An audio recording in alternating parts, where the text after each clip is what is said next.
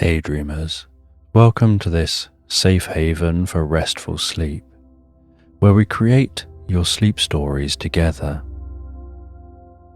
I'm Dan Jones, and I invite you to join me on this calming journey into Slumberland. And if you haven't already and you feel more comfortable doing so, as we begin to relax, you can close your eyes, settle down comfortably, put aside any worries from the day, and lazily exhale.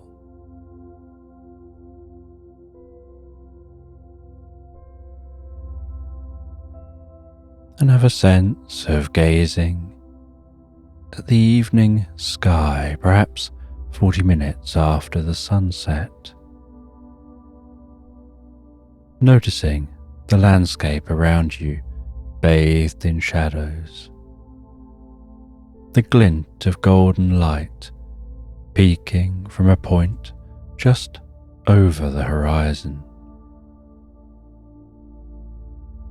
the shades of blue darkening in the sky, and perhaps for a moment you can notice a rare sight. When the light from behind the horizon refracts in the atmosphere to create a moment of indigo.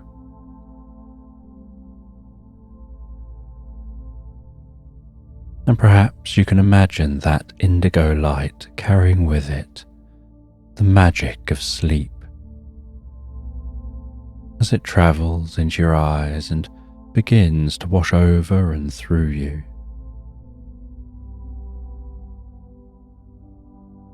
Bringing peace and calm to your body and mind with each breath that you take. As I softly count down from 10 to 1, before we relax into the story. And I'm sure that you have a good reason for wanting to have a good night's sleep. And you've probably had times in the past where having a good night's sleep would have helped. 10. And your mind can find its own way to relax in the magic of sleep. 9. And as your mind relaxes, so too can your body.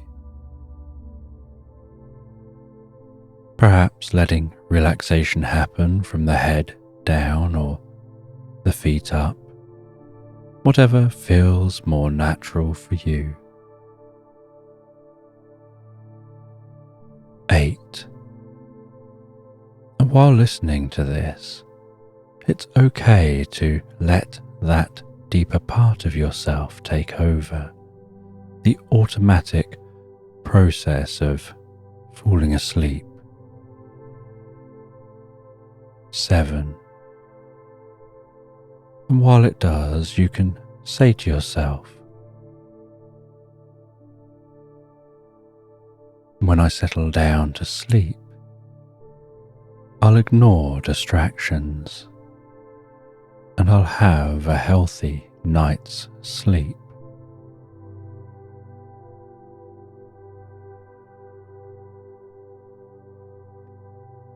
6. Saying again to yourself, when I settle down to sleep, I'll ignore distractions and I'll have a healthy night's sleep.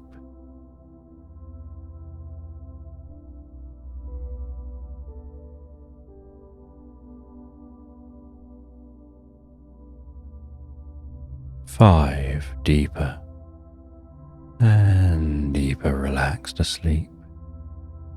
And when listening to this story, You don't have to do anything.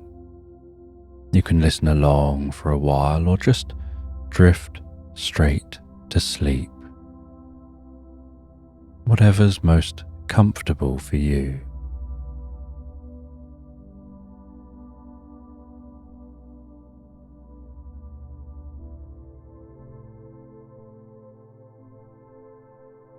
Four. And as the process of sleep is an unconscious one, you can't consciously make yourself sleep. It's something you have to just let go of and allow to happen all by itself.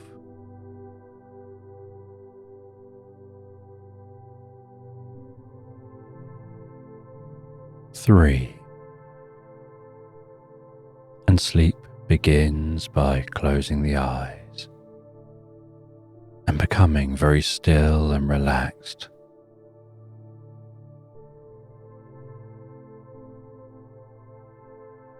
Two. And gradually you can experience a gentle shift in consciousness as your brain slows down and you start to instinctively and automatically fall deeper and deeper asleep, just like toppling the first domino, and the rest takes care of itself. One. Now, as this bedtime story begins, over the next few minutes you can listen to as much or as little of the story as you like, as you drift asleep whenever feels right for you. And you find yourself walking through an unusual landscape.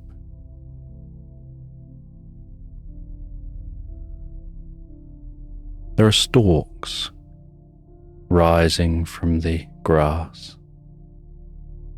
with marshmallow heads waving gently in a breeze. The grass is rustling around the base of those stalks.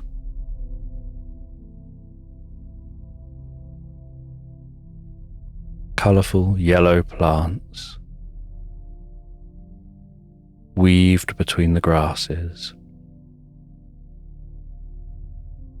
Silvery moonlight tickling the top of the grass, shimmering like diamonds, and the gentle dew hanging from the tips of the grass.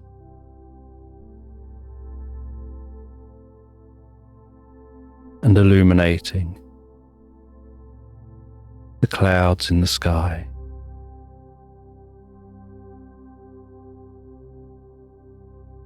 Like white, wispy filaments hugging around the landscape.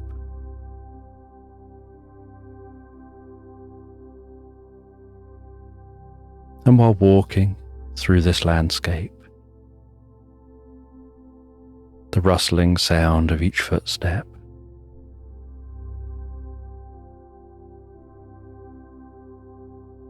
you walk along with a small terrier puppy beside you,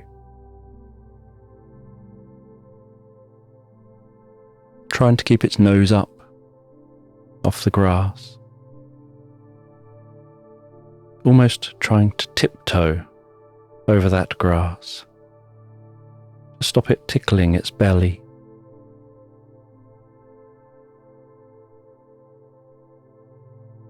and occasionally jumping and leaping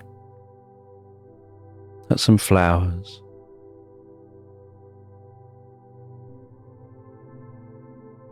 As you just walk along, enjoying the very slight coolness of the air, that ever so slight breeze.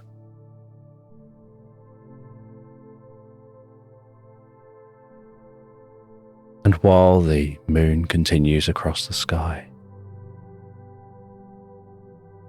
and begins its descent,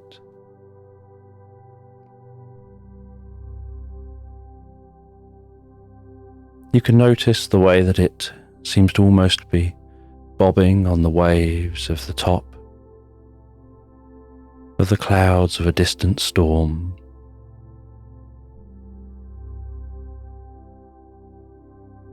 Those undulating clouds moving across the distant landscape. Your only knowledge of them being that they're taking a slight chunk out of the base of the moon, making it look almost like that moon is a ball gently rolling through the waves on a seashore.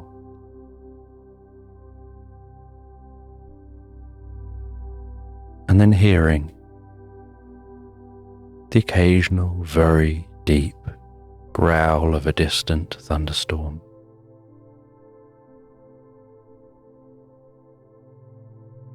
And seeing the base of those clouds gently illuminating from time to time.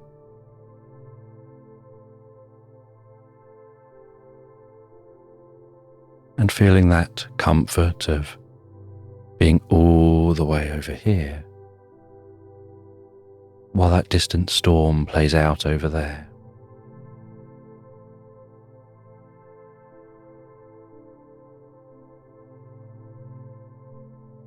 And you continue on through this meadow,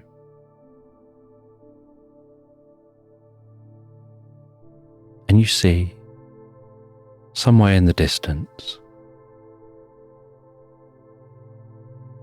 the gentle glow at the windows of a small cabin.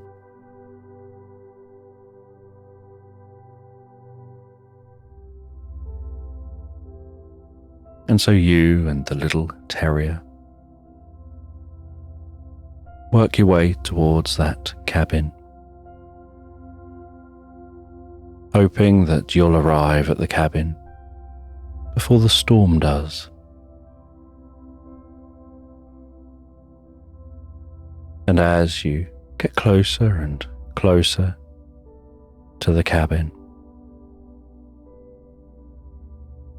so you start to feel the occasional large raindrop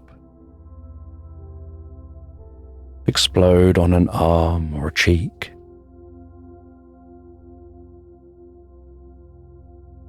And you can notice the rumbling of the storm getting closer.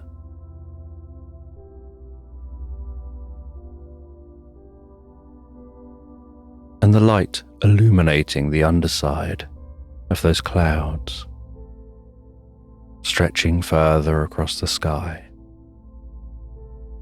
revealing the patterns within the clouds, the movement of those clouds.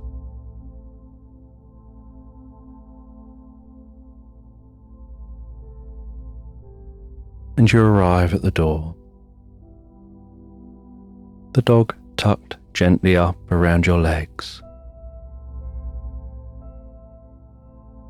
As the rain gradually increases, with the dog trying to keep dry,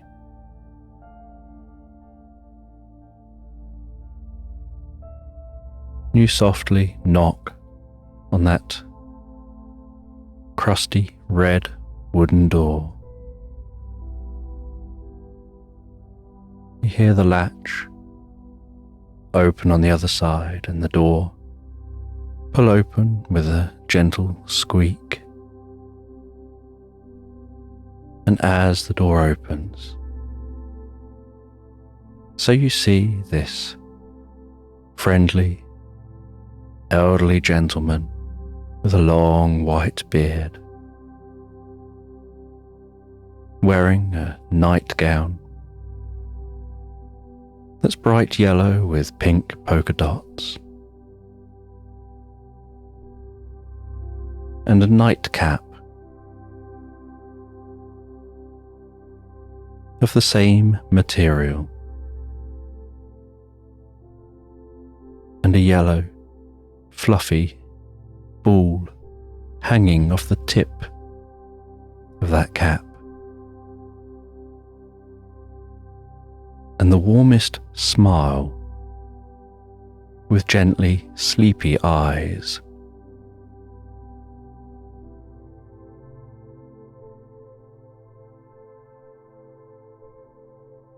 And they ask if they can help you, and you explain your situation. You've been caught out in this forming storm. You just like somewhere dry to go while the storm passes over.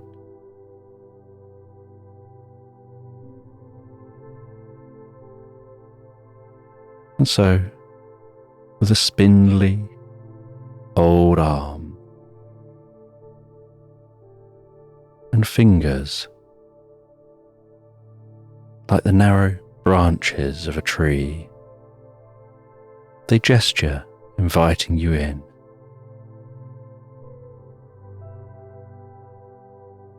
And you step in and wipe your feet.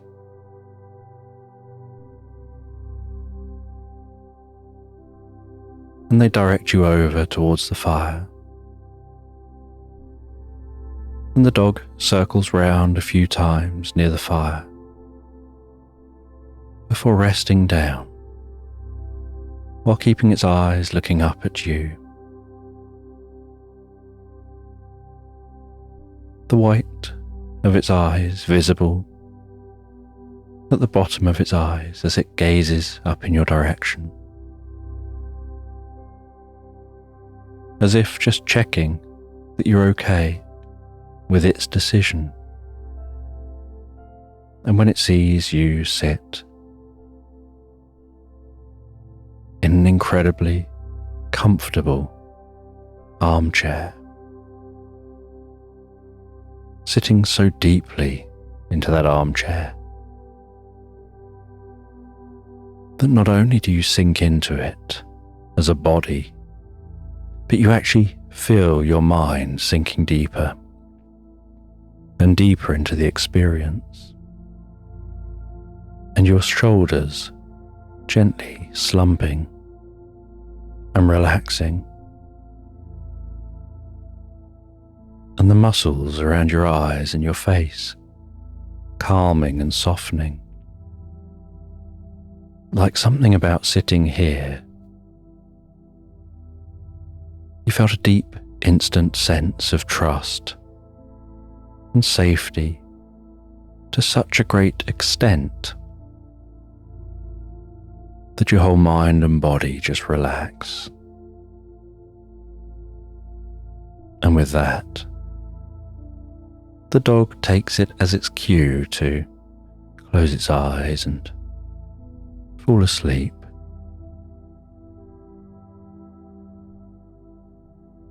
And it begins to sleep so soundly,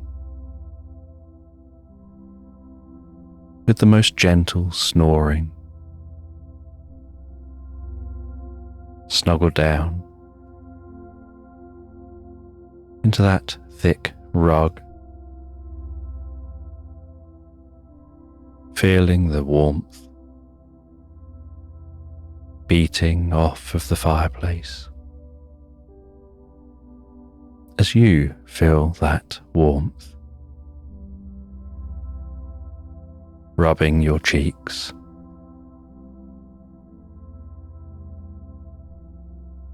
and the sound of the crackling and popping the dancing of the flickering flames, the patterns of the shadows around the walls,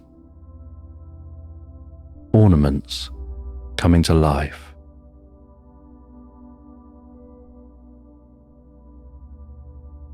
With each flicker, and then that sound of heavy raindrops, just a few individual raindrops at first, striking the window panes, light flashing in from outside, the low rumble of thunder rolling overhead, almost seeming to envelop you. The rumble so low that it seems to reverberate down the chimney, through the building, reverberating at a frequency that's as if it's reverberating every cell in your body, perhaps the water in every cell in your body, like the rippling water of a cup as a large animal walks past and shakes the earth.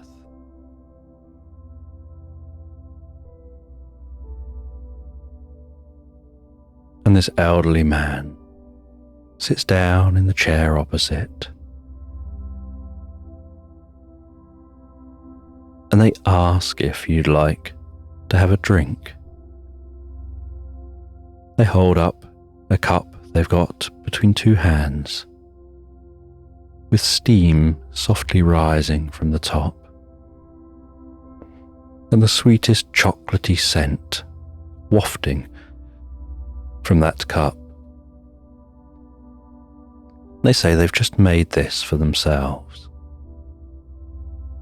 before they relax, ready to go to bed. They find it really helps them to drift off, fall deeply asleep, and sleep so soundly all night long. So it'd be no trouble to make you a cup of this drink too. And so you accept a drink, and they head over to the kitchen area, placing the cup down on a table. You hear them pouring the water into a cup, mixing up your drink, and as they make that drink, they do so with all their attention on the drink, not talking, not seeming to be distracted, just entirely focused on the task they're doing in that moment. You look around the room, you see the books and the bookshelves. You see the different ornaments around the room. A couple of pictures, some painted, some photographs, and some items catch your attention and fill you with a deep sense of curiosity. And they come back with your drink, hand that drink to you. Feel the weight of the cup as you take it from them. The warmth of that drink as it radiates out from the cup.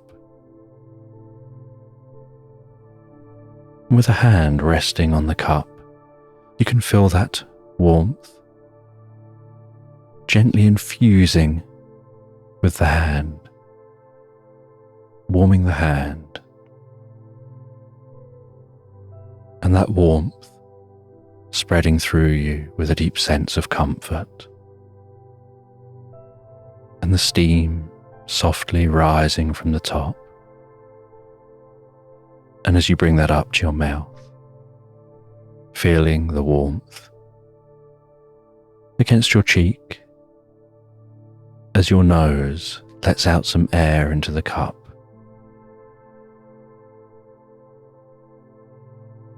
And feeling that slight dampness on your cheeks, your forehead, as the steam settles.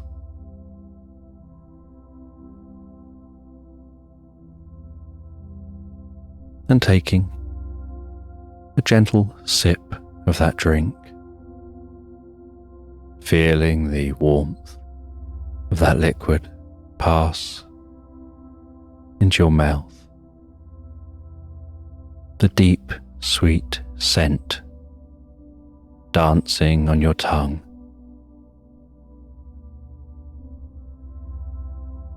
the texture of the liquid against the roof of your mouth, and then the back of your mouth and your throat, and that comfortable warmth as the liquid seeps down your throat, and that warmth begins to spread around your body. And no sooner have you taken a sip of that liquid, and you find yourself feeling more relaxed, wanting to sit back into the chair, sinking yourself down so deeply and comfortably. And for a short while you just sit and drink that drink. They're not talking, you're not talking.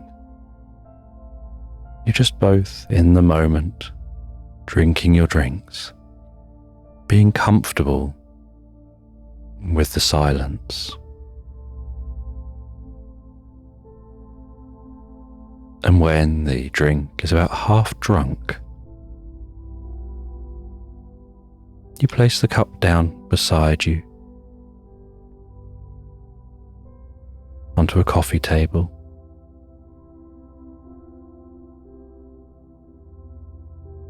and you ask this person who they are, and they tell you that they're a magician of sorts. They belong to a secret society.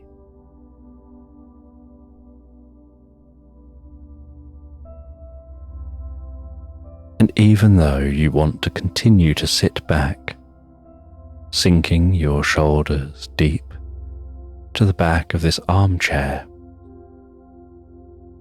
inside, you perk up with a little curiosity. And they say that they're not like the magicians you see at shows. Those magicians use conjuring. They fake what it is that they're doing. They explain that they actually do what you see them doing.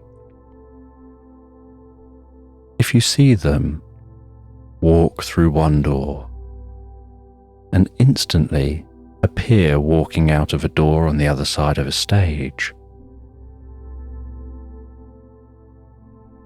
there's not a twin or a trap door or a secret passage or some kind of optical trickery, maybe with mirrors. They've just genuinely created a portal in the doorway so they can walk straight through that portal and straight out the other side of the portal in an instant.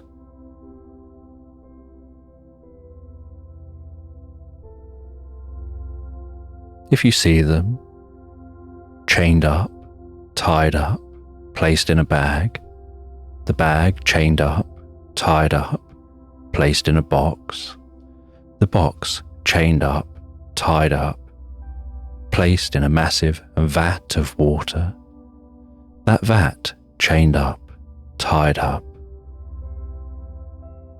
And then moments later you see them standing on the top. It's not trickery. They haven't picked all those locks or used secret techniques to be able to control the rope that was tying the different objects up. They've just used magic to teleport themselves from inside the bag to standing on the top of the vat of water.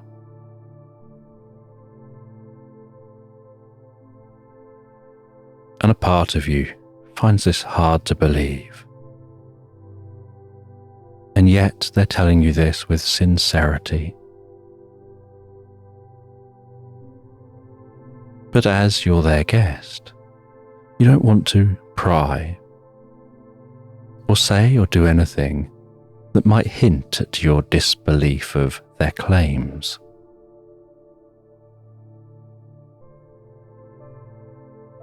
And as the night goes on, so the storm passes overhead. And while the storm passes overhead, so the rain thickens outside. The wind picks up, and the wind howls across the chimney, occasionally sending pulses of air down the chimney, stroking at the top of the fire, making the flames flicker and dance to the tune of the wind.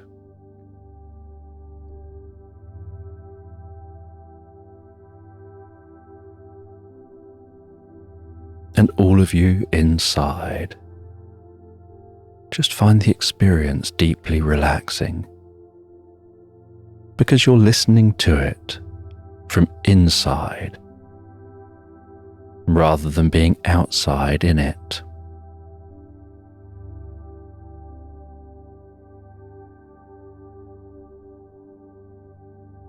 And as the storm passes directly overhead, so the flashes of light and the rumble of thunder happen almost simultaneously.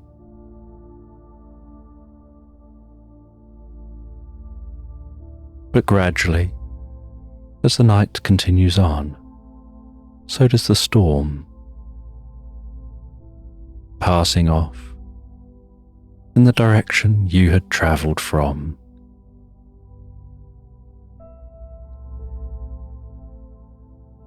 And as the storm clears, and there's just the occasional sound of heavy raindrops striking panes of glass, and the sight of those drops racing each other down the windows, and the fire burning down to embers. This elderly magician tootles off, saying they'll set up a room for you to be able to spend the night. And while they're out of the room, you stand up, you walk around a little bit, you walk over to the fireplace, warm your hands gently over the embers of that fire. The dog, just briefly awoken to gaze up at you, aware of your presence near it. before snuggling back down and closing its eyes again.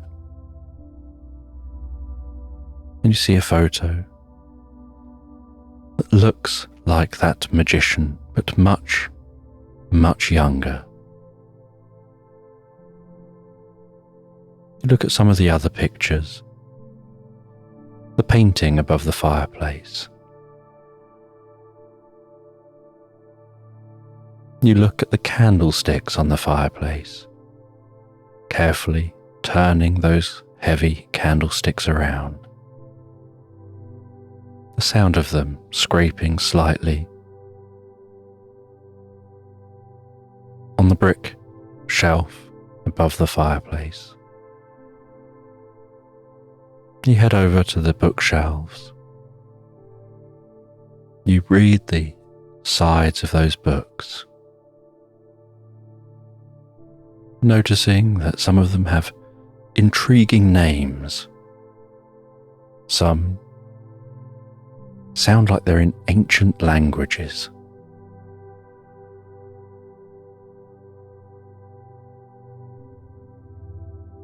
You take one of the books off a shelf, feeling the weight of that old book, instantly smelling the scent of the old pages as you open that book, the sound of that thick paper as it turns, the rough texture of each page, slightly coarse under the fingertips, the ink seeming like it was handwritten as you softly run your fingers down a page and can feel the slight indentation where a pen was used to write that. And drawings on some of those pages. And some of those pages looked like they had drawings of ingredients, of different plants and herbs that you could perhaps source locally to make some kind of potion. Other pages seemed to have rituals, and some just had spells or incantations.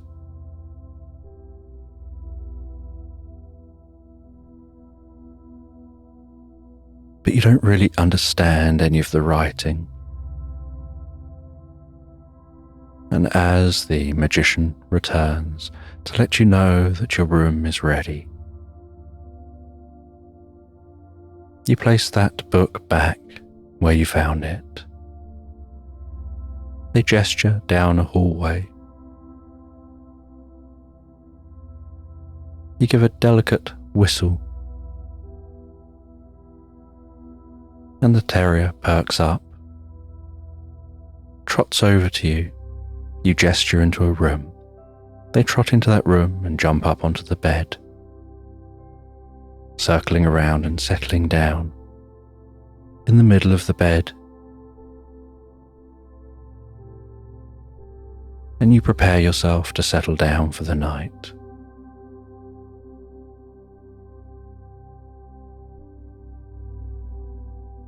And as you do, so the occasional raindrop still strikes and runs down the window.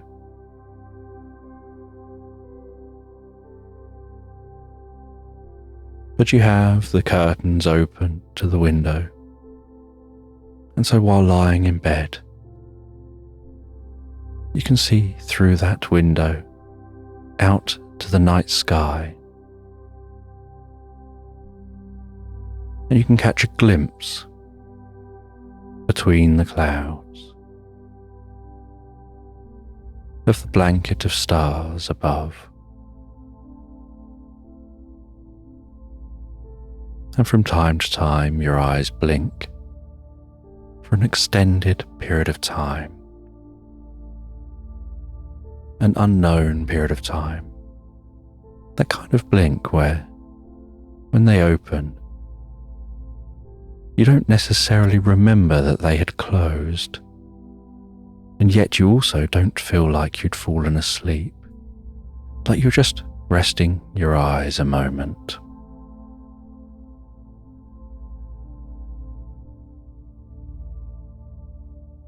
And something about gazing out of that window as the clouds pass and you can see the full spread of stars overhead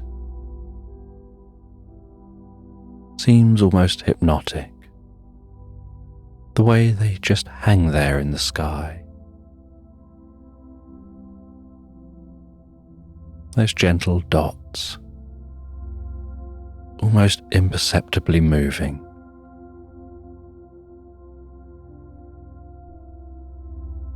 As your eyes blink shut again.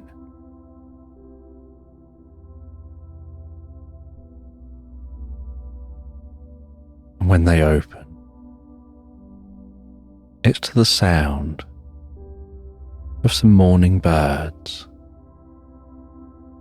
and the gentle glow of daylight shining in through the window. And that terrier has moved up and snuggled up near your head, resting on the pillow beside you.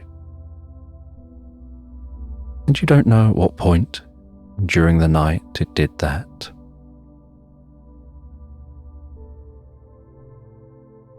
But you give it a gentle stroke as it looks into your eyes. Before you get out of bed feeling so deeply refreshed, like you've just had the greatest night's sleep. And you can smell the most incredible breakfast. And the magician's already up, has already prepared you some food. And so the two of you enjoy a hearty breakfast before you're given some food to take with you and some drink to take with you.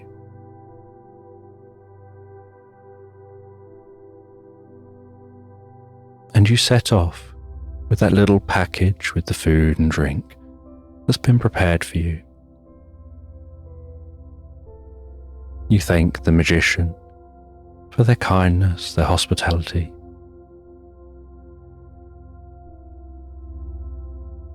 You leave their cabin, heading back out into the meadow,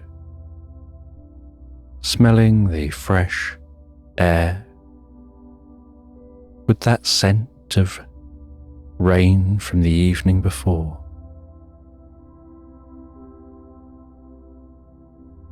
The smell of rain on grass, on trees, just hanging in the air, dancing around your nostrils.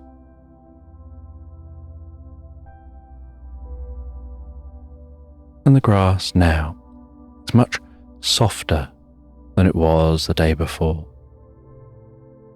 No longer rustling in the breeze, weighed down slightly by the dampness.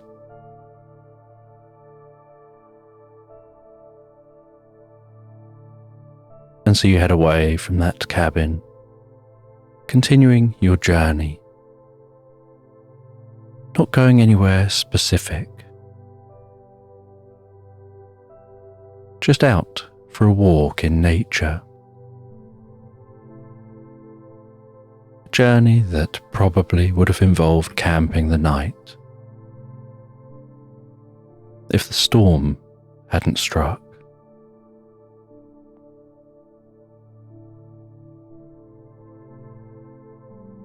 And so you continue on through this meadow.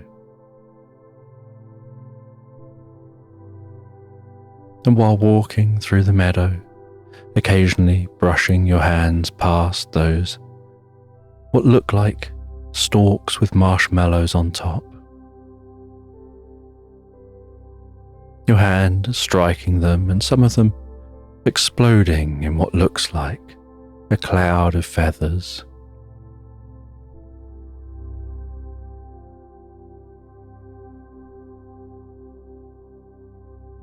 Often throwing a gentle haze of water from the motion.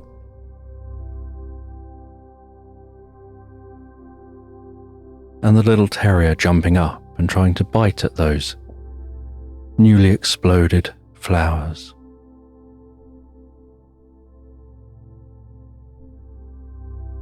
And the sun following you along the sky, as if joining you on this quest. The slight mist of the water being evaporated as the day goes on, and a distant sound of a stream. And you continue on walking through this meadow.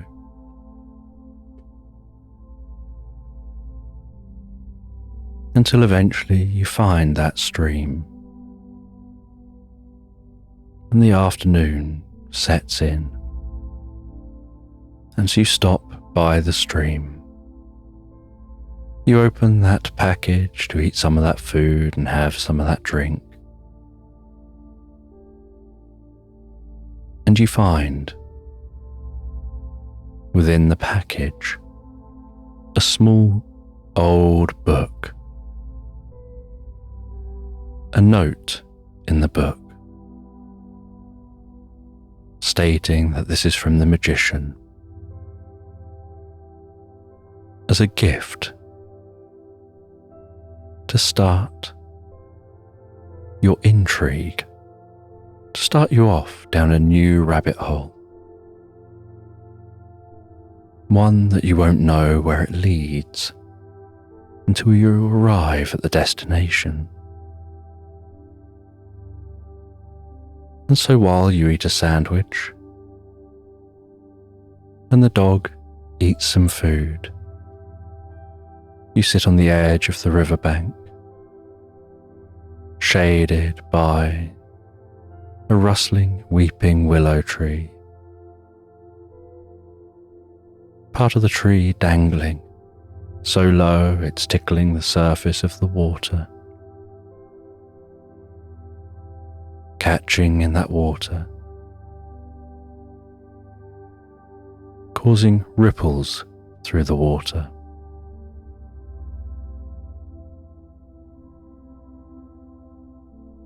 And you're just in the shade of that tree.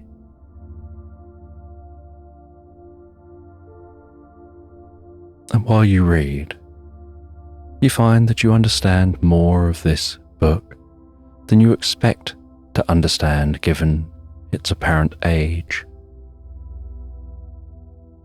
It's written in very old handwriting, but like reading Shakespeare, you can just about understand and follow it. And you find that this handwriting has a gentle poetic nature to the choice of words and the way things are said, and how some things are said where one or two words could have said the same thing. An entire paragraph would be used. And there was something hypnotic about the way this was written that made it so that, with half a sandwich still in one hand, most of the afternoon vanished without you being aware of that at all.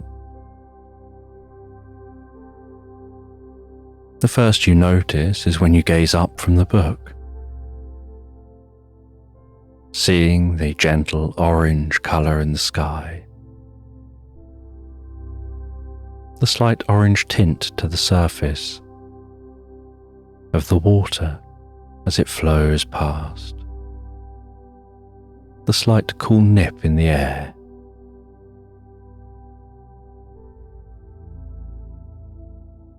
And so you decide that you'll set up camp here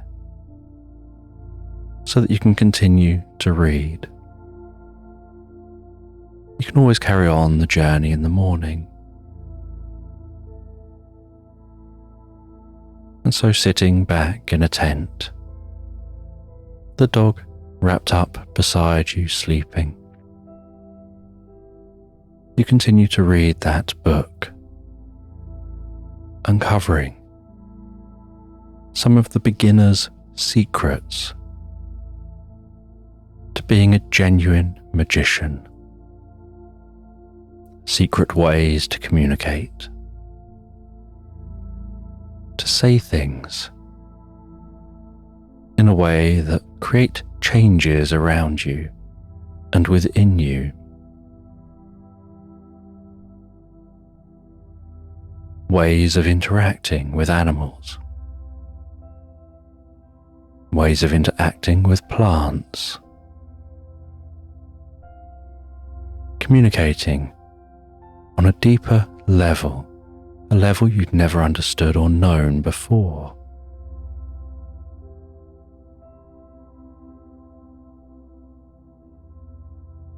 And you read one of the paragraphs out loud as you sit in your tent, the front of the tent open,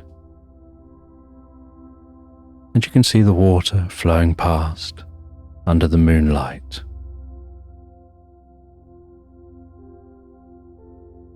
And you can hear that flow.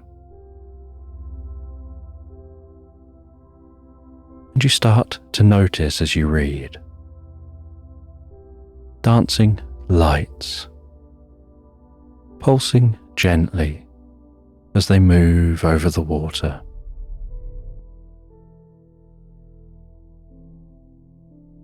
Sometimes the lights whizzing close to the water, almost touching that water, leaving a gentle trail behind as those soft, small ripples spread out across the surface. A bit like running a finger through the surface of the water. Small, almost imperceptible ripples, having that wake spread softly to the shore. And your attention drifts from the book to those lights hovering over the water.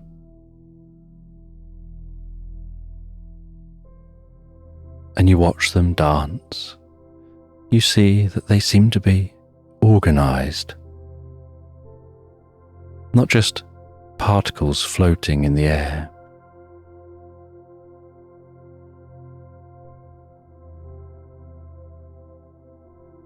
And you place that book down in the tent and slowly walk to the water's edge to take a closer look. And as you do, one of those lights moves over in your direction, heads over towards your face, hovers before you. You can feel the fan of its wings as they beat so fast you can't actually see them. And this small, delicate fairy introduces herself as Newt.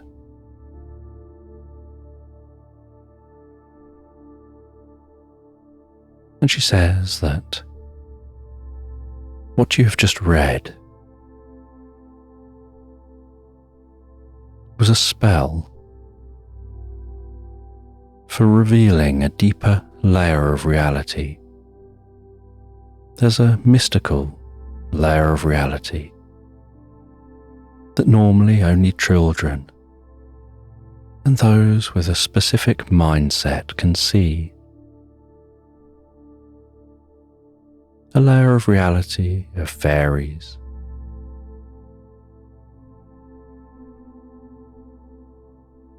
of various other creatures that are normally reserved to fairy tales and mythology. That you can find leprechauns, you can find elves, you can even see dragons.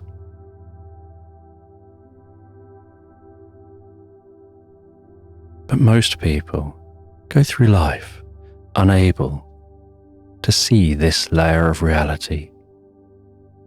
And not only do they not see it, but because they can't perceive it, it doesn't exist to them. They can't interact with it, and it can't interact with them. But there are some who learn the secrets, who then have that ability to see the unseen, to interact with the unknown. And it can't be caught on camera, because it just comes out as a slight haze or fuzzy. Because a camera, although perhaps able to see a slightly wider spectrum than a person, can't see to a different layer of reality.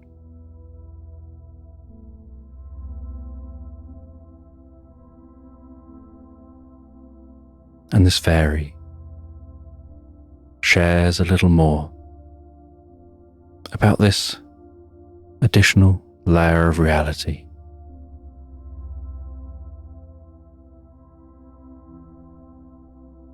And you feel this compulsion, almost a deep sense of anticipation to want to explore. You know you should settle down. It's getting late and you should drift comfortably asleep.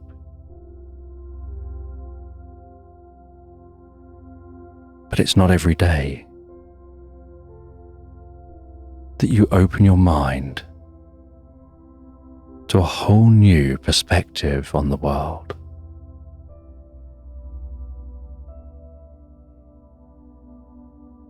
And the fairy recommends that you explore the reality now you have this new perspective. But maybe sleep on it. Start that exploration in the morning.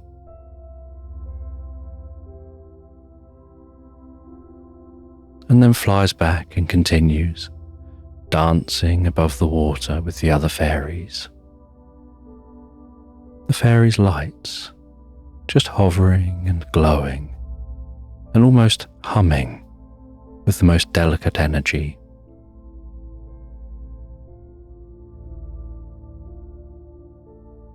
As you head back to the tent, you read a little more of the book before settling down to sleep, to the sound of the canvas of the tent, pulsing gently in the breeze, the gentle coolness filling the air outside the sleeping bag,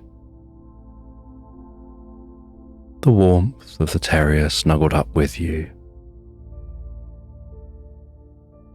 their delicate snoring, their movements of perhaps chasing something in a dream, as you fall so deeply asleep. And the next morning, awakening to the glow in the tent. You open the tent take a deep breath of the fresh morning air. You can see that the landscape looks subtly different.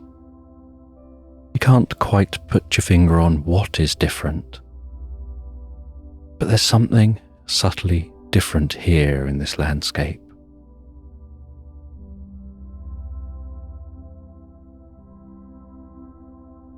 You can see that in the trees beyond the patch of meadow, the other side of the water, are gently glowing orbs dancing within the woodland. And you wonder whether those gently dancing orbs are the same fairies you saw last night. And you have something to eat before packing up, continuing your walk along the edge of this water.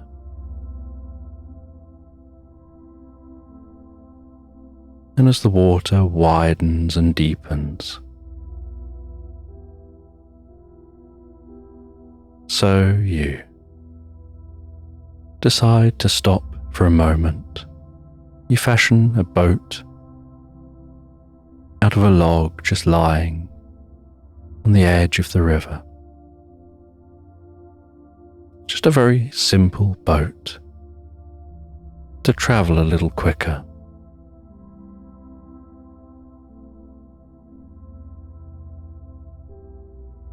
And off the side of the log, you've attached 2 more logs at the front and the back, like narrow branches, to a log along the side for stability.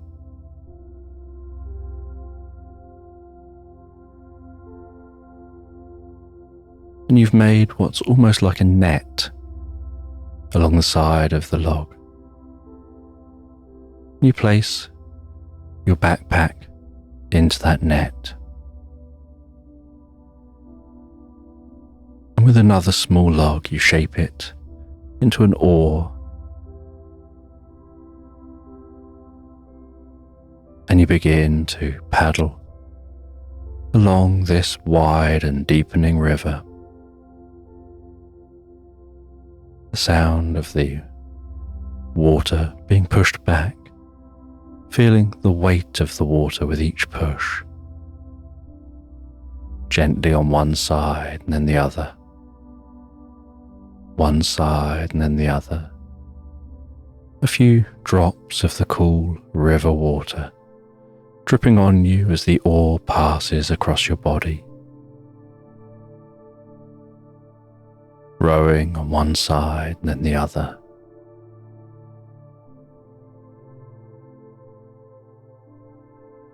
And as you continue to row into this widening river, you see what looks like a large log just floating in the river. But as you get closer and closer, you decide that it resembles a crocodile. And so you start trying to keep a little distance between you and that potential crocodile.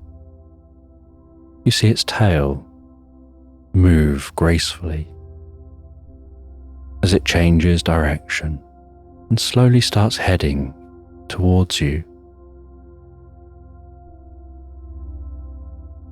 And a part of you feels a little anxious, like there's some kind of a monster swimming towards you. And so you try and keep calm, just paddling, trying not to draw any attention to yourself. And then as it nears, so you notice that it's covered in scales. And those scales seem almost oily, the way they're reflecting the light, incredibly smooth. And you can't work out whether that's because they're wet or that they just naturally look like that. And then as it nears you, so it rises up from the water, rising its head and chest out of the water.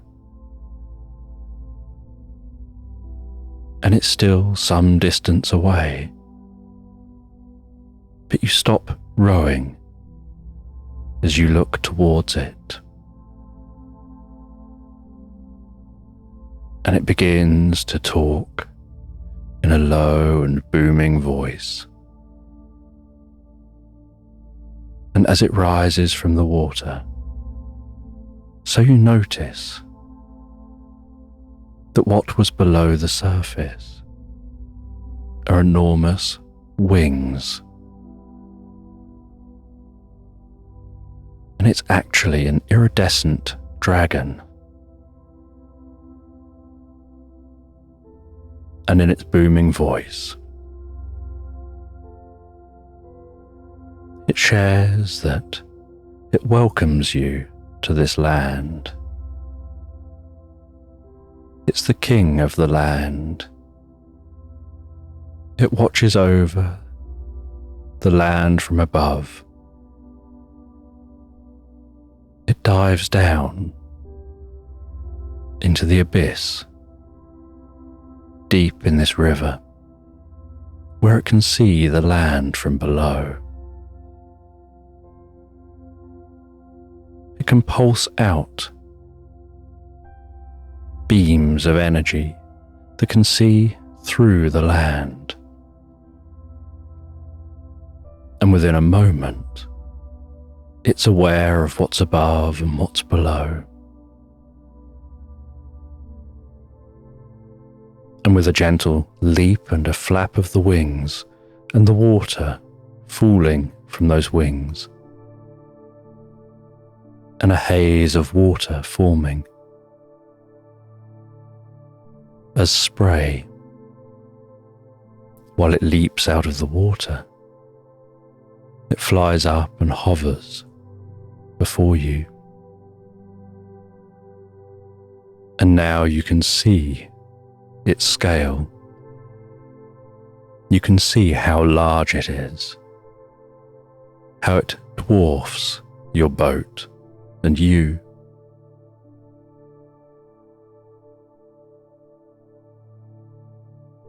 And it shares about its time as the king. And you're aware you're only seeing it because of that spell that you read. That someone else travelling along here wouldn't see anything at all.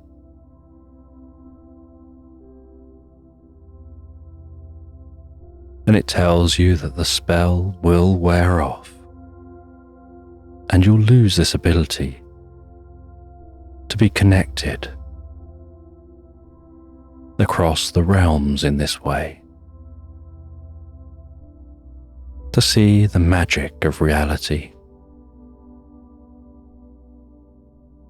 And that you could either keep having to recite that spell day after day, or you can seek out the magic ring and the wearer of the magic ring can permanently see the full nature of reality. And they share where that ring is kept. And that the way to get to that ring involves casting one more spell.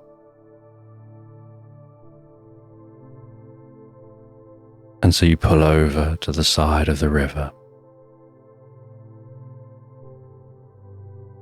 The dragon shares with you what that spell is.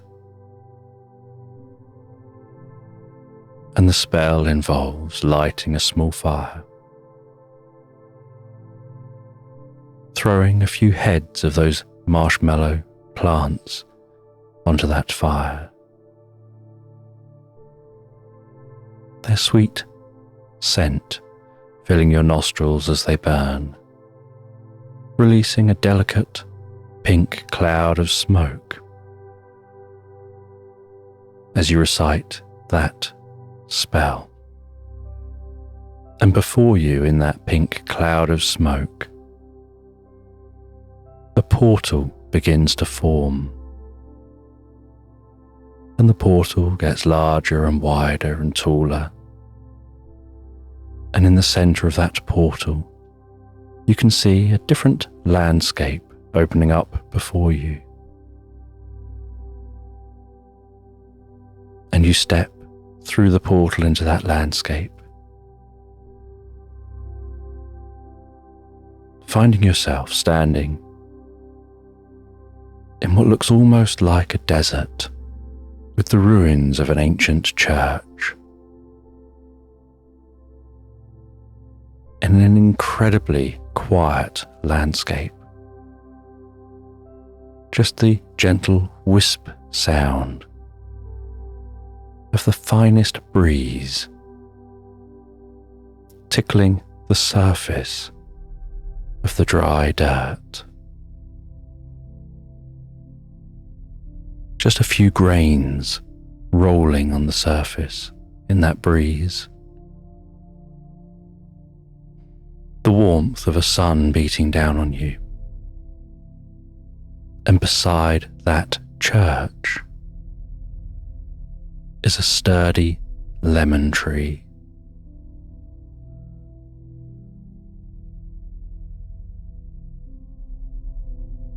And that lemon tree is oozing lemon-scented sap down its bark, looking almost like bright yellow sticky honey.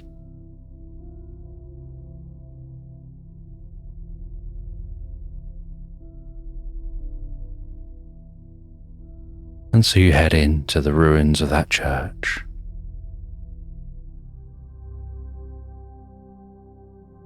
You see what looks like a small flower pot in that church, next to a door that no longer exists.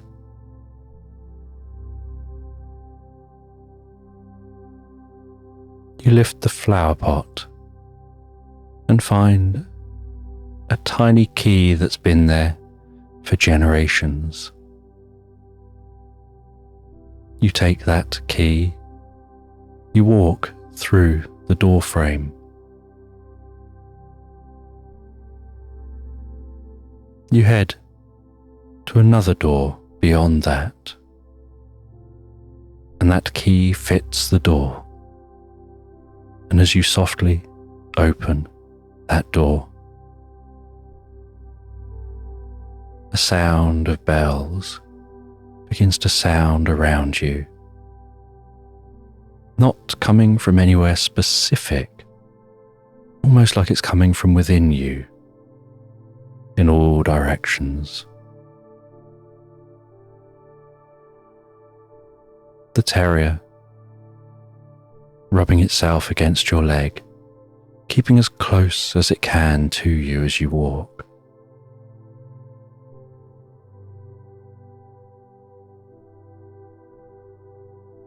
As you light a lamp and descend some steps down a dark corridor, each step echoing down that corridor and back up to your ears, and then beyond you to that door and back again, almost sounding like each step is heard 3 or 4 times, getting fainter each time your ears hear it, illuminating the stone work of this corridor, seeing signs of damp within this corridor and moss growing on the walls. Heading deeper and deeper under the ruins of this church.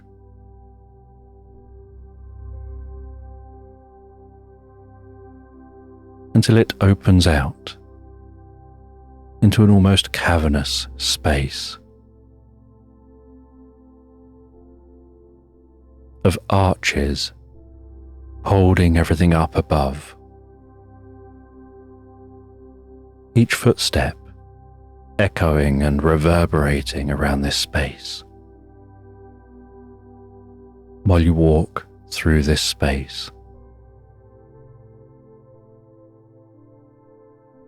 until you find a plinth, and resting on that plinth is a stone tablet. And you run your fingers over the inscriptions of that stone tablet. And you look around you and you see that what is on that stone tablet matches images that are on 3 rotatable pillars. And so you head to the first pillar. You twist that stone pillar round until the symbol facing out from the pillar matches the first symbol on the stone tablet. You then head to the second pillar. You rotate that pillar until the symbol on the pillar facing forward matches the one on the tablet. And then do the same with the third pillar. That grinding sound of rotating that stone. And as the third symbol faces forward, so you hear a gentle click. And with that click,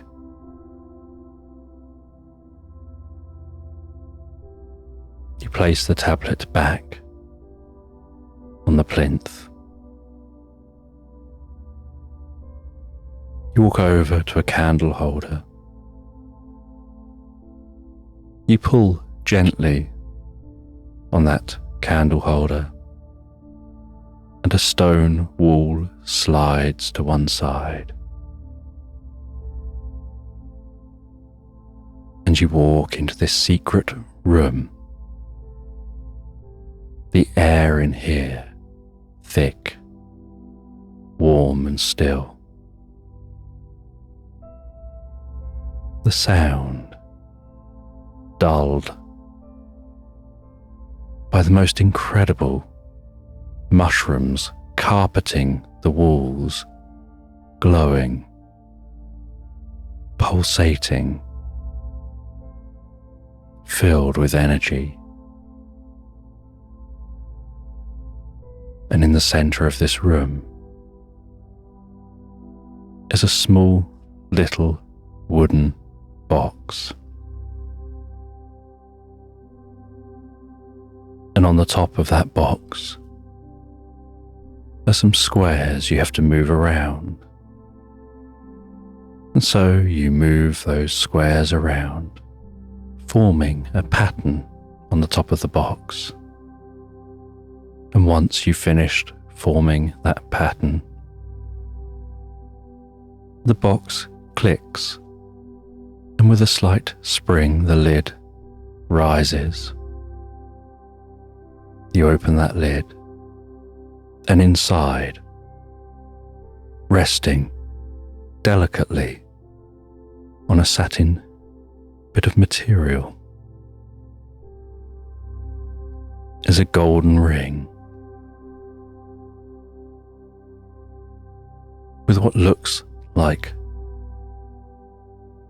an almost glowing green stone in the heart of the ring. And you take that ring, you place it onto your finger. And as you do so, you feel a rush of energy pulse through your body, followed by a deep release of that energy and a powerful sense of relaxation and stillness, like your consciousness has suddenly gone quiet, just listening, just being with just awareness. Like everything has suddenly gone still, as if your experience is that there's no reflection of sound, no movement. The pulsing of the mushrooms has stopped. Just stillness. And in the stillness before you, what looks like a small gnome wearing green, dressed in corduroy trousers and a waistcoat and a floppy hat and mittens hanging from their sleeves.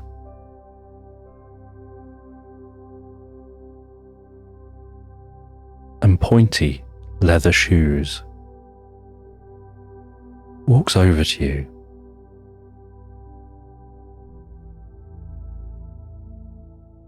greets you and tells you that you now have taken the first step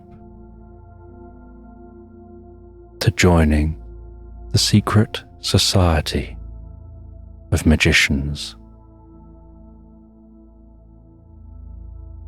You'll gain the directions and access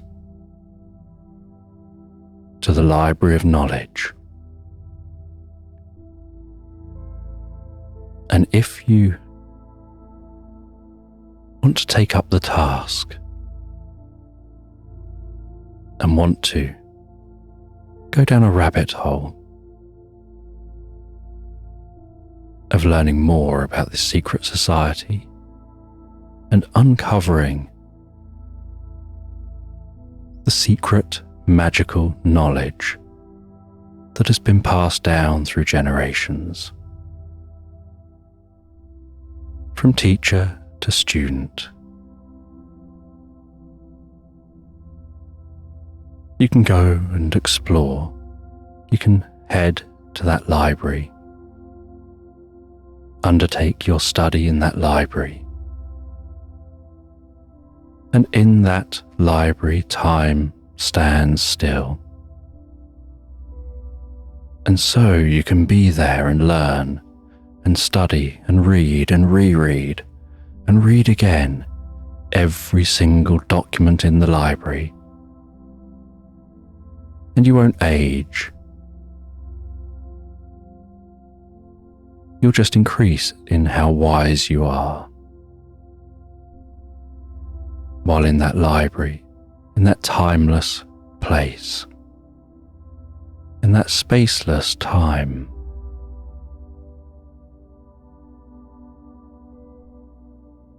and you can practice and master all that magic.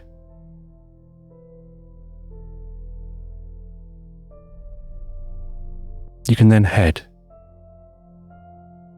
to the secret society's school for magicians,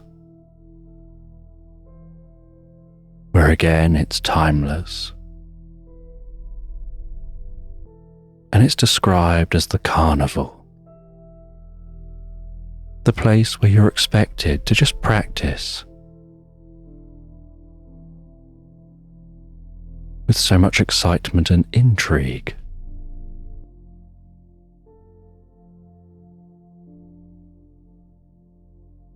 Leaving those spaces with that fountain of knowledge deep within you, where you can then return to travel the land and live within the land as a magician who knows all the layers of reality. And the level you take as a magician will depend on your dedication.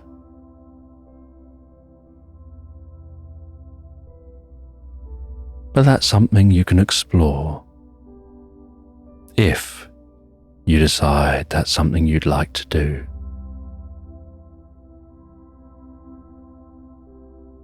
And they click their fingers above their head, and in a flash of rainbow colours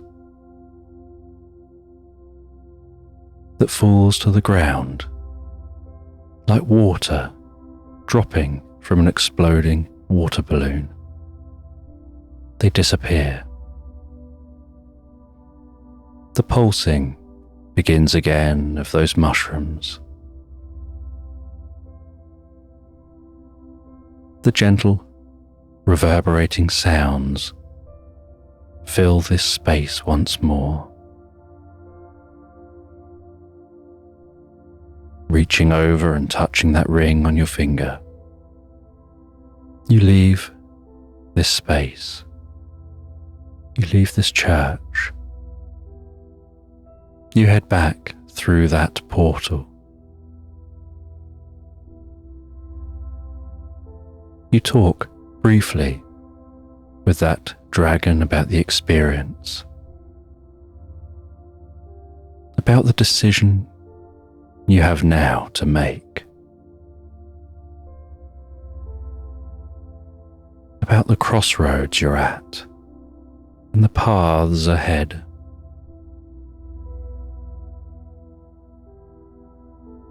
And you make your journey back home, knowing things are different within you and for you, and a whole new future has opened up before you. New possibilities, new adventures, and a curiosity if you take this path of magic, of how you'll put that to use, what kind of magician you'll decide to be, and whether you can teach your terrier any of that magic to share this journey together. And once home, after the most pleasing meal,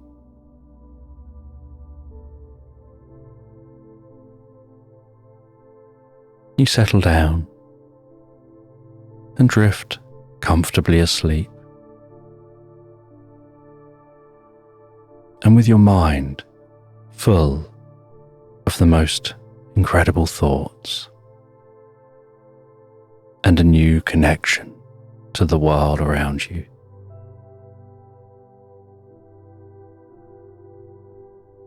You fall into the most pleasant sleep, drifting and floating, deeply relaxed asleep into Slumberland.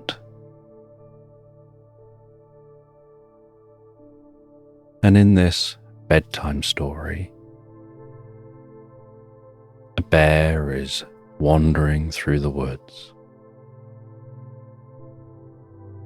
And as it wanders through the woods, so it's aware of the sounds of the leaves rustling overhead, the crunching of the leaves underfoot,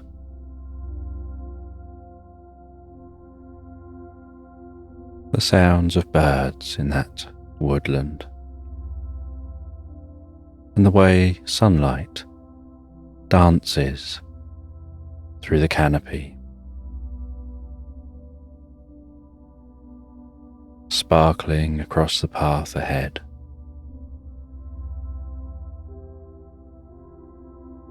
Catching the occasional dust particles hanging in the air. And as the bear walks through this woodland, so the sun continues to pass across the sky.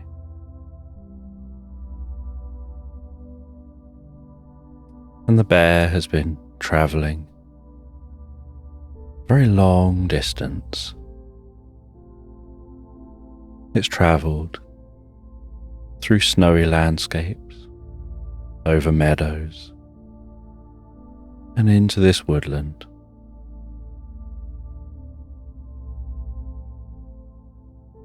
And as it continues to travel, and the sun continues to pass across the sky, the light begins to fade.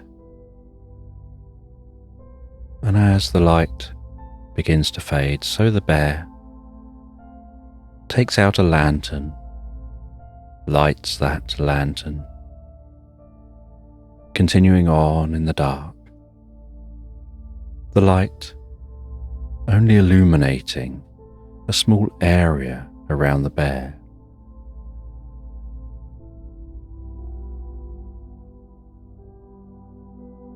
And the shadows dancing into that woodland.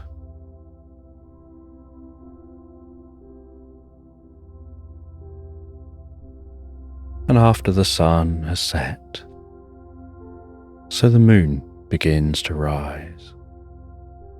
And while the moon passes across the sky, silver shards of light pierce the woodland. And the bear continues moving on. And while walking deeper and deeper into the woodland, they notice glowing orbs floating between the trees off in the distance. And they walk in the direction of those glowing orbs. And while walking in that direction, they're curious what those orbs are. They wonder whether they're fireflies, but they seem a bit big for fireflies.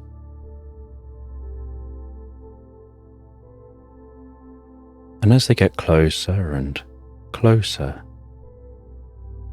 they make an unusual discovery.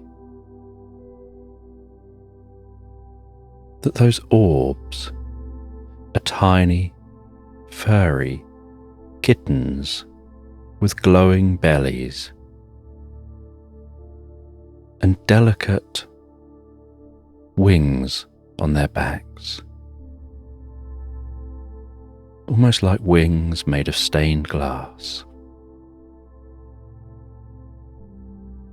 and tiny mittens on their paws. And they're flying around in the dark, their feet keeping warm in the night, seemingly playing. And the bear is curious and approaches, and a mum cat is sat in a tree, just watching her kittens as they play. And the bear talks to that mum cat,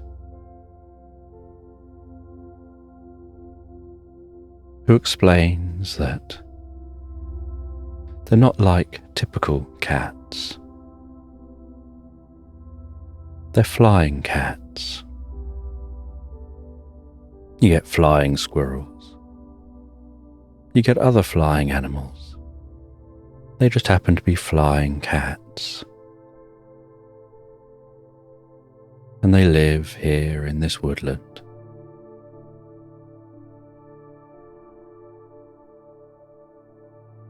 And they became flying cats many years earlier, generations ago.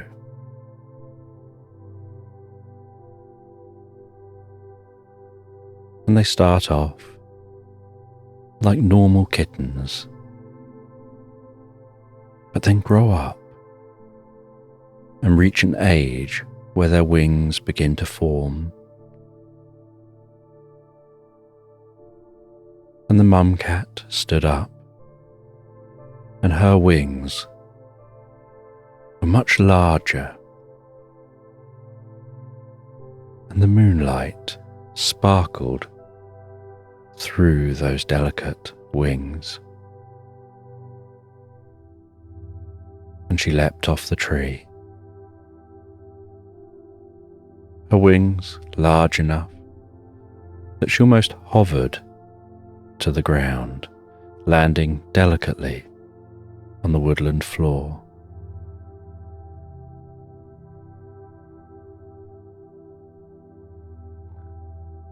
And she explained that their species evolved from magic,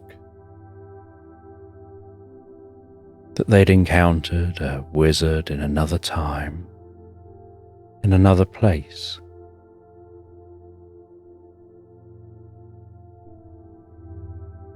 And generations earlier, one of them was granted a wish,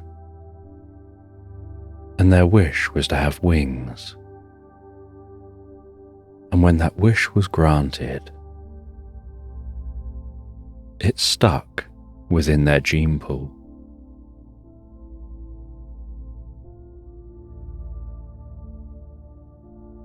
And the bear found this fascinating and watched as those kittens continued to play and fly, before continuing on his journey. And he wandered through the night, deeper and deeper into the woodland.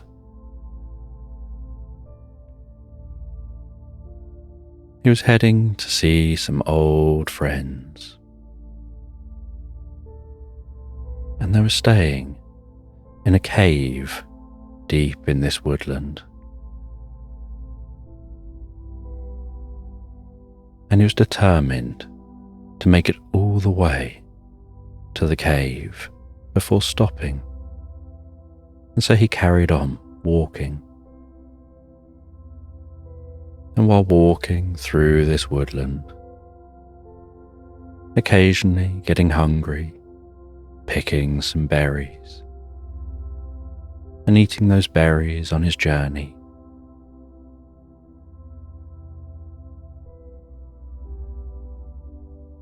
he could hear a pheasant somewhere deep within this woodland, its distinctive call echoing through the night.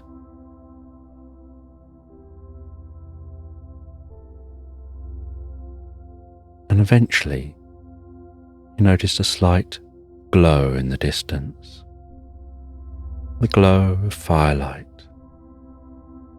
likely a fire in the entrance to the cave. So he continued on towards that firelight.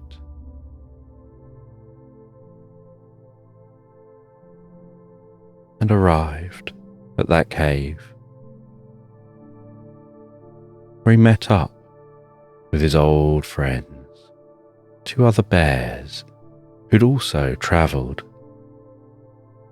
from different locations for many miles. And he sat with them at the entrance to that cave around that fire, warmth of the fire tickling his fur. the light from the fire dancing on the cave walls, making shadows leap and dance around the ground and the edge of the woodland. And they sat and made some small talk before moving on to discussions about what they'd been up to, how their journey was, and what their plans are next.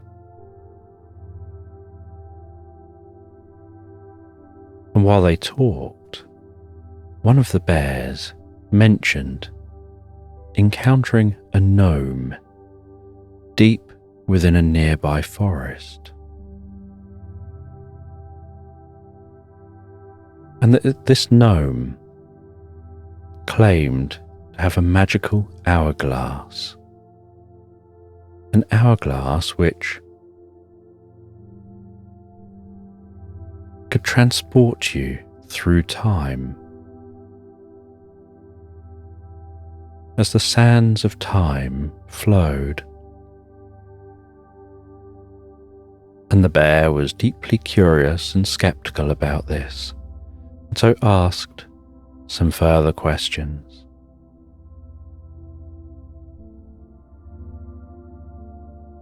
But the bear that had been on that adventure was adamant that what they said was true. And as the night continued on, so the bears all settled down. They all had something to eat before settling down to bed. And the bear set up a tent near the entrance to the cave. Put that tent up and settled down into that tent. The gently moving canvas in the breeze, the slight cool air meandering its way into the tent. And the bear began to fall asleep, their thoughts filled with the desire to go in search of that gnome, to see if they could unlock the secrets to time travel.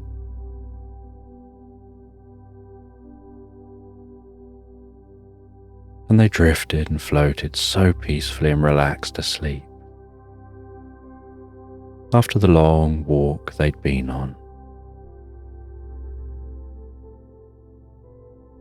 And the next morning, the idea of tracking down that gnome was still fixed in their mind.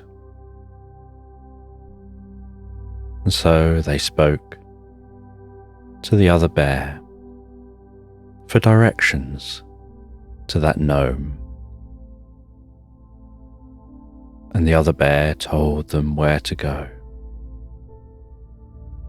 And so after they'd all met and spent the day together and spent another night together, enjoying this time in the company of old friends, before continuing on their journeys, nomadically wandering the land, the bear set off in the direction of the forest, walking from that cave, weaving around the edge of the woodland, heading over undulating meadows, down into a valley, following a gentle river through the valley, which gradually became rougher and faster, bubbling and then thundering. The fresh scent of water splashing up, tickling the nostrils of the bear.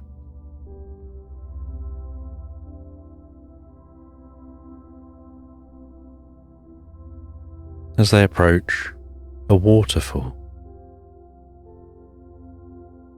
descending even deeper down into this valley, and they shimmy down the side of the waterfall, climbing down the rocks, leaping at times from one rock to another, finding handholds and footholds, bounding their way down to the floor of this valley, down through the most delicate ethereal rainbow, hovering in the mist above the base of the waterfall. And then following the wider river, which spreads out from a pool at the base of that waterfall. And this wider river is calmer and quieter, and the journey becomes more steady and peaceful. And so they continue, following this wide river towards the forest. They walk past a handmade stone bridge. They continue on to the beginning of that forest and head into that forest, noticing the way the sound shifts. The atmosphere changes.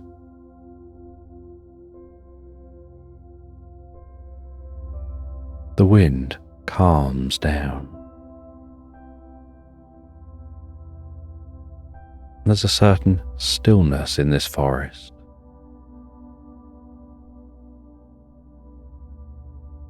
And they walk among the trees,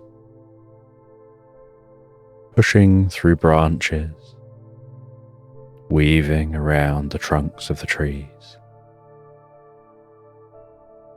And as they walk deeper and deeper into the forest, scrambling over fallen trees, feeling the warmth of the journey, they think about the directions they were given.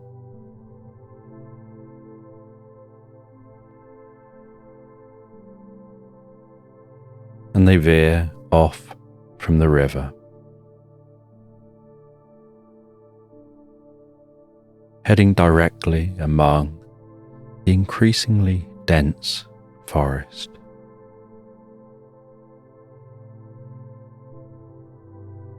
Sometimes having leaves and branches catch on their fur, and having to rub up and down against some of the larger trees to rub off some of those branches which have caught in their fur and broken off.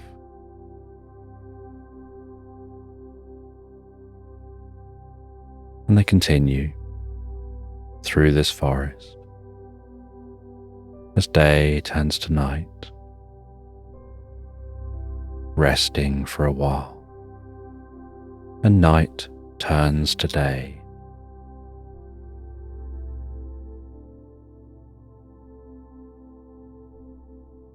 Until eventually they spy a slight clearing here in this forest. And as they walk out into the clearing, so they can see there's a cabin. And around the cabin is the most beautiful garden, the sweetest scent of flowers wafting in their direction, with a plethora of colour and wildlife enjoying those flowers, and colourful birds flitting within the garden, from trees and bushes to plants jumping on the ground in the grass, jumping up onto logs and posts,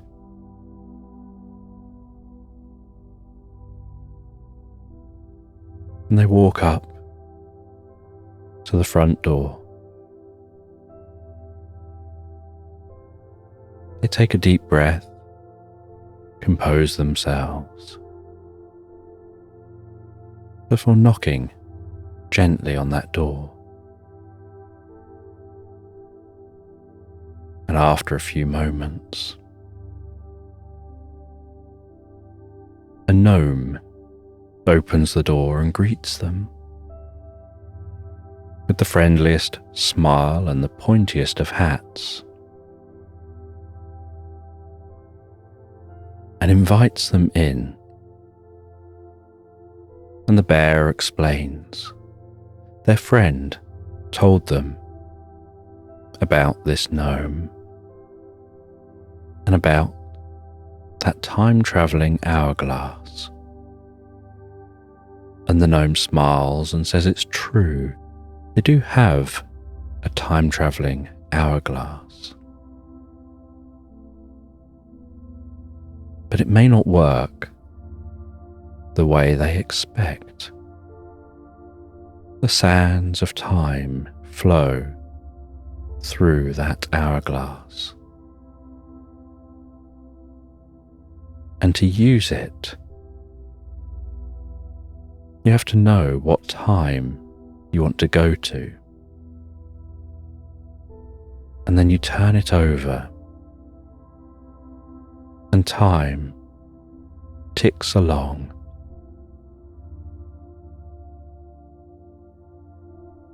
And as time ticks along, so you have to turn it sideways when you arrive at the time you want.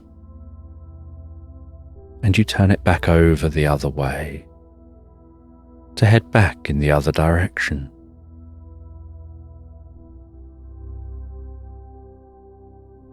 And so you have to be observant of the time.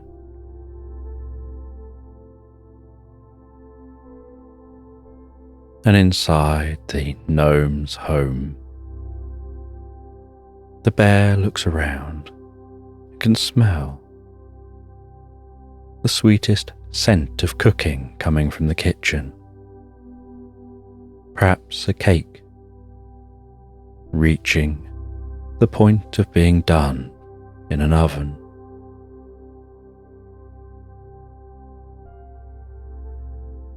And that gnome invites the bear to head through to the study. And in the study is a wall of books.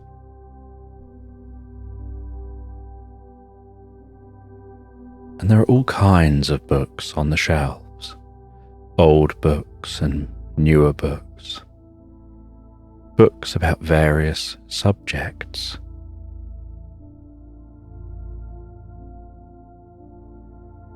And the study was propped open by a doorstop. And so the gnome was able to go away and finish up sorting out that cake, while engaging in conversation with the bear, as the bear looked around that study, continued to explore pulling different books off the shelf, taking a look, flicking through a few, smelling a few more, placing them back where they were found.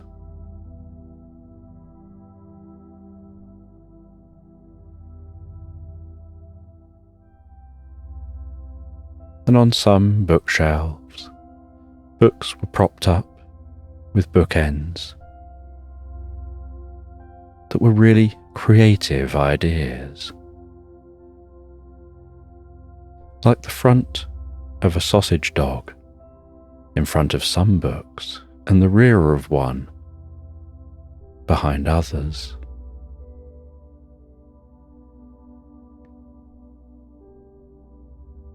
And one had the back end of a yeti and what looked like the entrance to a cave. And on the other side of the books was the front end of the yeti, making it look like the yeti was peering through those books. And its eyes were positioned in such a way that wherever you were in the study, they seemed to follow you round.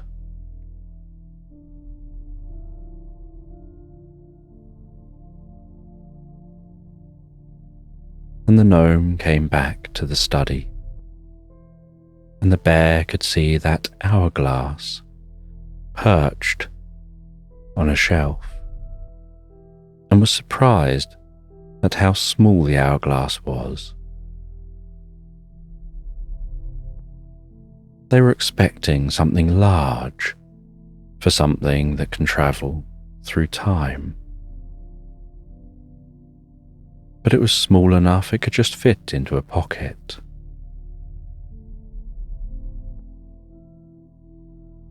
And the gnome took a book from a shelf and sat down and invited the bear to sit opposite them. And as they sat together, so the gnome began to speak. And they said that if you're going to travel through time, you need a good reason for doing so. It isn't enough just to travel for the sake of traveling, because you need to know where you want to go and why. And not just where in time, but you need to know where in space. And sometimes people just don't know. And when you travel through time, you're going to need to keep that hourglass with you. But you need to keep it at the right angle.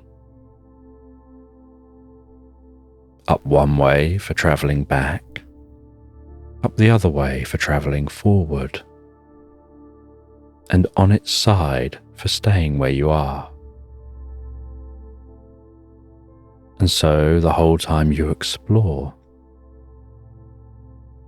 you have to still manage the hourglass. And that takes some practice to be wandering around and exploring, while making sure the hourglass stays as it's supposed to stay. And the gnome explains that they've developed what's a bit like an orb that you can store the hourglass in.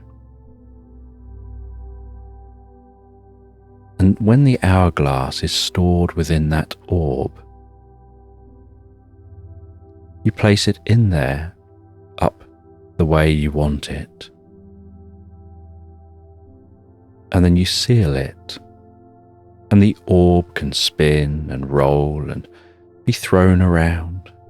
You can tip it upside down up the right way, tilt it left and right but what's within it remains in the same orientation you've placed it, while the orb itself does the moving. But then it's too big to fit in a pocket. And the gnome said they have a bag that you can carry, that you can have on your back, that can then store that orb, making sure you're carrying the hourglass, but keeping it just right. And they said sometimes travelling requires knowing when to travel. And the gnome starts telling a story from the book that they've got in front of them about two people, both who wanted to travel to the same place. And one of them was competitive, and they both had things for sale. And the competitive one was complaining, saying that they don't want the two of them to leave at the same time, because if they leave at the same time, they're not going to sell so much, because their competitor will be there with them.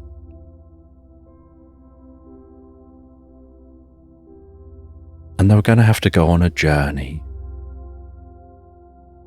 not just on their own, but with a whole crew, to be able to take all the goods they needed to take. And it was going to be a cross-country journey.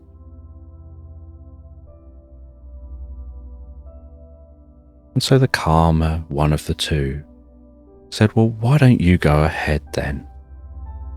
If you're worried that us going together may reduce your sales, why don't you go ahead and I'll follow along in a few weeks' time. And so the other one decided that sounded like a good plan. They would go ahead and they would get all of the sales. And they'd make all the money, and the one following along a few weeks later would miss out and not get any sales.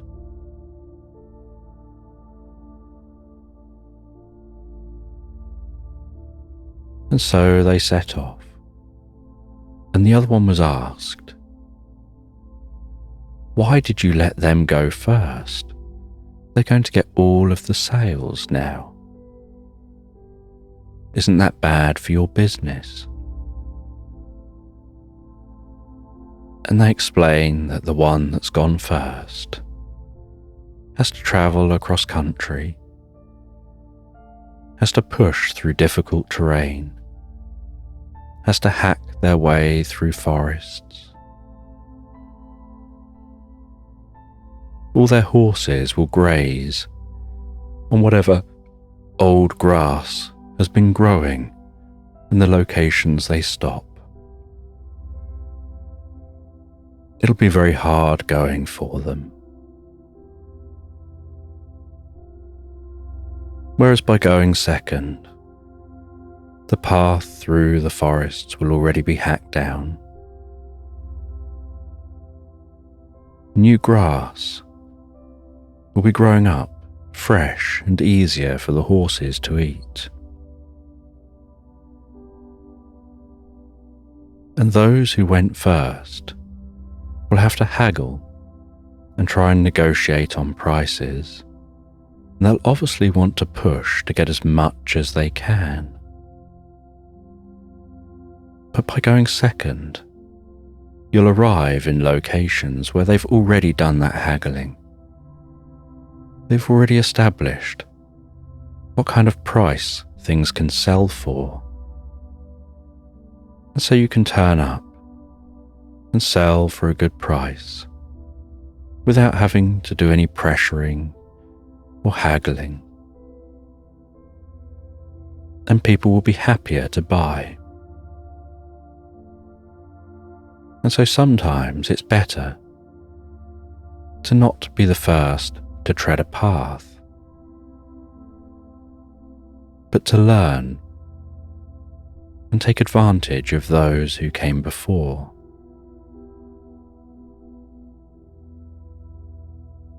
And the gnome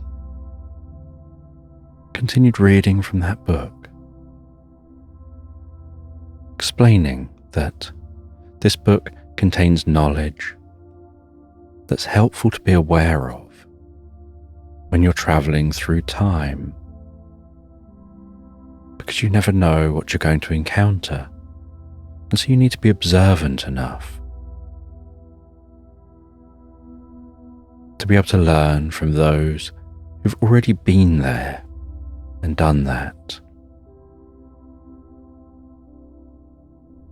And as the gnome continued on, they started talking about how some things in time can change. And they said about how you could have events which are happy and pleasant. You could have events which are really difficult and challenging. Some of those events are perhaps things you'd rather forget.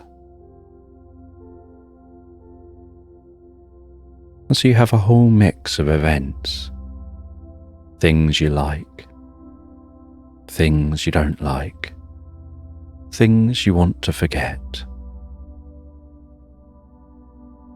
And when you can travel through time,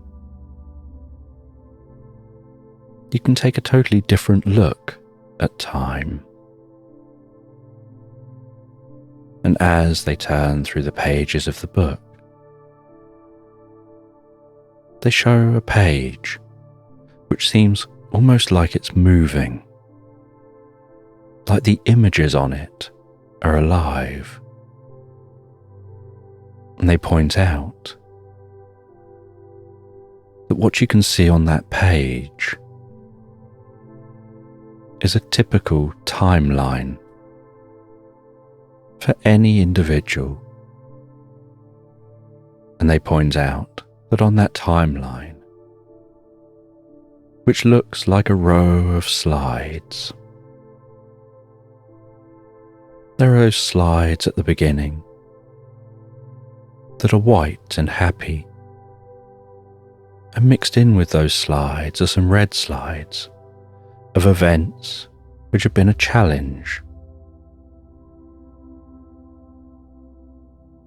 And at the end, there are more happy slides, but mixed in with those slides are those red, challenging slides. And while both looking at the page, the gnome talks about how time can change and heal.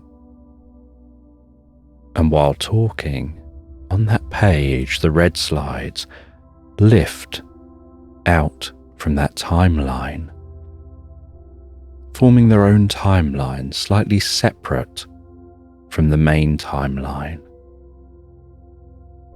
And within that timeline, while the gnome speaks, a representation of the being appears before that row of slides.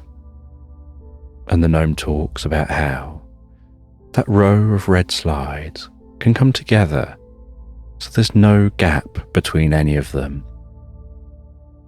So it looks like a rectangle on the page. And each slide is like a moment in time, a tiny, short movie. And while the gnome talks, so that character on the page flashes through those red slides. And the bear and the gnome watch as that tiny character whizzes rapidly through the slides, pops out the other side, looks back at the slides, whizzes back through them all, with them all going in reverse, and pops back out again. And a bit like Newton's cradle, just keeps popping through those slides faster and faster and faster, until all those red slides begin to bleed together. And as they get faster and faster, passing through those red slides, so the red seems to begin to leak and bleed out of the slides, like an eraser rubbing something away through friction, where something's happening so much in the same location that the friction from that just erases what's there. And it's almost like a red vapor just gently being given off by all those slides, while that being seems to be flashing through them faster and faster and faster, until the red slides become clear and then begin to fill with white. As the gnome continues to talk and say that having this control over time, this ability to travel through time, to alter time, to pause time, can allow changes in time to occur like this. As that being slows back down. And while they slow down, so those slides spread back apart, the last of the red from the slides dissipating, as those slides lower back down into the main timeline. And the gnome says that the being is now free from the pain of those memories, of all those red slides in their timeline. He says, this book allows me to help any being to work through the pain of those slides in their life. I just turn to the page for the being, and that being is totally unaware this is taking place for them, and that I can look down over their timeline and encourage their interaction with their timeline in a whole new way, shaping that timeline, freeing them from the trauma of the past, to create a brighter and new future with many possibilities for them to take. And the bear looks on with intrigue as the gnome demonstrates again.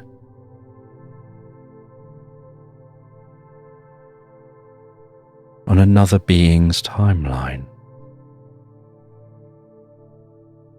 And the gnome says that there are many beings out there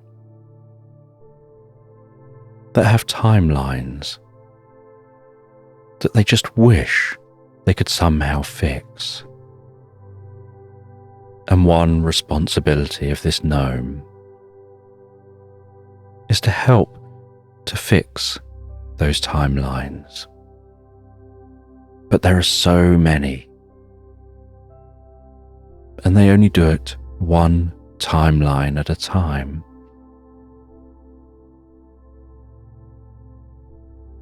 But being able to control time is a huge responsibility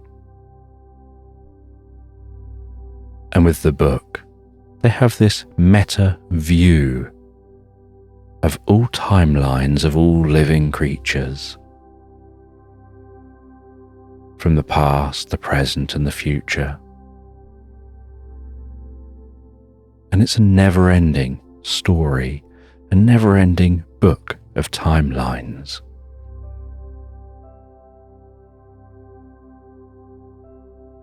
Whereas the hourglass allows you to drop into specific timelines, to work through specific timelines. And so the book helps to get that overview, while the hourglass helps to really dive down and explore one moment in time.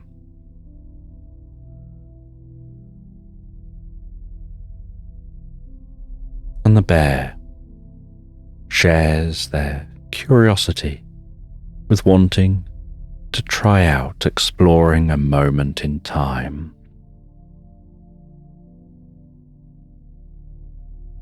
And so the gnome hands them the hourglass and hands them a different book and tells them to go through that book and find a timeline they would like to explore and pick a point in that timeline. And they flick through that book. And within the book, they find a curious character. Someone that's about to experience something interesting that the bear would never experience. And they say they would like to explore that timeline. And they point to the moment in the timeline they want to go to.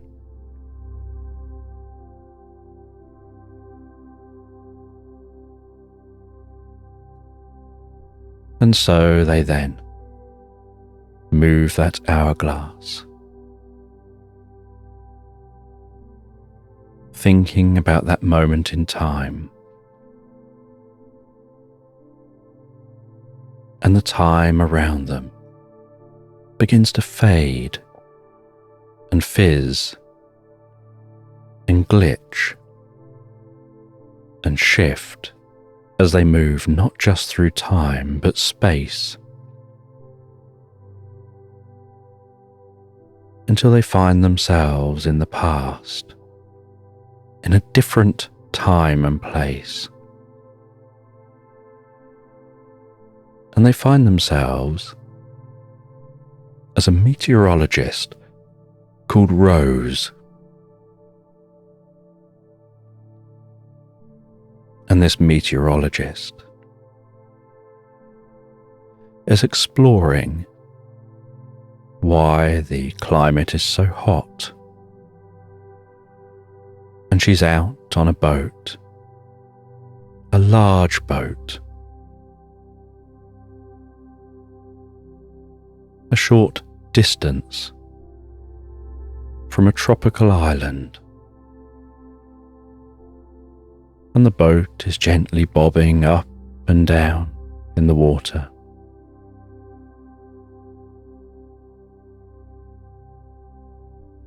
And she changes into some scuba diving gear.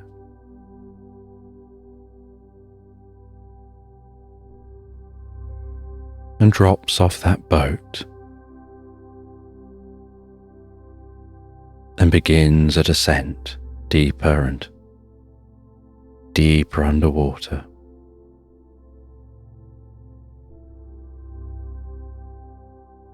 And she slowly and carefully and weightlessly lowers herself down. Bubbles rising up with each breath. Distant sound of whale call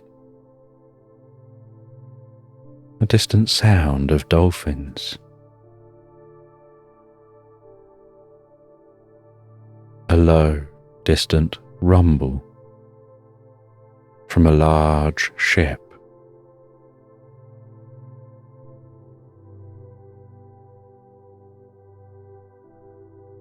The light from overhead dancing through the water and rippling on the surface.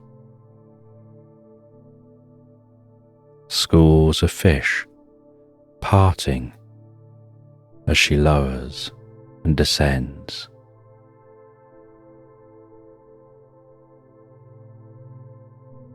As she sees the pure white sand approaching.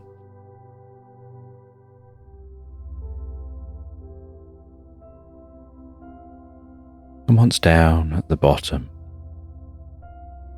the sand churning slightly while she swims just above the surface. She heads along to a device that's pinging, and she looks at that device and she makes some changes to it, makes sure that it's working correctly, takes some readings from the device, and this device keeps track of the water temperature here, how the water temperature changes, keeps track of the water pressure and how that changes as temperature changes.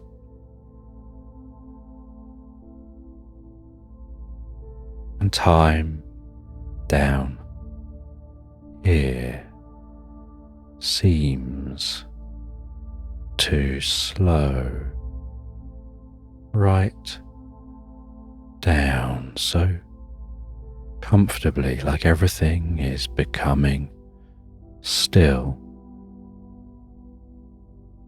and she really enjoys her time, weightless underwater, feeling like she's flying. And after getting her readings and checking the equipment, making sure it still all works correctly, she begins her ascent again. But as she goes to ascend, a small glistening catches her attention. And so she swims a little bit over towards that glistening and sees a tiny box on the sea floor.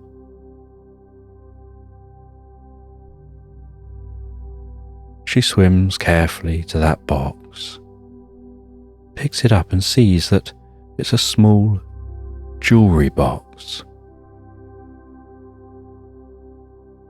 And she ascends with that jewellery box. And once at the surface, bobbing up and down with the waves, she swims back over to the boat. She's helped out of the water and back onto that boat. She changes into something more comfortable. And as the sun is gently setting over the sea, its light tickling the surface, making the surface sparkle in that orangey setting sun.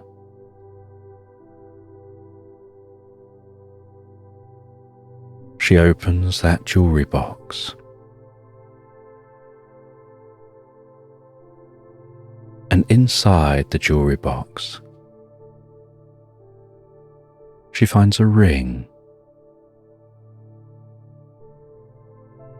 and a small note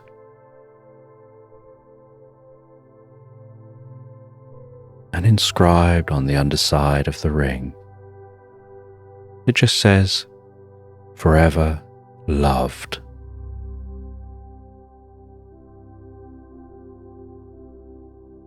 And the note just says, "Never forgotten."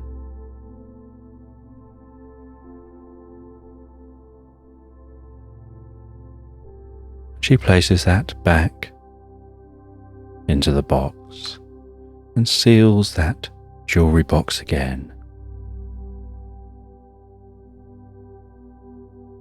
And knowing the deeper meaning,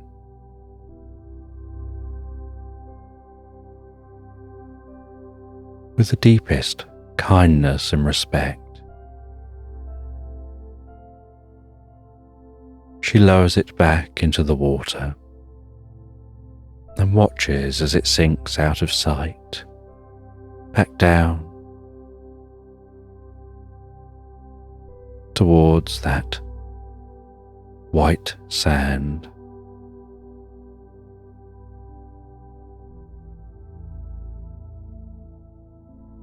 And once the sun has set here, with the boat gently bobbing up and down and side to side on the water, she sits at a computer, records the information she's gathered, and then sits outside on the boat with no lights, in sight in any direction. And so the blanket of stars overhead fills the night sky, as if hugging the earth.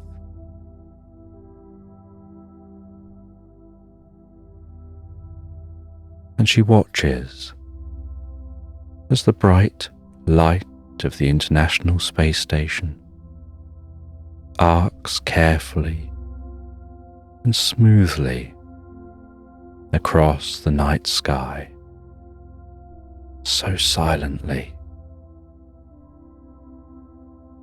wondering whether anyone's up there, looking down at her looking up, at that moment in time, and curious what's beyond that space station, whether there could be someone somewhere on another planet, looking into their sky, wondering whether around one of those other stars could be someone on another planet, looking into their sky.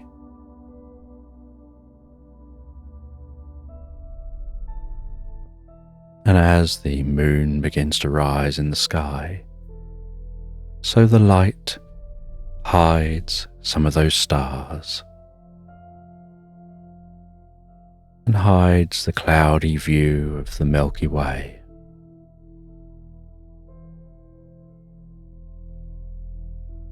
And she sits out on this boat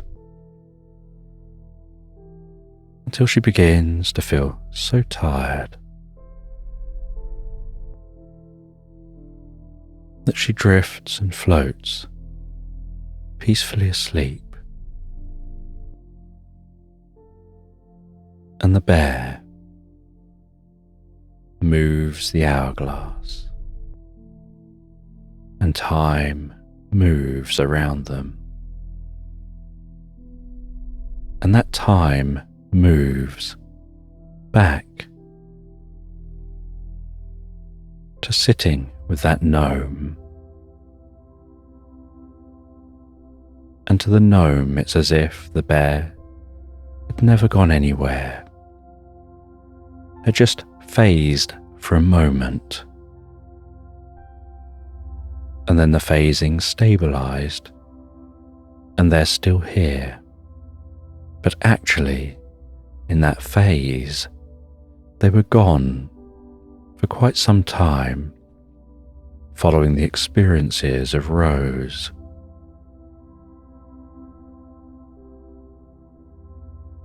And Rose had dreamt about one day, perhaps flying their own ship in space, and whether that would ever happen.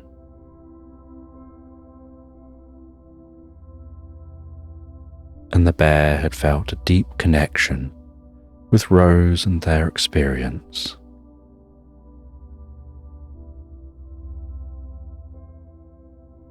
And the gnome, aware that they'd had that experience, and it actually, to them, had a very long day,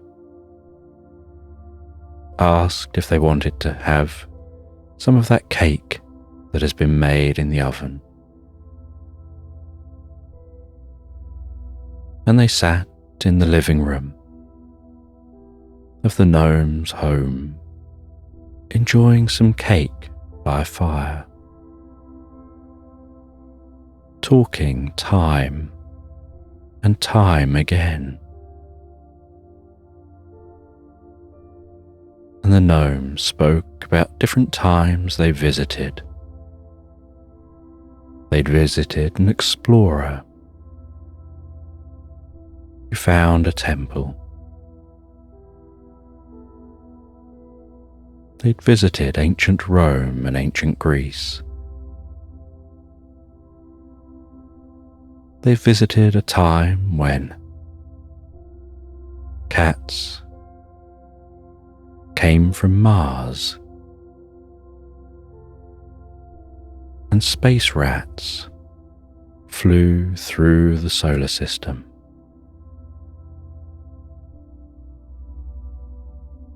They visited a time when a watchmaker was making watches to travel through time.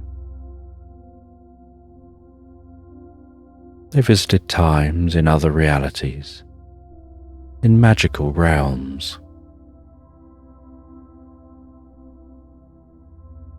and realized there's more to reality than just this one timeline.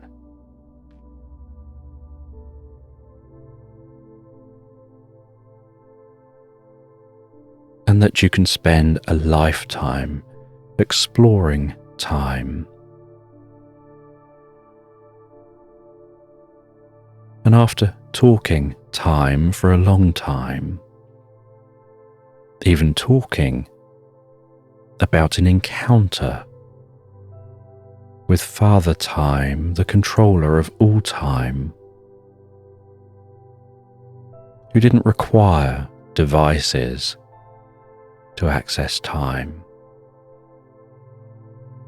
but was like time itself.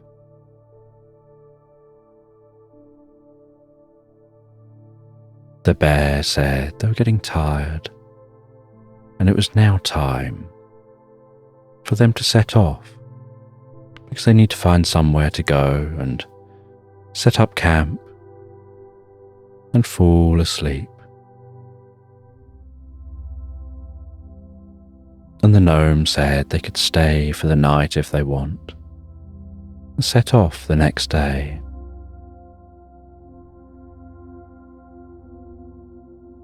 And so they stayed and fell asleep in the most comfortable of beds.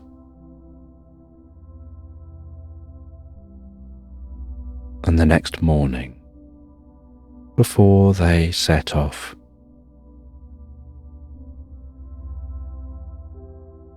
the gnome gave them a small little prism and said that this prism, if you shine torchlight on it, will split time and show you a timeline spread out, a bit like a light spectrum across a wall.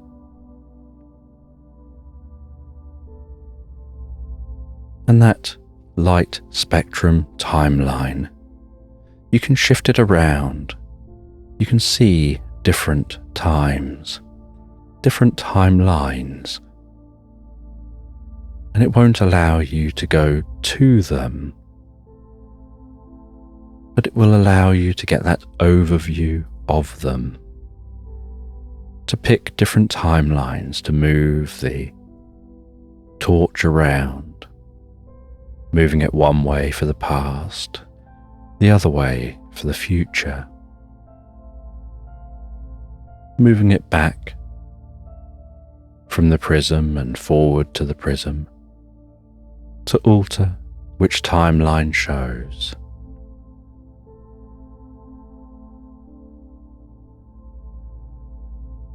And as you look at that timeline and the way the light splits into that timeline,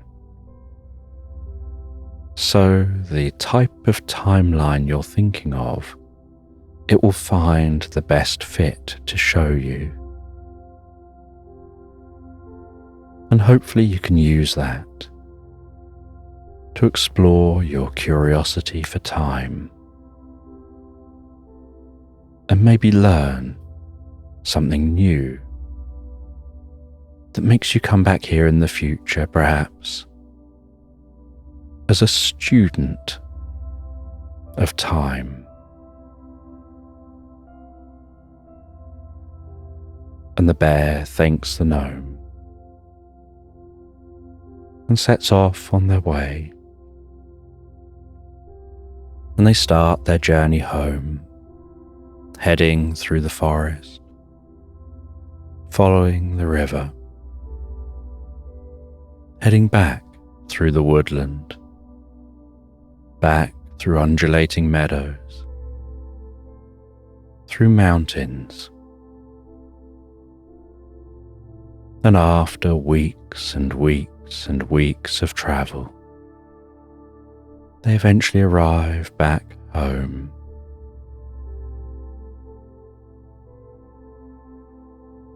And they settle down for the first time in a very long time in their own bed, enjoying the pleasant experience of their head resting on their pillow, their eyes getting heavier and heavier, and their body drifting and floating asleep as their mind drifts peacefully and deeply into Slumberland.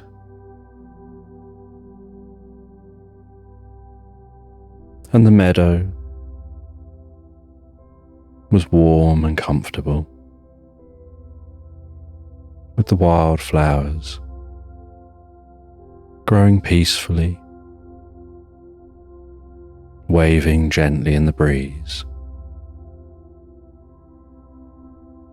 The sun beating down from overhead, trees rustling in the distance. A bird circling in an updraft.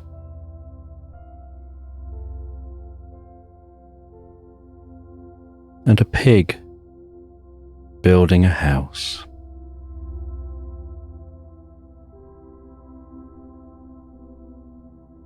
And they tried to build that house out of straw,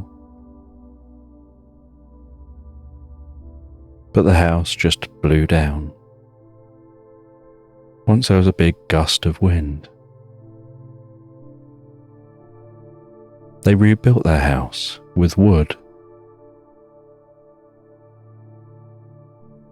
but then an accident with a birthday cake led to that house burning down, and the firemen had to come out and put the fire out. And so now they're building this house out of brick, but they're actually making the brick themselves. They're getting clay and building their own bricks and really taking time to map out the location for the house, to dig down and build the foundations, and then build up from those foundations a nice, solid, sturdy brick house.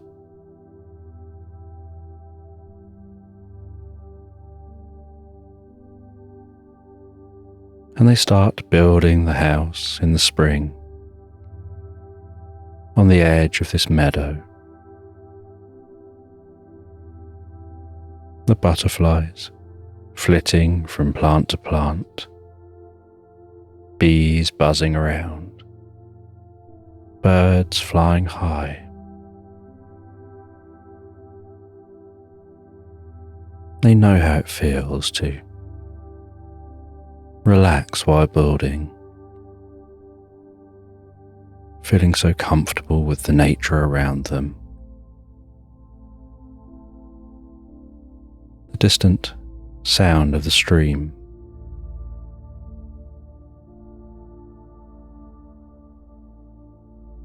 and the satisfaction of every row of bricks laid, of the order of those bricks,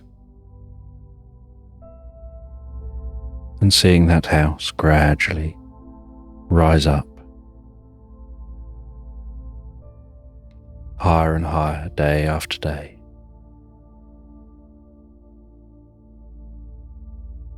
Smelling the sweet scent of the wildflowers in spring, occasionally stopping for a break, going and sitting down by the stream,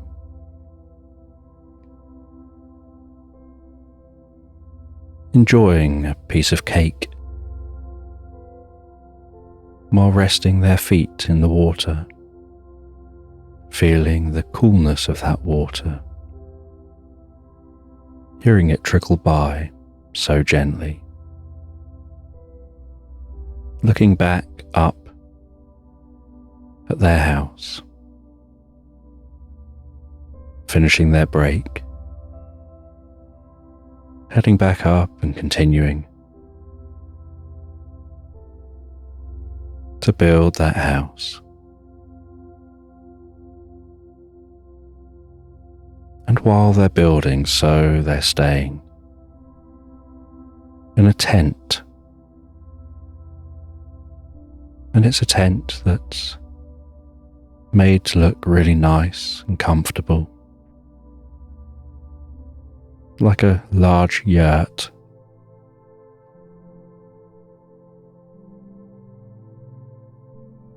And they rest in that tent every night.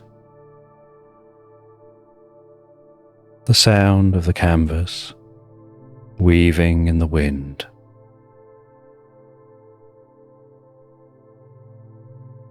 The occasional evening cool air creeping through the gaps in the base of the tent and through the door.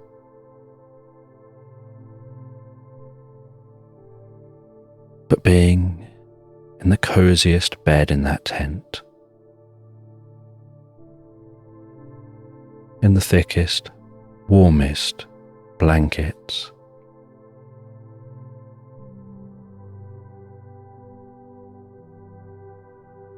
like hugging a large teddy bear while falling asleep, and falling asleep with thoughts of the tasks to do the next day.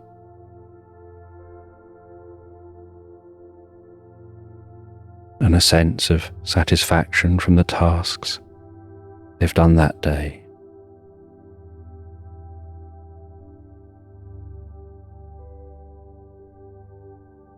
And awakening to the gentle glow within the tent of the sun rising and shining on the canvas. and that diffuse glow within the tent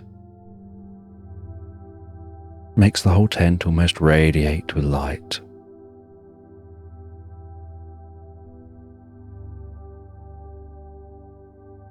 And opening the tent and heading out for another day of crafting bricks and then placing one brick on top of another,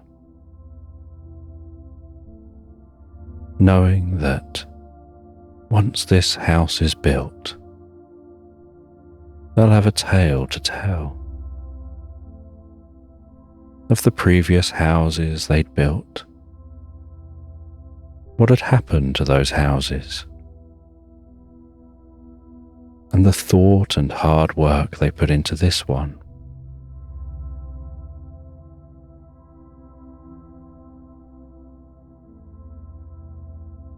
And as spring moved on gently into summer, so they continued with their building.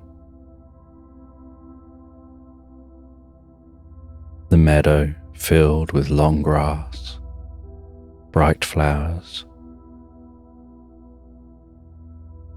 Deer would visit the meadow and graze in the meadow, and rabbits leaping through the tall grass as if trying not to tickle their bellies with that grass,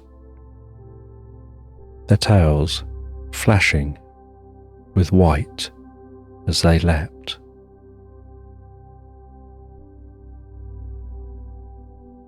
And robins would come and perch in trees, singing a beautiful solo song, keeping the pig company as they continued building.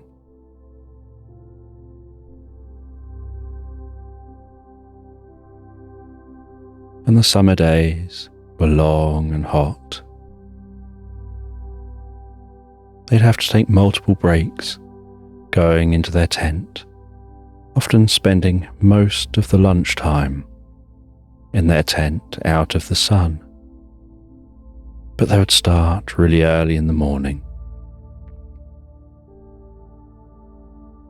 And sunset wouldn't be until really late at night. And even after the sun sets, so the sky is still light.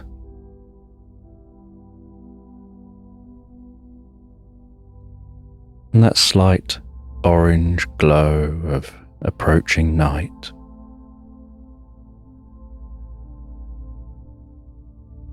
the pig would work under the gentle light of a torch, just perched slightly away from the house, flickering in the slight warm evening breeze.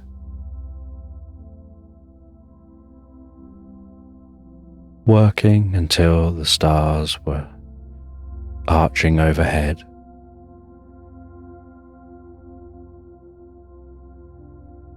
Like diamonds glistening. A treat for their hard work. And they would settle down at the end of a long day, sitting beside a campfire, softly crackling and popping.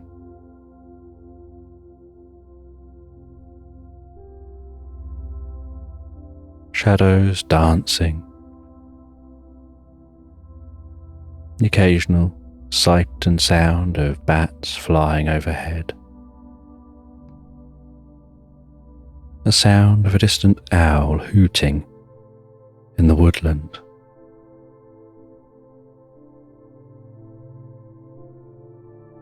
The occasional rustle of animals moving in the meadow.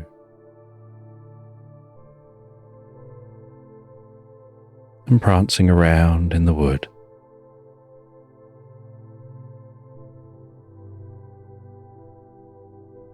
and the smell of food they would cook. Late in the evening on that fire, and settling down with a warm, thick drink that brings a deep sense of peace and comfort as that warm liquid flows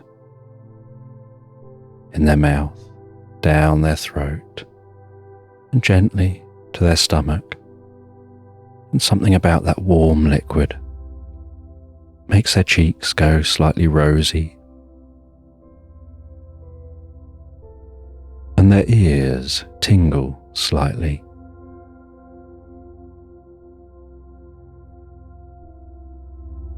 And their breathing slows down as they feel a sense of drifting deeper and deeper inside.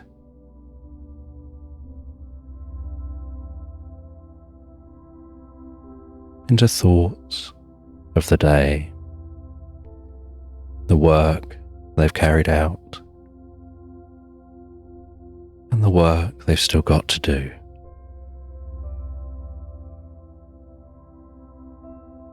And as they rest there one night, enjoying that warm drink by the fire, gazing into the fire as it sparkles and flickers,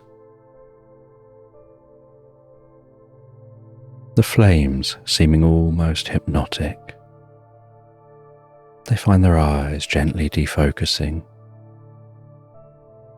and as their eyes gently defocus,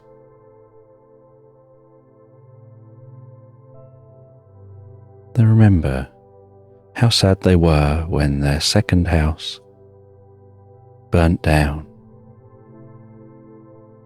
They remember the fun they were having before it, the excitement of playing hide and seek, of playing different games, and flash forward. They remember that feeling of excitement when they decided to build a new house and they started working on the plans for this new house, drawing up what it was going to look like, what the foundations were going to be like, what each level of the house was going to be like, where it's going to be situated. And recalling back to that time,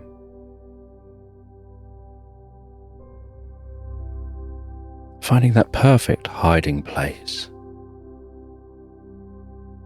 knowing no one could ever find them.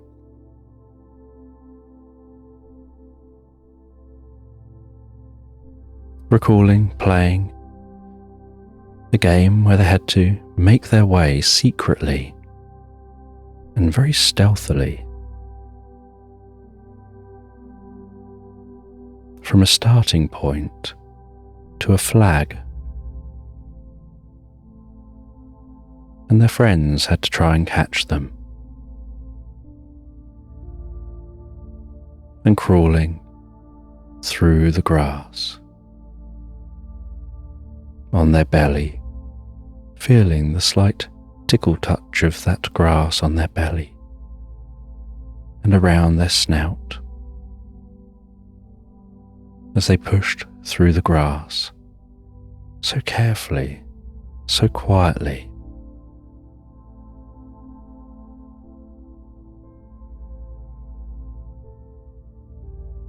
And remembering when they first learned that they could make their own bricks in the new house they were building. And they were being taught how to make those bricks.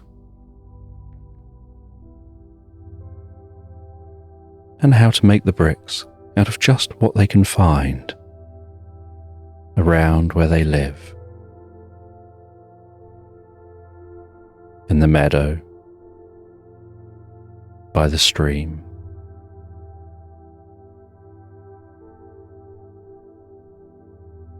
And recalling playing that game, sneaking to that flag, and the excitement of getting closer and closer and not being caught.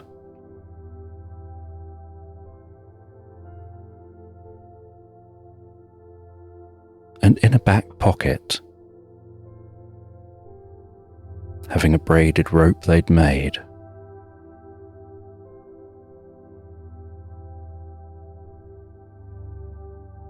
with a grappling hook tied to the end,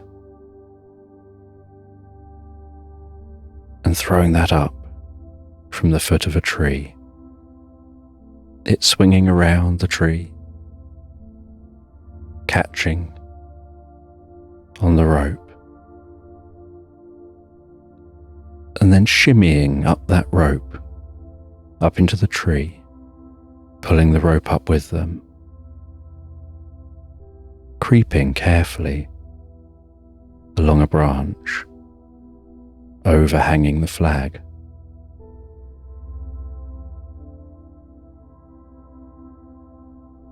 Reaching down with the grappling hook. That hook swinging gently, left and right, left and right, and circling and spiraling slightly, and managing to catch it just underneath the flag and against the flagpole, and lifting that flag up. And some of the guards of that flag were near to the flag, but looking the other way, not hearing the pig as they sneakily captured that flag, got it up into the tree with them, and then snuck away and won the game. And it was a happy memory for that pig. As they flashed forward to laying that very first brick, knowing that that first brick is the start of a whole new home.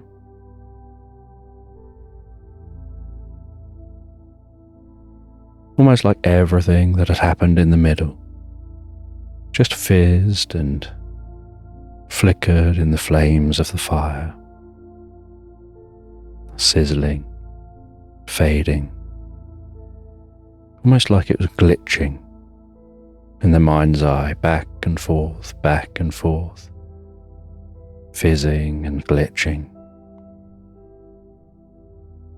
and fizzling out into that fire as it burnt down gently to embers.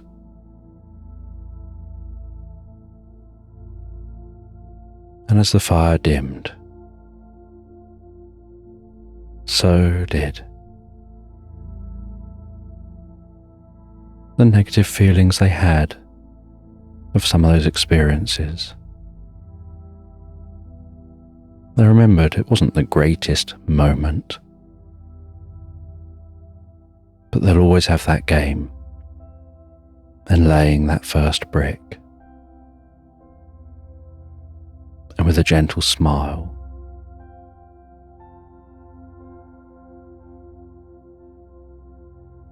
as the fire turned grey and ashen, and the last of the red of the warm logs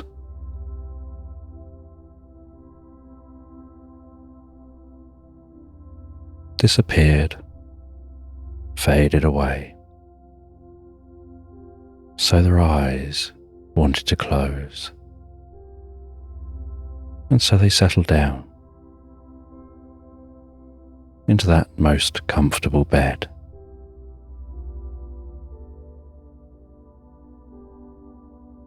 And it was perhaps 1, 2, or 4 breaths before they fall asleep comfortably and deeply, dreaming of the future, what it holds and what it will be.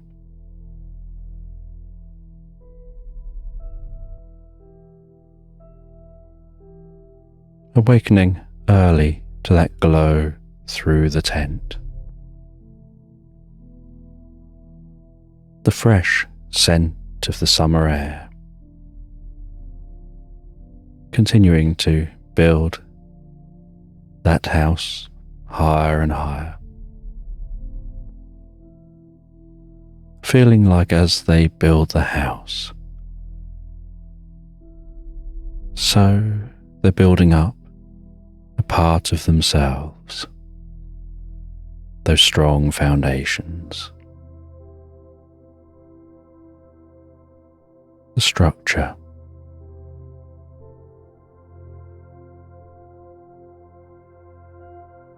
the decision on which room goes where,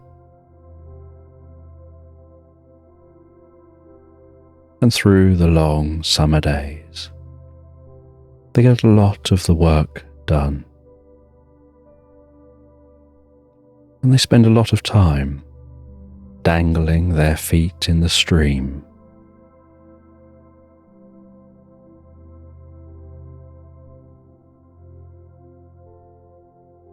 and as summer turns to autumn, so the house now looks a lot like a house, just missing a roof and half of a top floor. And the autumn days are shorter, and the meadow has dwindled. The long grass is now short. The bright flowers have vanished, and just some soft, silky red roses dotted along the edge of the meadow, among bushes with waxy leaves.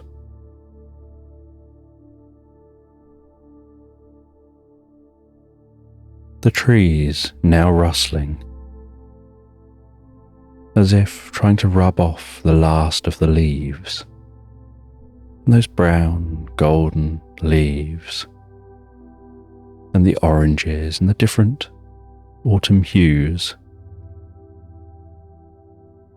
crunching, crumbling, falling to the ground, blowing around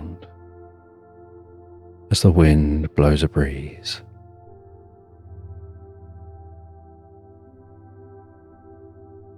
And while the wind blows a breeze through the autumn trees,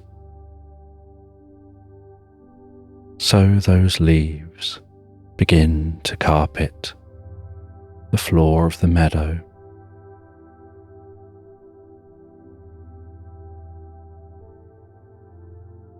And as the pig takes their break and walks down to the stream, so they crunch over those autumn leaves.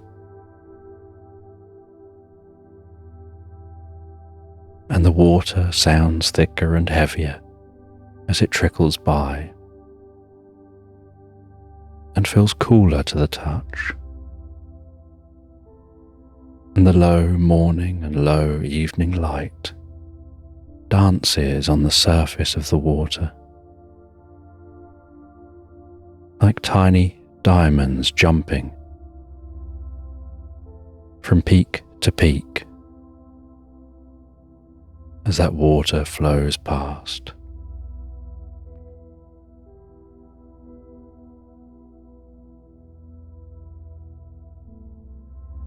And each morning starts off cold, and each evening ends more chilly.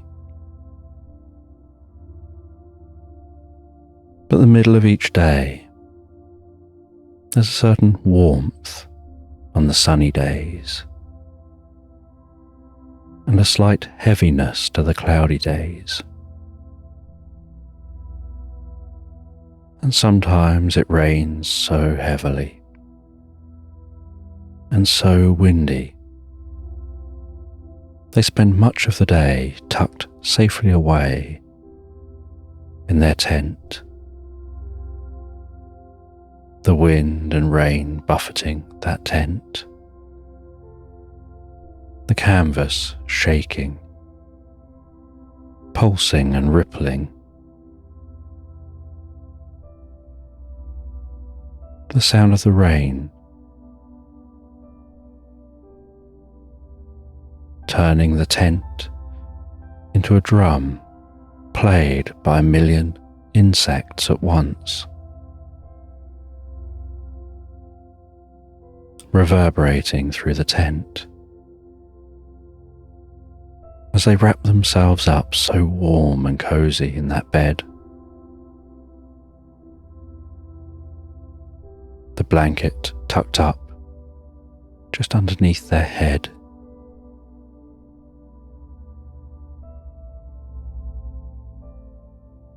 And spending those hours reading a book, sometimes just thinking about what they can cook, because they can't cook outside when it's pouring with rain.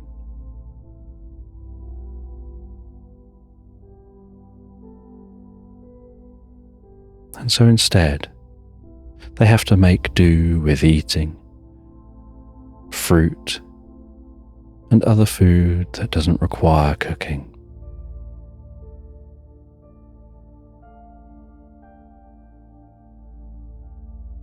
But on the clear days, they get as much of the building work done as they can.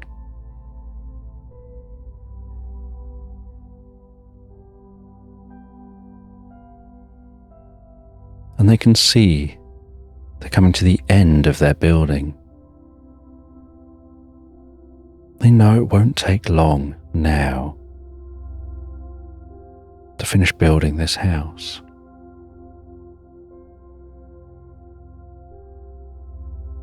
And as autumn slowly transitions to winter, so sometimes rain falls with snow, and the meadow turns to mud, and they slip and slide their way down to the stream, and occasionally have to crack the ice along the side of the stream.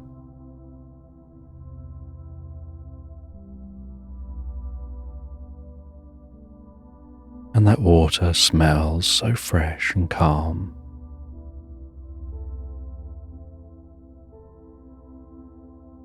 And other times,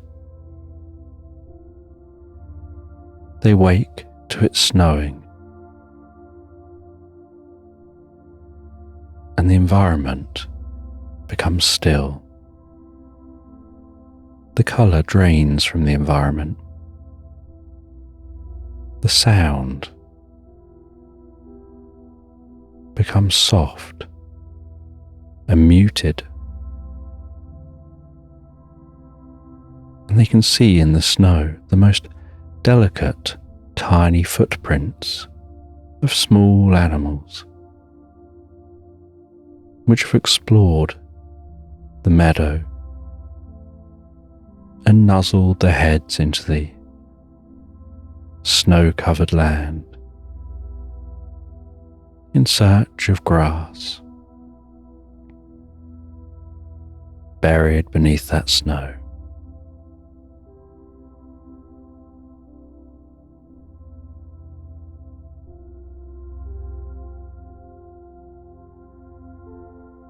and they watch as tiny rabbits leap through that snow.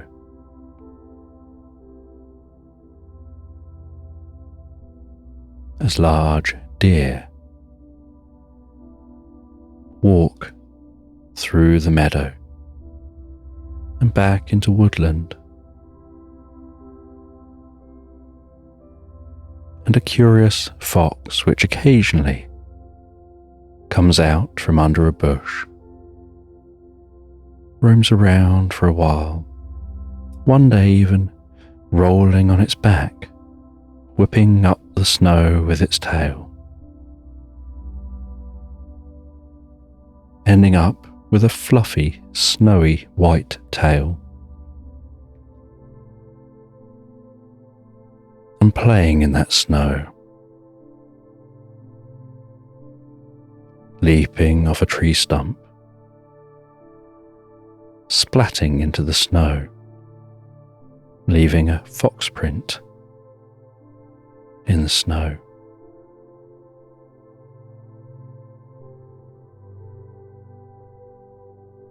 As that pig builds the final part of its house,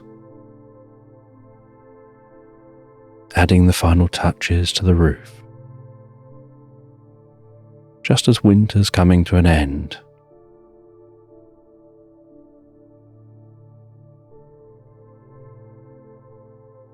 and as spring dawns, and the first spring sun shines across the meadow. So the house is complete on the outside, and they now begin to work on the inside. They know that their outside is how they want it, and it all looks right. And from top to bottom, they think about the inside, what goes in the different rooms. How do they want it decorated? How do they make the inside how they want it?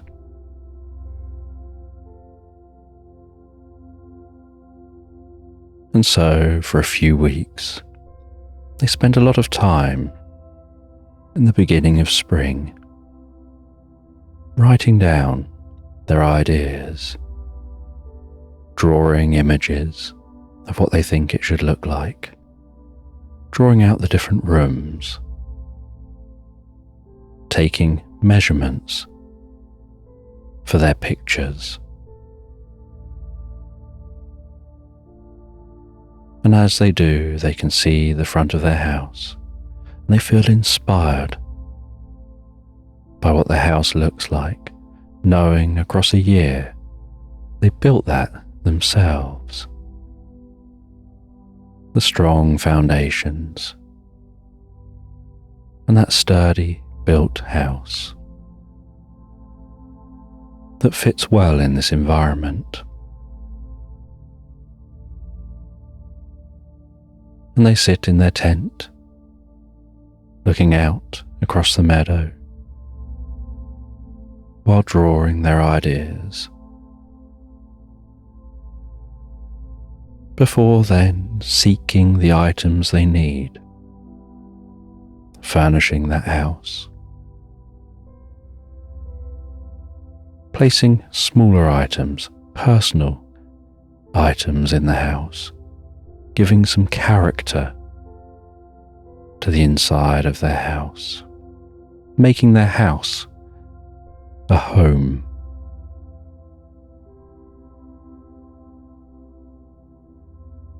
Watching and noticing the animals that have been around, watching them build this house all year.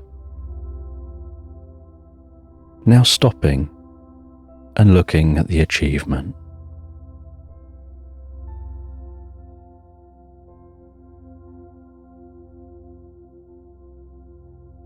And by the end of spring, the house is as they want it, and and they take down the tent.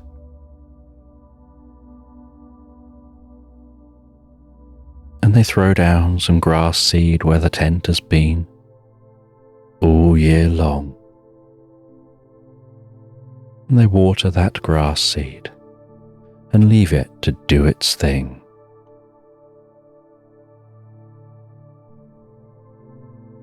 And as a celebration of their new home, they plant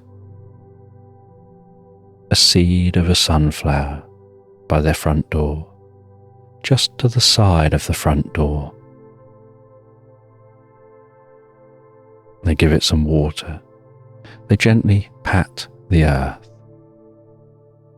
And then they leave that sunflower to grow up in its own way before heading in to their home.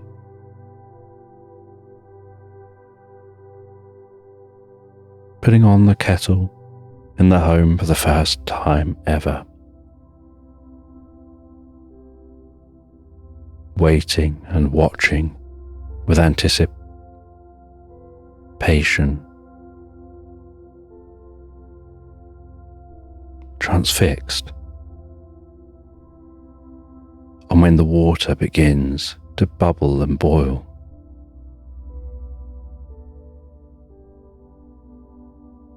Pouring themselves a warm, comfortable drink.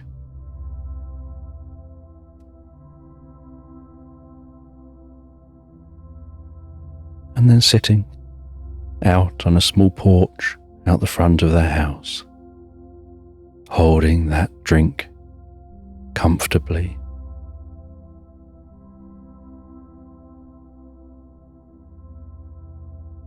The steam gently rising from the cup.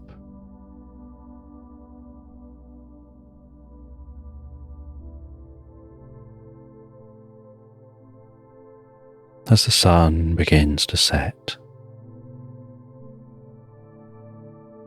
And while the sun begins to set, they drift into a reverie, curious about the day, about the future.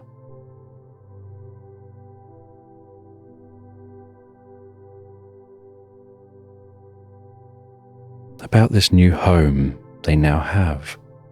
This is their first day in their new home. And after drinking their drink and going and sitting in a comfortable chair in the living room, beginning to read a book,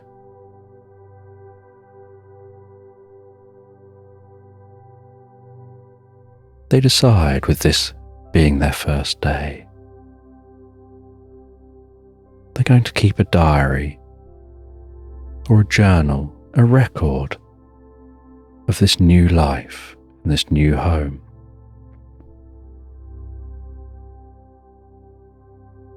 And they head up to bed and they sit in bed, propped up by a plethora of pillows. And while sinking comfortably into those pillows, with a purple fountain pen,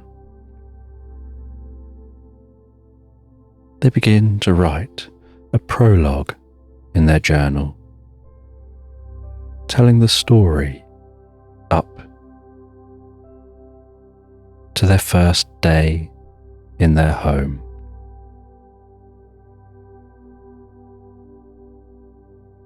And after writing that prologue, they start to write their first day, their first experiences. And then on the front of this journal,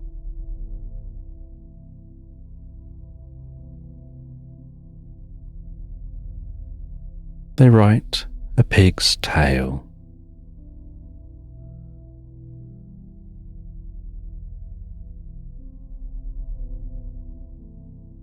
They close close that journal. They settle down in bed and drift and float, so peacefully and comfortably asleep, having the most profound sleep, the deepest, most comfortable sleep, for their first night in this new home.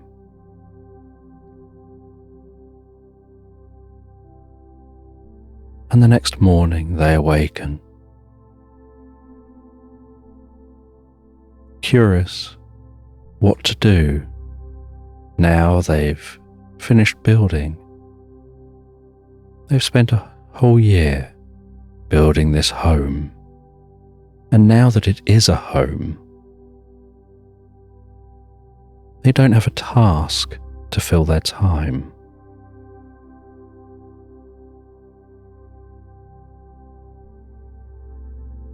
And so, after breakfast, they head outside. They potter around in the meadow.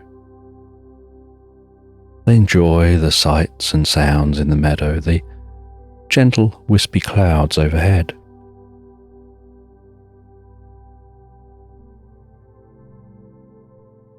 But they feel a bit directionless. They feel like they need some kind of a task. They feel restless, like they've got no outlet for their energy.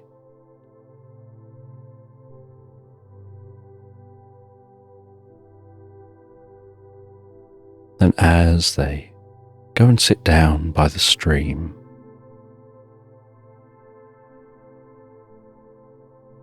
they hear the noise of an animal eating the grass,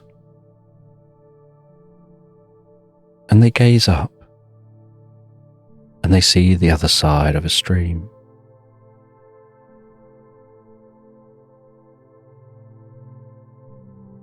Is a llama wearing a polka dot jersey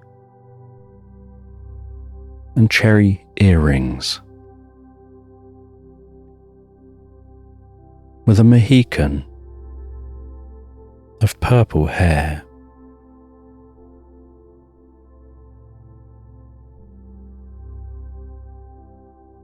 And the llama talks softly, gently to the pig, and tells the pig that they're needed, that there's a bigger purpose for them, and there's an adventure for them to go on. And the llama hands them some dark glasses.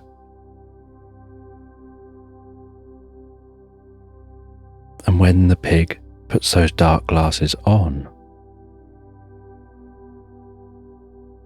suddenly it's as if the world is overlaid with a hologram.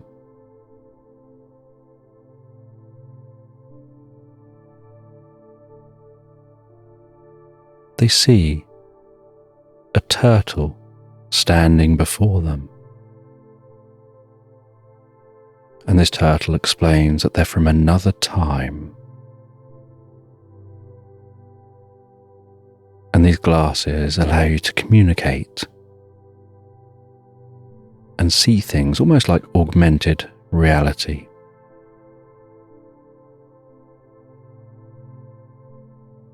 And the turtle asks the pig to follow them. And so the pig follows that turtle as they very slowly walk along the far side of that stream. Only it doesn't look like they're actually walking along the stream for the turtle. The pig can't work out where they're walking. but the pig follows them along and heads over past the small, gentle waterfall on the stream, all the way over to a stone footbridge, where a small footpath reaches the bridge, crosses the stream, walks past that stone footbridge,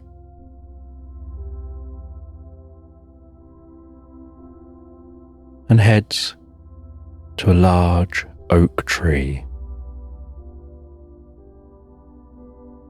And the turtle stops in front of that oak tree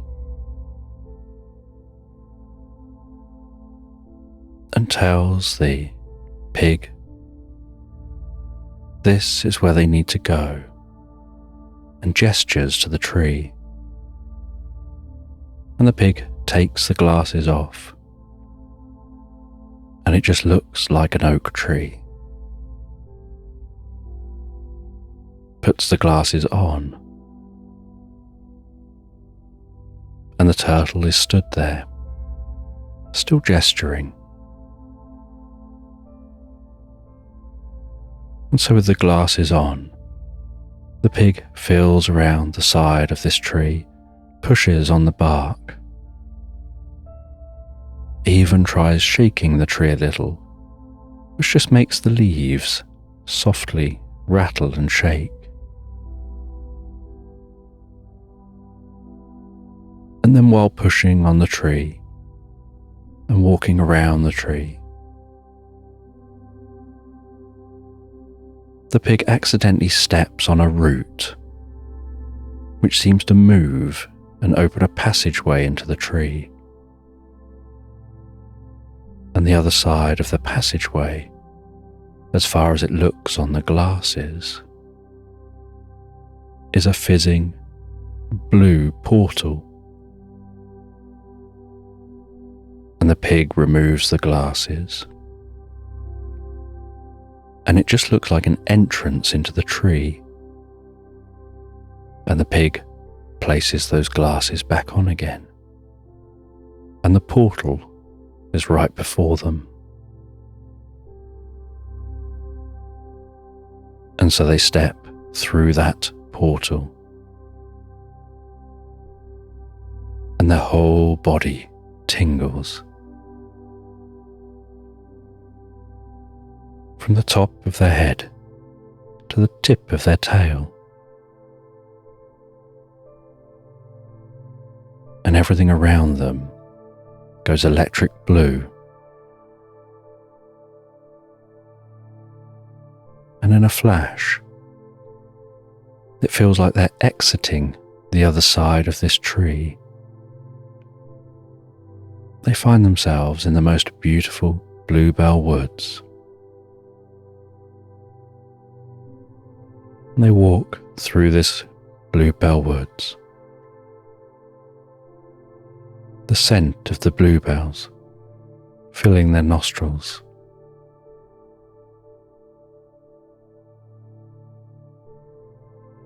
And they do a mix of looking through the glasses and taking the glasses off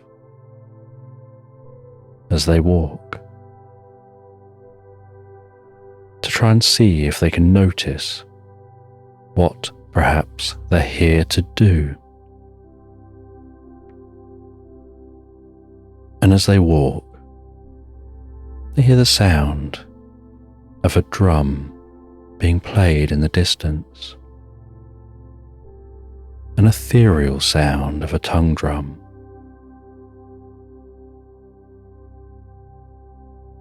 And as they get closer to that sound, they wonder whether there's multiple drums being played. But notice when they're near to it,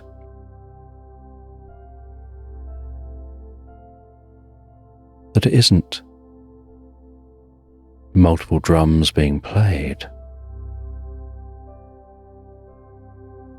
It's a single drum being played.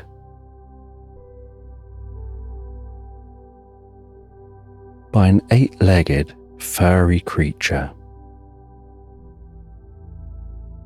that looks a little bit like a cow, mixed with a very fluffy animal, where its fur is even more fluffy than a Highland cow.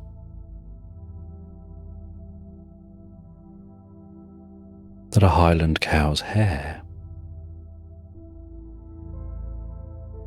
would even be short and thin compared to this creature.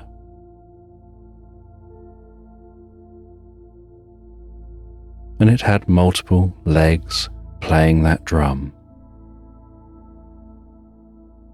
almost playing in harmony with itself. Its eyes seemingly glazed over while it was lost in thought, absorbed in the playing.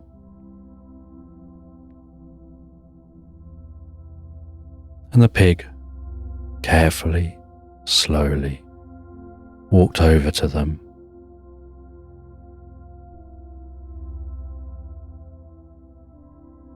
And as they got near, so the creature stopped playing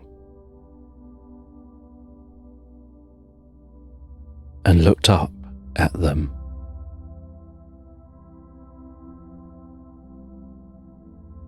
And smiled so gently.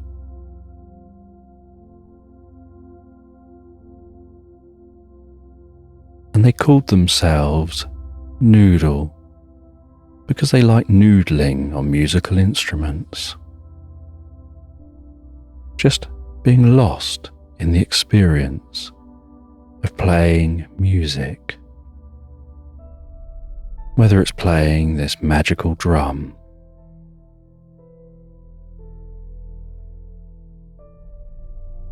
or playing a tree, or even playing the grass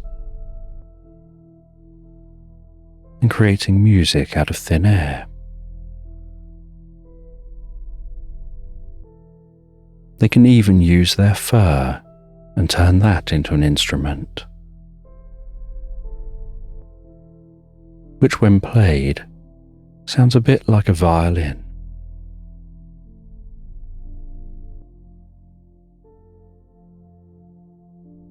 And so they enjoy just noodling on instruments. And they told the pig that they have a job they need to do and a role they need to take.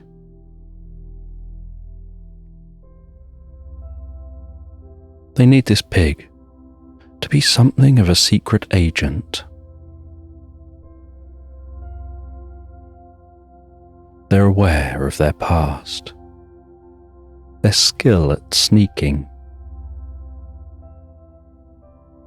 They were watching because they have a connection with all things. They saw the way that pig captured that flag all those years ago. They've seen the tenacity of that pig building a home from the ground up, the patience the pig has deep down, the planning, all these skills that are necessary for working as a secret agent. And they'll send them on a mission, and then for future missions,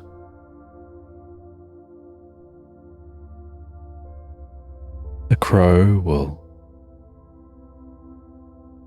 deliver a message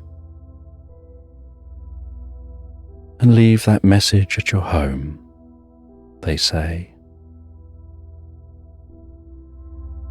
And your missions take place through time. putting right what once went wrong. Each time leaping home, back to that tree, where you'll exit that tree and find yourself back on the edge of your meadow.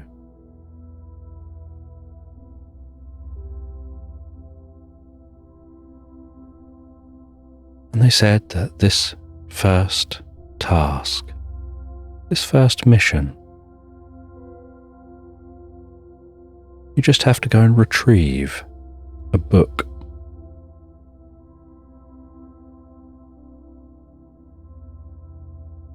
And so to retrieve that book, you'll be given some space and time coordinates. They'll be programmed into the glasses. You'll walk through the tree. You'll find yourself at those coordinates. And every mission will be programmed into the glasses.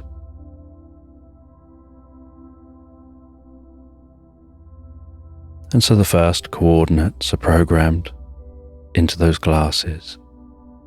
They head back to the tree. Now excited, they have something to do. Something to keep them busy, to fill their thoughts. As they head through the tree, with those coordinates programmed in, they exit the other side of the tree, and they see before them a vast, snowy, freezing cold landscape with a single igloo in the middle of that landscape. They head through the strong wind that's nipping at the side of their face, at their ears. They knock on the door of the igloo. An Eskimo invites them in, and it's so much warmer inside the igloo than outside. And the Eskimo knows why they're there, and opens a hatch in the base of the igloo and tells them to head down that hatch. And they lie on their belly on a trolley. They pull a lever and the trolley shoots off down that hatch, rumbling, weaving around an ice path, deep under the landscape.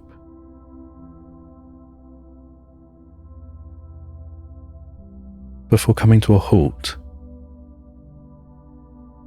at the edge of an ice cliff, looking out under the ocean. And they're surprised by what they see. Under this ocean is a dome. Inside that dome is an underwater garden.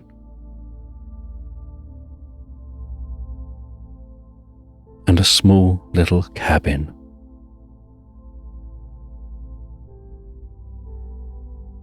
And so they get off of that trolley. They see next to them is some diving gear. They place on that diving gear. They head through a door, seal that door behind them. They press a button that makes the water slowly fill this space that they're in, until the water inside the space they're in is entirely filled. And then they open the door to the ocean, close that door behind them. The bubbles from their diving gear with each breath, tickling the side of their head as they rise up towards the surface. They swim towards that dome. They find their way to the entrance to the dome. They take the lock-picking kit they have attached to their diving gear. They carefully pick the lock.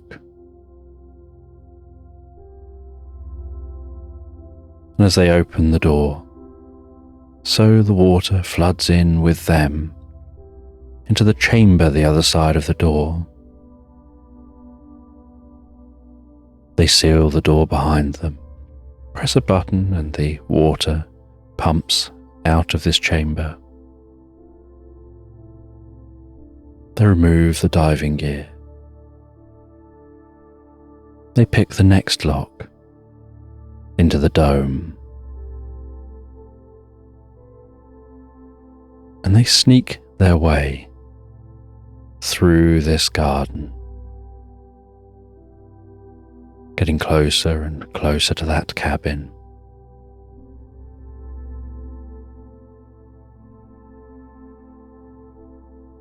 And they can see, off to the side of the cabin,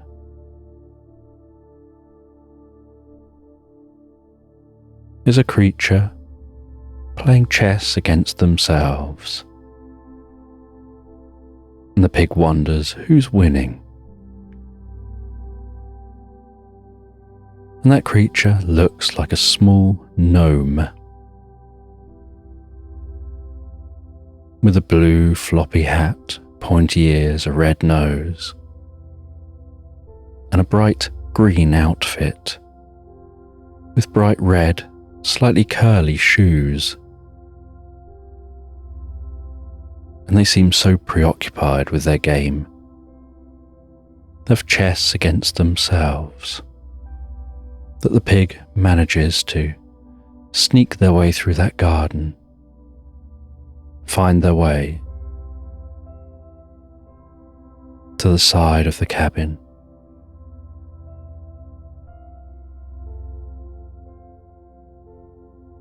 And they shimmy up the side of the cabin, in through an upstairs window, so quietly, so carefully. They tiptoe delicately through the cabin, searching for a bookshelf.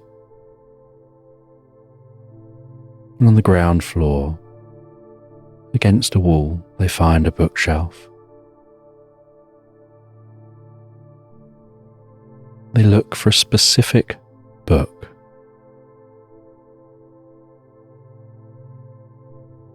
And they're scanning the names of the different books.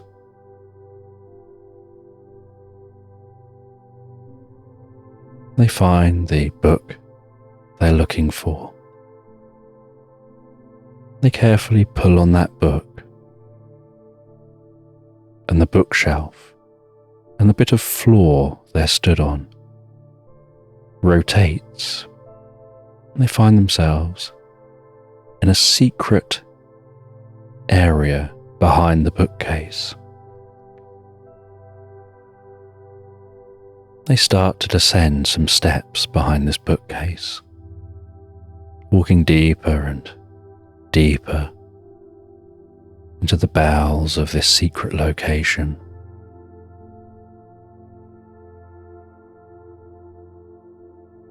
And they find a door deep down under the cabin. They pick the lock of that door. They carefully head into this room. And in the middle of this room, they can see an ancient, ornate book floating in a glass case, surrounded by lasers and different protection systems.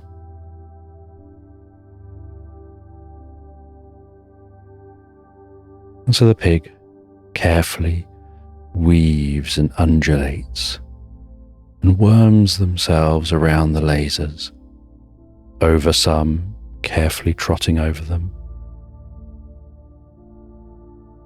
sliding delicately under others, having to almost leap in a Superman pose between other lasers, tucking their tail in as they go, all so delicately and quietly, until they get up to the glass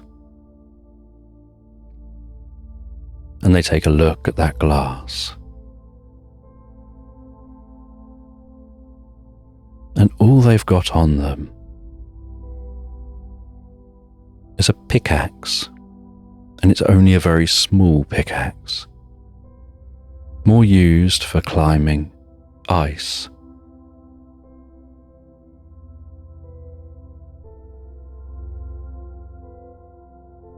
But they realise they need to get through this glass,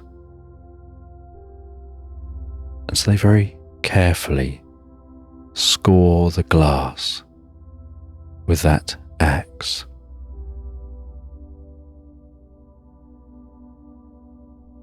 And it makes a slight scratchy sound as they do.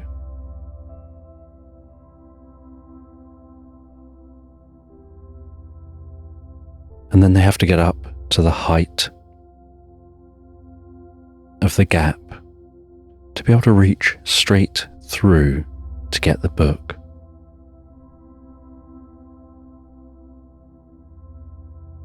And so they jump up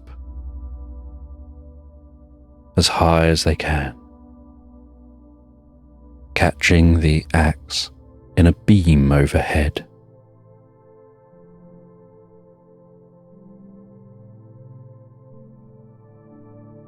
And they throw up their suspenders, catching them on that axe, and hang from their suspenders. They reach in carefully. They grab that floating magical book, carefully remove the book, drop back down to the floor,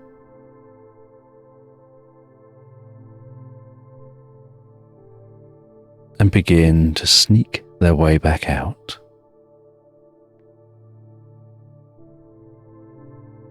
Heading back out the way they came.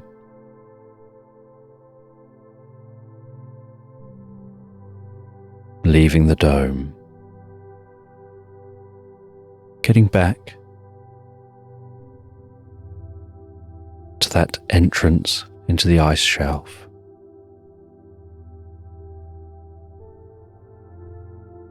And they can't take the trolley back up to the igloo. But they notice there's another doorway. They walk through that doorway, and before them is what looks like a drop.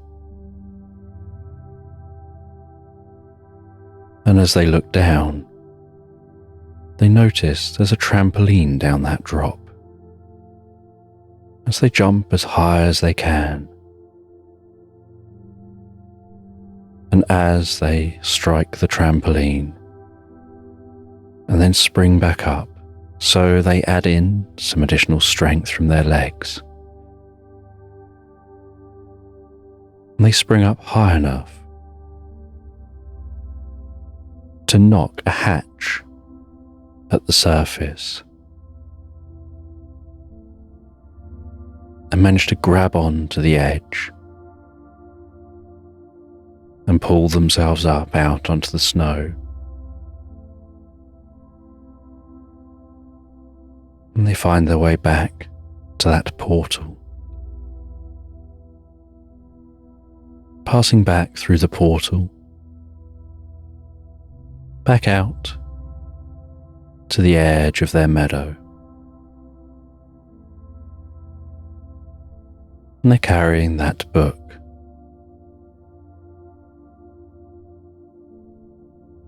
And as they walk through the meadow,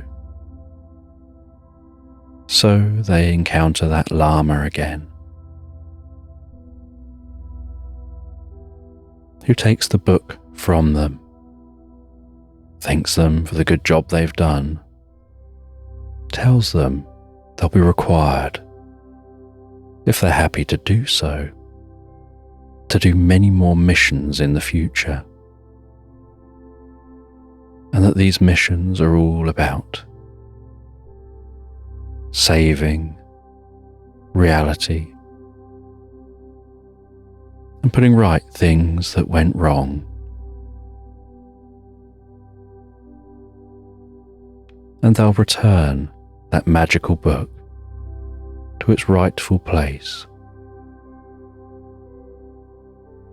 and changes in a different time and place will be fixed because of them,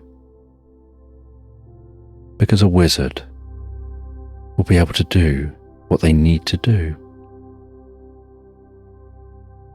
And you don't have to know what the changes achieve, because if you've made the changes, life will go on as it's supposed to.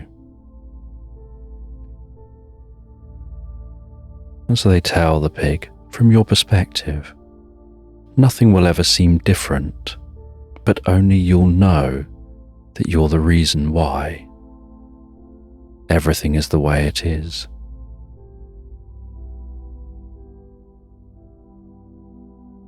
And that you have more importance than you realize. And with that, the llama walks away, seems to almost disappear in a delicate purple cloud. And the pig crosses back over that stream, heads back to their cabin, the sun gently setting. And once back at their cabin, they write in their journal about this first adventure.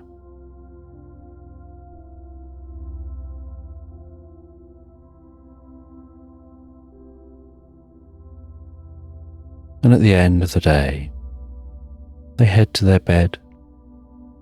They settle down so peacefully, so comfortably, and without any effort at all. They drift and float, so peacefully, so relaxed, into Slumberland. And there's a boat bobbing gently on a lagoon. And on that boat is a small koala wearing dark sunglasses, a wide hat pulled down low over their head. And the boat is bobbing gently up and down on the water of that lagoon. And the lagoon is so calm and quiet. The sounds of the forest off in the distance. And they're on this boat, elbows resting gently on the side of their boat, looking through binoculars.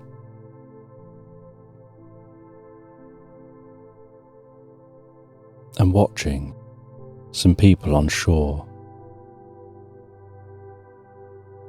And they have a little pad beside them that they're writing down notes on. And they see those people on shore. Bring out a large container. Place that container down before them.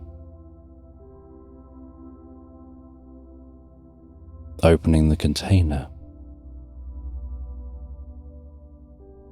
and taking out clear bottles containing a gold, gloopy liquid.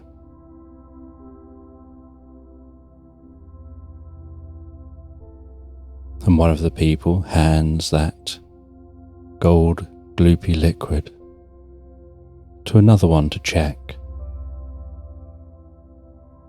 And they take a look at the bottle, they hold it up in the air.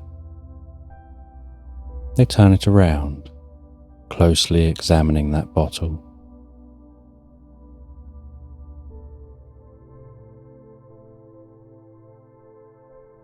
And the koala can see on the label for the bottle that it's the legendary golden coconut bubble bath that's said to be so potent that just a single drop in your bath can fill your bath with calming bubbles that send you into the deepest of sleeps.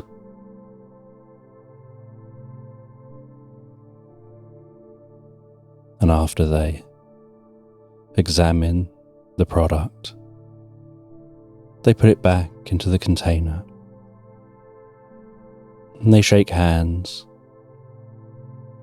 and that container is loaded onto a different vehicle,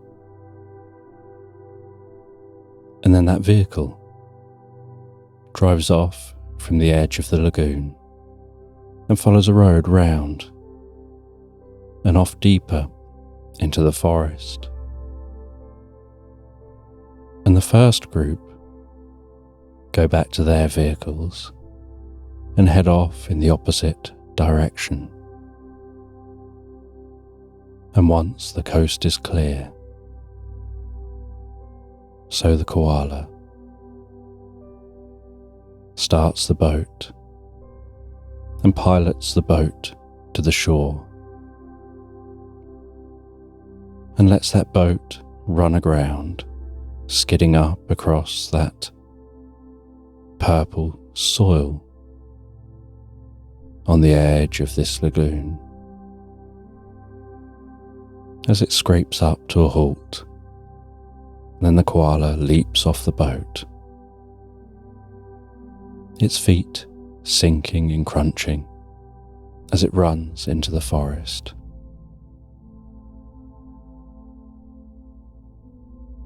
And while the koala is running through the forest,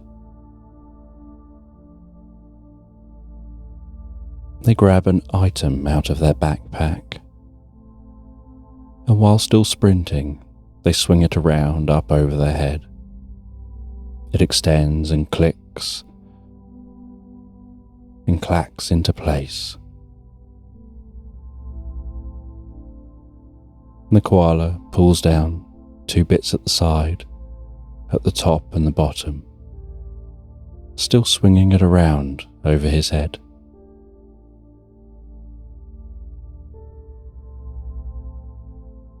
And it lands on the ground. As the koala puts their weight onto the top and lands on top of it and begins pogoing at high speed in chase of the vehicle. Pogoing over roots sticking out from the trees across the path, ducking and weaving under branches overhead, sometimes having to put extra strength into the bounce to leap low branches, other times having to skid under branches, carefully holding that pogo stick balanced in the hands and on one leg to slide under the branch, and then nudging the ground to spring back up to continue giving chase.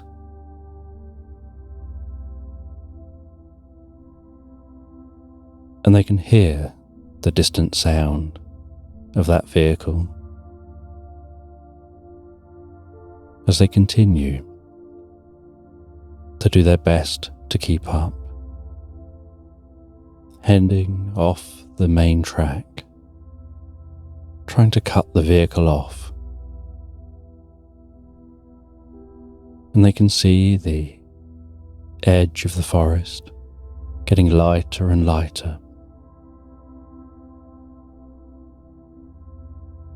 and catch a glimpse through the trees of that vehicle.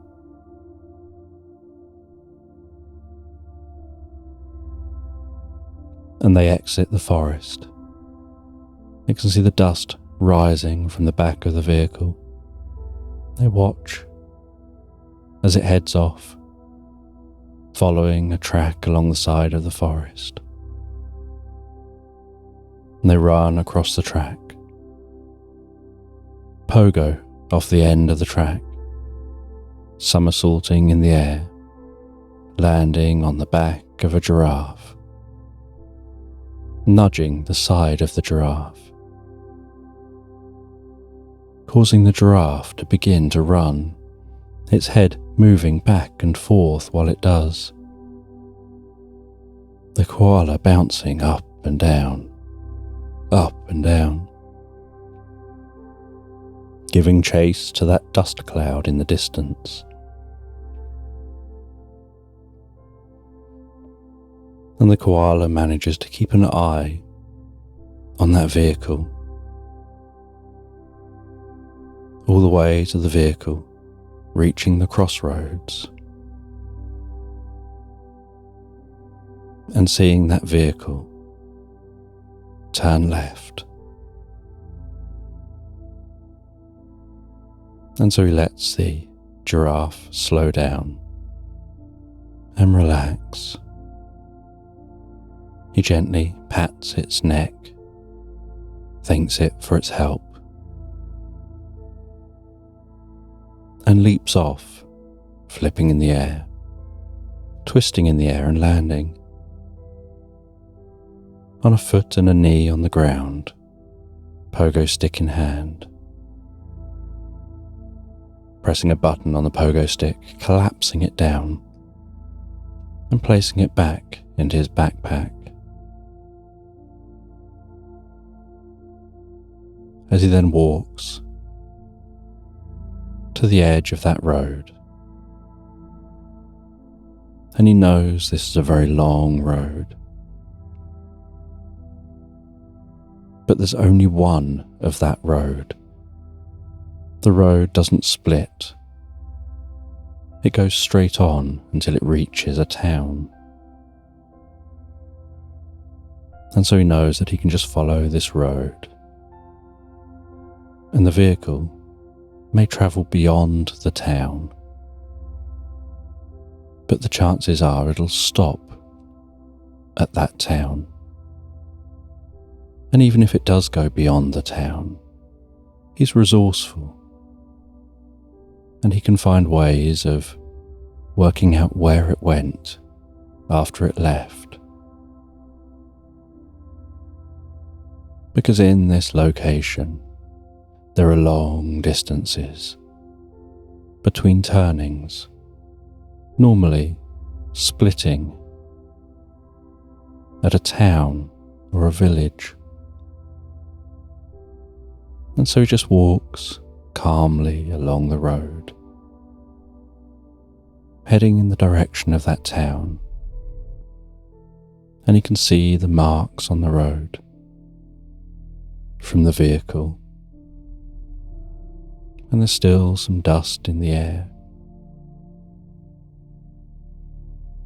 And so as he walks, he takes this chance to radio through and update his unit on what's happening, to let those who hired him know what it is that they're after. And he explains about the bubble bath and he explains where he is and where he's headed. And as the day wears on and the sun dips lower and lower in the sky, so the koala just feels deeply rested, enjoying the walk, but knows it's time to stop for the night, to set up a camp and continue this journey in the morning. And so he heads a little bit away from the road. He sets up his camp in a small campfire, the flame of the fire gently flickering and crackling before him.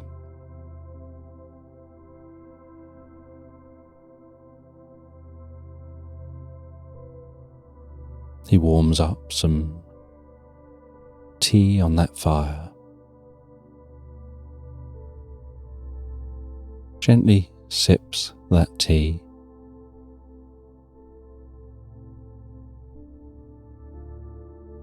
and notices how he's feeling sleepier and sleepier with each sip he takes.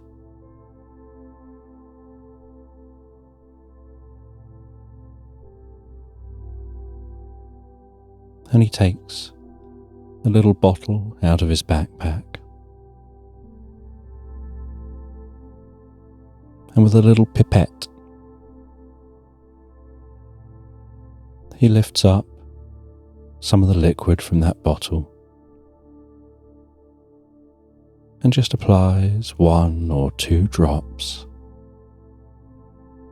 of that octopus ink from a magical deep-sea octopus to his tea. And as that touches the surface of the tea, so it dissolves in a slight puff of steam. And the tea gently changes colour slightly, turning a little more blue.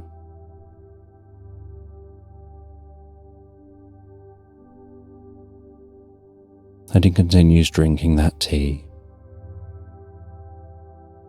as he feels his mind getting lighter, and the lighter his mind becomes, the heavier and heavier he finds his body, and the heavier he finds his body, the deeper and deeper relaxed he gets. And the fire burns down to embers, and he covers over the dregs of that fire so that he can settle down to sleep. He backs himself into his tent, his mind still getting lighter and lighter as his body continues to get heavier and heavier.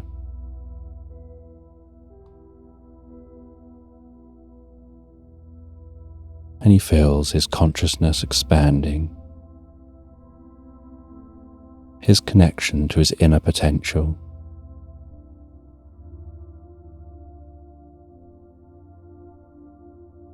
As his eyes close, and a cool, blue, deep relaxation works its way through his head, down his neck, down his arms to the tips of his fingers, gently down his back, his chest, all the way down to the tips of his toes, while his mind drifts even deeper. And as his mind drifts, so he has this sense of floating through the most perfectly blue sky and gently white, fluffy clouds, as if drifting through the sky in a hot air balloon, floating so calmly, so peacefully, towards an emerald castle perched high up on a mountain, overlooking vast waterfalls, an enormous lake, and a wide river, snaking its way through dense forest, with giant birds flying overhead, and butterflies that are the size of dogs, flapping their iridescent wings, the sun shining through those wings like sun through stained glass windows.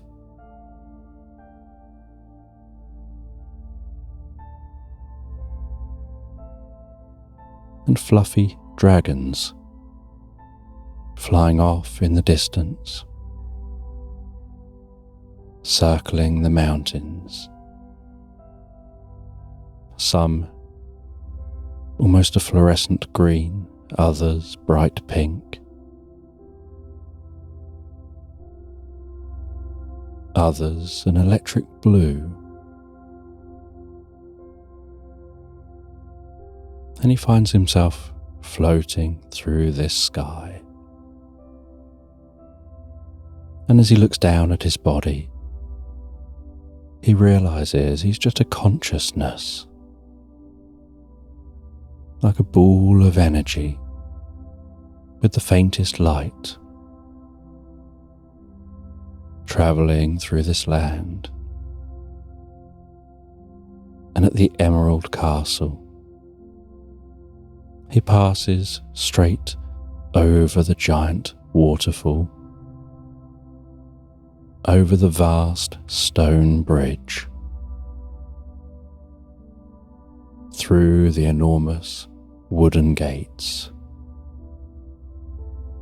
right up to the front door of the castle.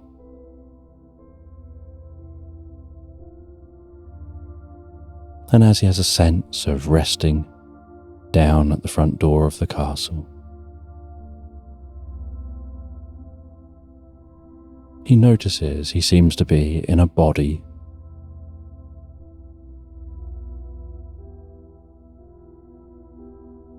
And he feels himself to be in a four-legged body. And as he goes to knock on the door of the castle, so he discovers that he's a bulldog. And so he nudges the door with his shoulder a few times to knock.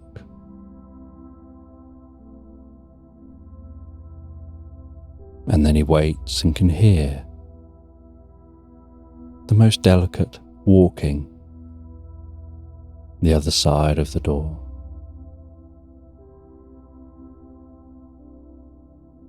And he's looking up as the door begins to open to see who's opening the door. And he can't see anyone there, and then he looks down. There's a tiny little mouse wearing a door person's outfit with a little red hat,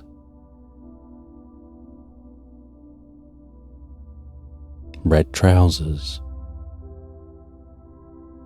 well-polished red shoes, and a red blazer. And the mouse invites him in and gestures for him to come in. And so he walks in along a thick red carpet in this emerald green castle, and can see up some steps at the far end of this hall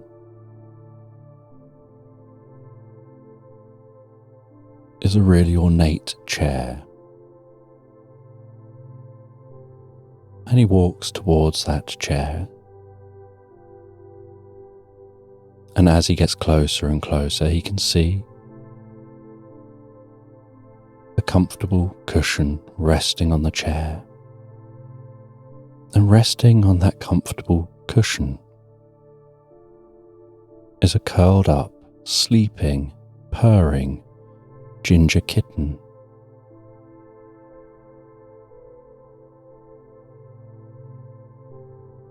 And he walks over towards that chair, towards that kitten, stands at the foot of the steps,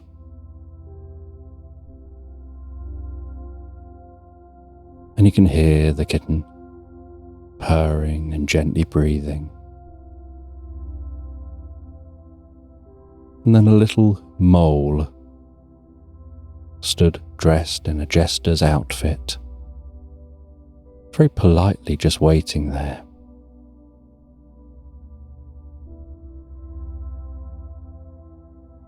Leans over and whispers to the kitten, waking that kitten up.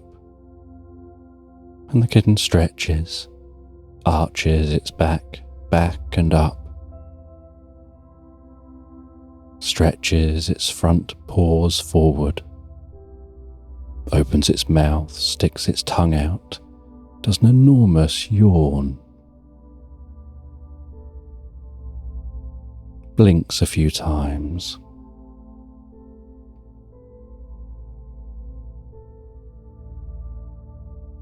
before circling around a little bit, facing forward and sitting upright, looking out and over at that bulldog sat at the foot of the steps, and says it's time for tea. And the mole walks off.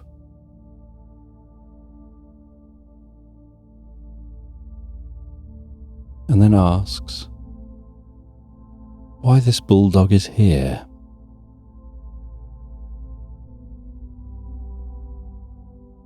And the koala speaks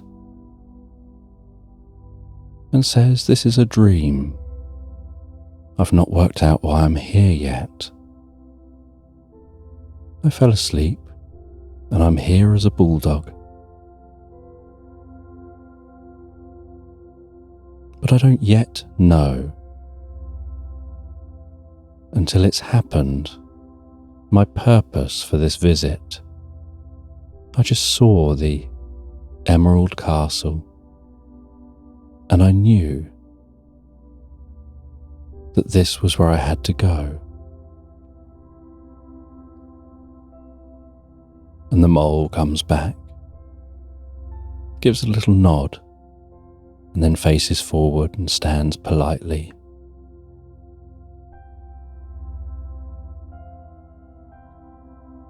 And the kitten asks for more information about what perhaps this koala, who looks like a bulldog, could possibly want. And they explained how they'd laced their sleepy tea with the magical octopus ink so that they could have this experience, so that they could heighten their awareness, to be able to track down some people that they're seeking,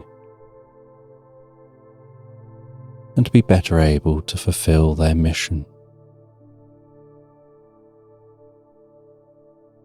And so they don't fully know yet how that's going to happen. and what they're going to gain from the experience. And while talking,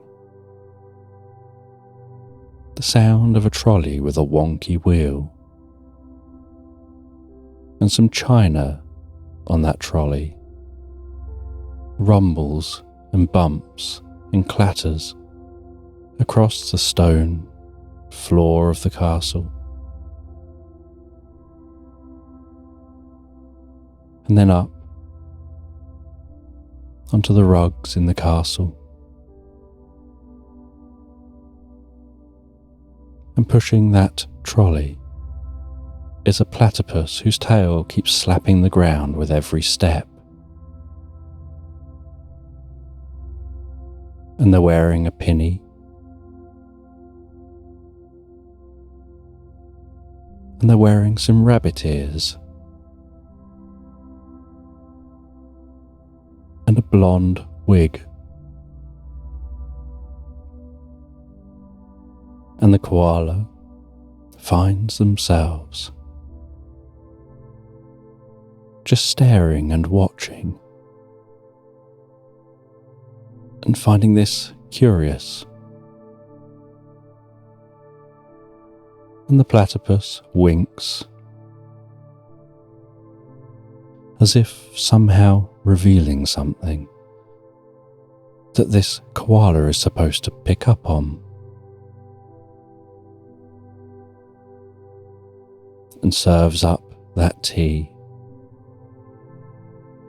Gives some tea to the cat and offers some tea to the bulldog. And the bulldog politely sits down and starts drinking that tea, and can feel that tea, the warmth of that tea, go down their throat with every sip. And while drinking the tea, the koala feels their experience deepening and a connection forming. And the platypus offers a round cake, and the cat takes some cake, and the bulldog takes some cake. And they begin to eat that cake.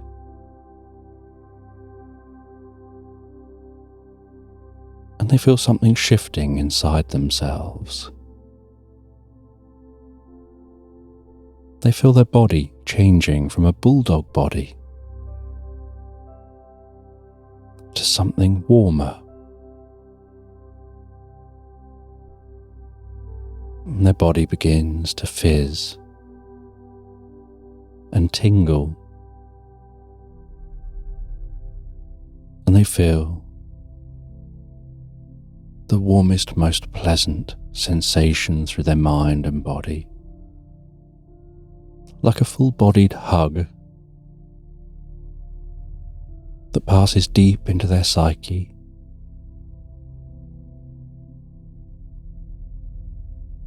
And they start to notice a glowing around them.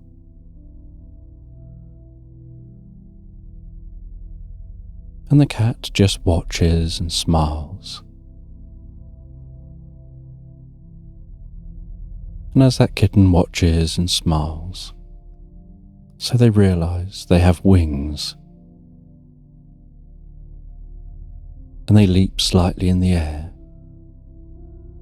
and can see their reflection in a mirror beyond that chair.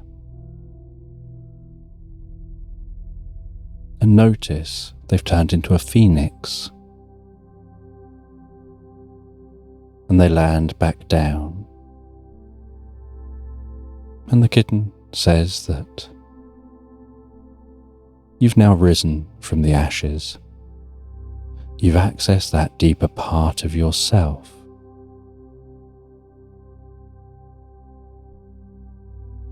You've drunk this magical tea. You've eaten that cake,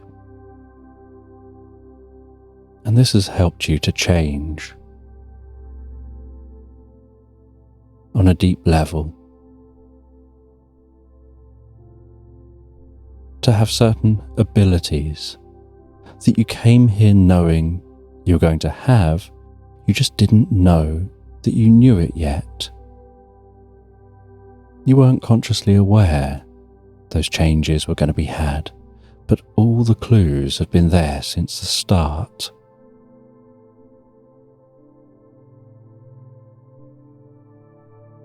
And the cat then clicks a paw as the Emerald Castle vanishes, and while they fade away and everything around fades away, so they turn around as if relaxing back down into that cushion.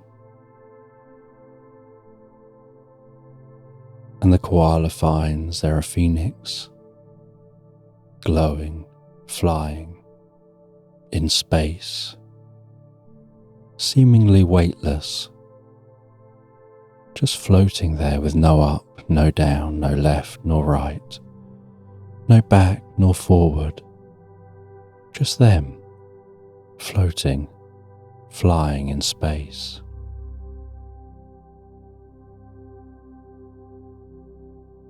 And as they look around, they see the way the stars twinkle and shine around them. And those stars begin to interconnect like silver spider's web, weaving the stars together around them in a cocoon of comfort, with silver threads surrounding them in all directions.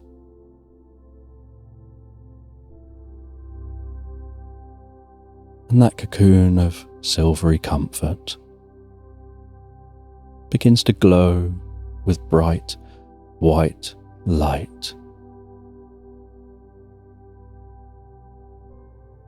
And their mind begins to glow with bright white light as they relax deeper and deeper asleep.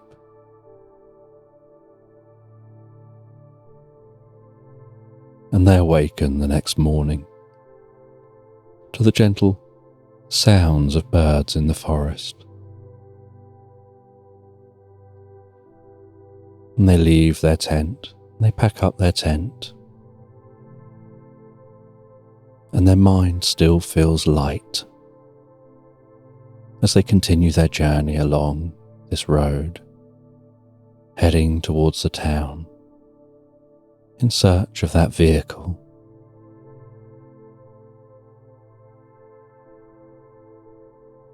And they get their pogo stick out again to speed up their journey, bounding along that road.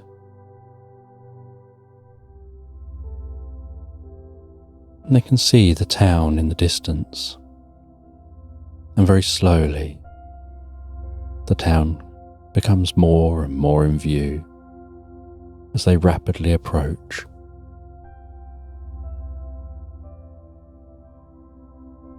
And eventually they arrive at the town, and they don't know if those people will still be here or if they will have already moved on.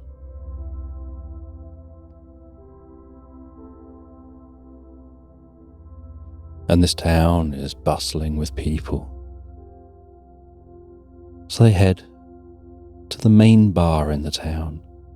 They know that if anyone knows of travellers through a town, it's those who work in a bar. And in that bar, they learn that the people they're seeking stayed for the night, but have continued on their journey. And there are two roads out of this town, one going straight on and one turning right. And they took the road going straight on. And so the koala knows that they're not that far ahead, but as the day goes on they should be able to catch up. But it'd be very hard to catch up if they continue trying to do this on foot.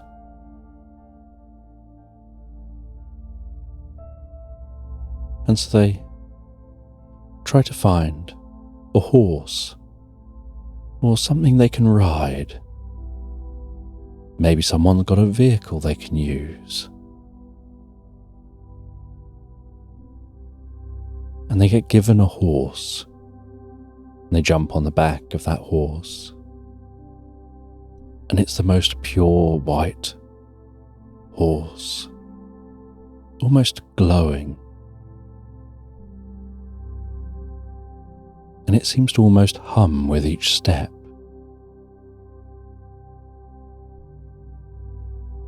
And that horse gallops out of the town, following along in the direction of the vehicle.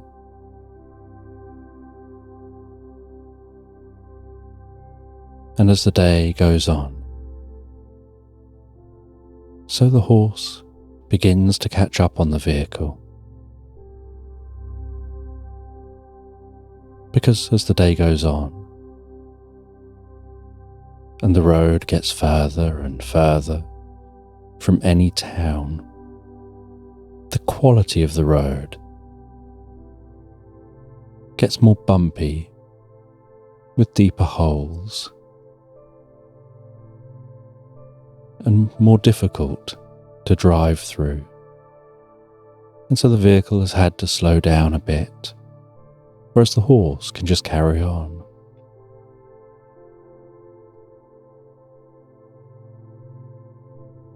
And the koala can see the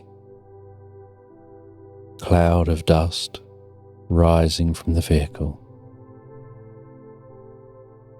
and as approaching closer and closer, can begin to hear the faint rumble of the vehicle.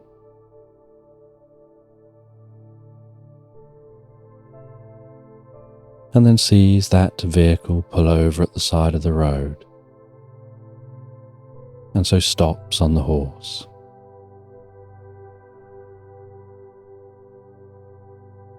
And pulls over himself, and sitting on the horse, looks through his binoculars and can see that they're setting up a camp.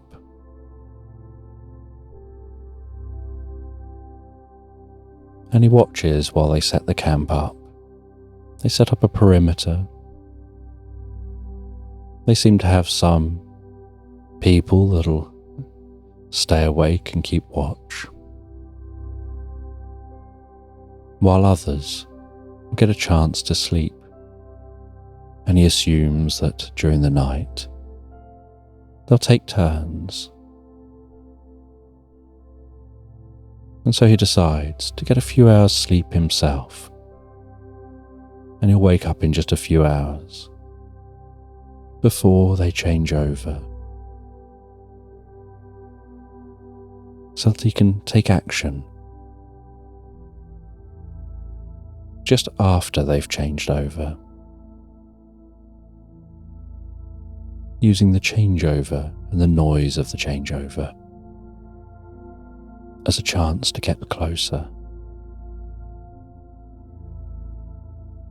And so he rests and sleeps for a little while as the sun sets and the sound of crickets rise around him. And he awakens just a few hours later, feeling refreshed, and sneaks his way down to where they're camped.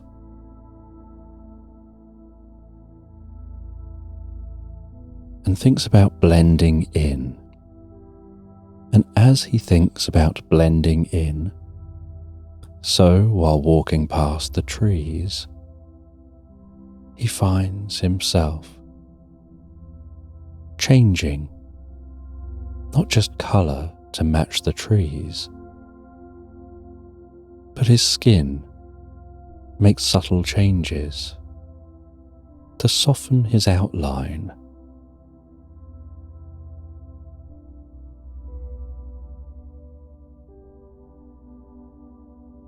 And so he slowly moves, while his skin shifts to match his environment. He walks around near the camp, sneaking around, watching the changeover happen, getting closer and closer as those changing over stomp around, not realizing how much noise they're making. He finds his way to the vehicle with that container in it, stands against the vehicle, his body blending in with the vehicle. Carefully worms his way around the side of the vehicle and tries to very quietly open the back of that vehicle.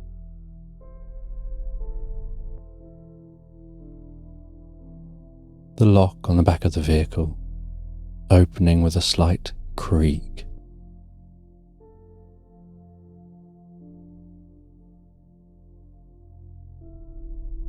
And so as to not make too much noticeable noise, he picks up a stick, throws it as far and as hard as he can in the opposite direction into the woods, and watches as it's flying through the air and holds that lock. And just as it strikes a tree and lands in the woods, he pulls the latch across, making less noise than the stick clattering against the tree, as he sees those keeping watch turn towards the noise and one go and investigate, assuming it's just an animal in the forest. As the koala carefully pulls the door shut behind him, flicks on a light, finds the container, opens the container and sees that it contains all those glowing bottles of bubble bath. And so he has to figure out how to get these bottles out of here. And each bottle isn't too wide.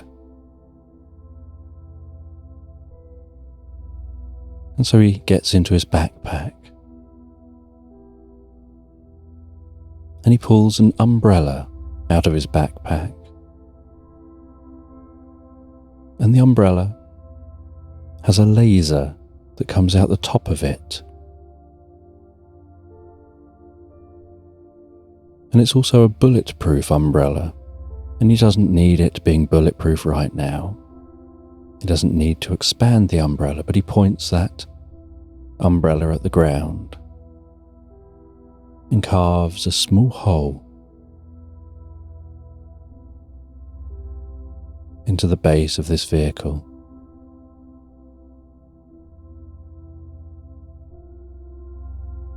And then very carefully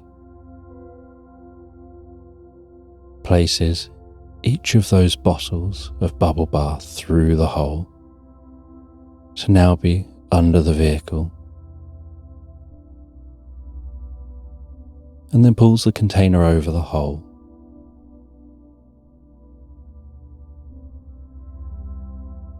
and then sneaks out of this vehicle, sneaks around the side of the vehicle,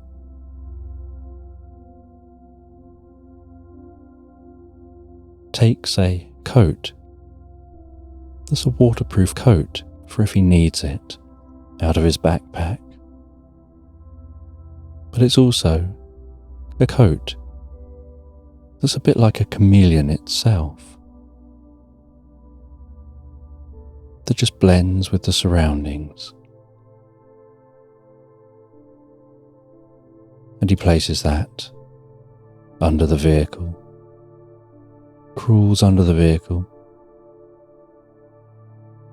moves all of those bottles of bubble bath into his coat, zips his coat up, ties the sleeves up, ties the hood to the sleeves, and then ties the base of the coat to the sleeves. And as he drags it along the ground, it's slightly rattling with all those bottles inside. He blends in and can't be seen. And his coat just looks like a rock. That to anyone watching, it would look like a rock is moving slowly along the ground. And whenever it stops, it blends in with its background more fully.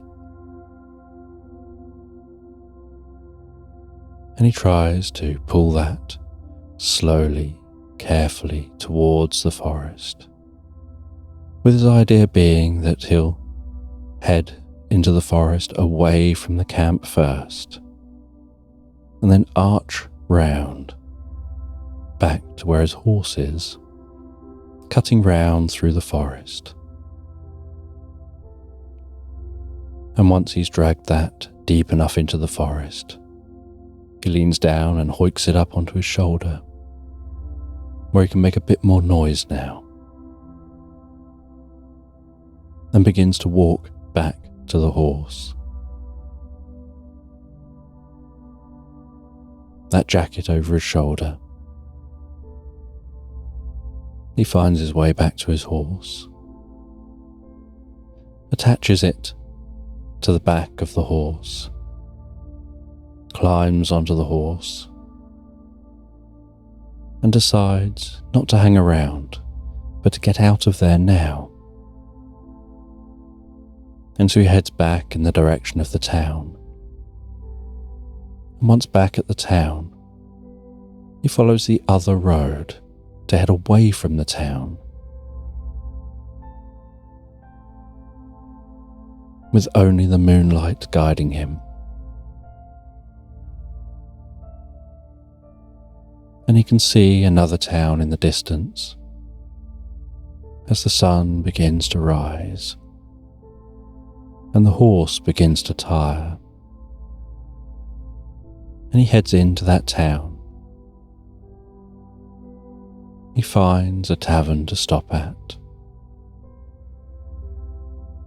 heads in and asks for a room for the day. He heads up to that room,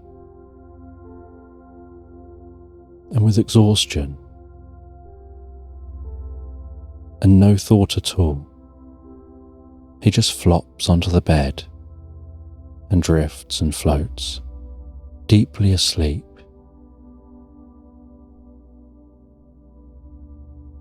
While his horse outside the tavern enjoys some food and water before itself just settling down onto the ground, curling up and relaxing asleep.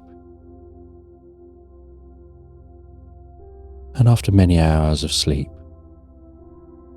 the koala awakens and goes over to one of the tables, takes a gramophone out of its bag, puts that gramophone together, takes a record out of its bag, places that onto the gramophone. Carefully begins to turn that record and then lower the needle onto the record. With a hiss and a scratch, voices begin to come from that gramophone. And after turning that record for a while, so it continues on its own. And the voices coming from the gramophone start asking if he's completed his mission, and he explains that he has. That he's got hold of that bubble bath, and so there's no need to worry anymore. And he gives the location of that group that he just got the bubble bath from, and says where they're heading, and that they probably won't notice the bubble bath is gone until they reach their destination. And the voice says that they'll send people to go and pick them up.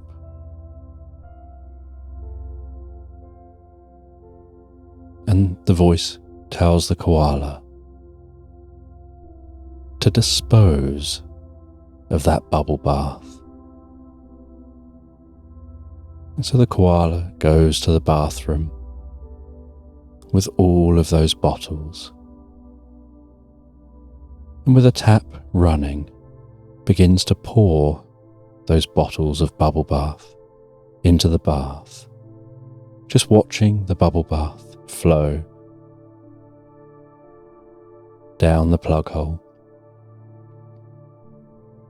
leaving behind a trail of dense, white, sleepy bubbles, and the air filled with the most intoxicating, incredible, sleepy scent, with the koala feeling deeply tired and sleepy just from that smell, let alone being in a hot bubble bath.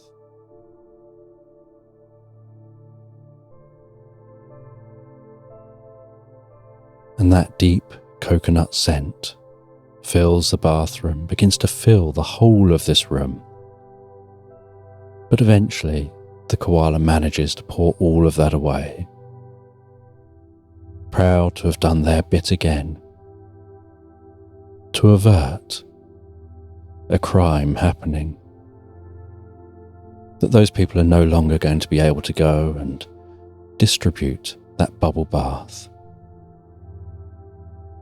to make all of the people in a building they plan on robbing feel so tired and sleepy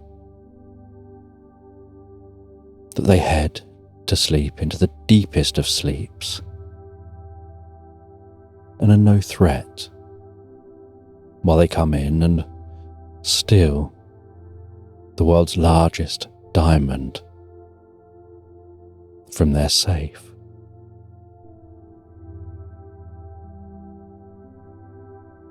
And after the koala has done their job,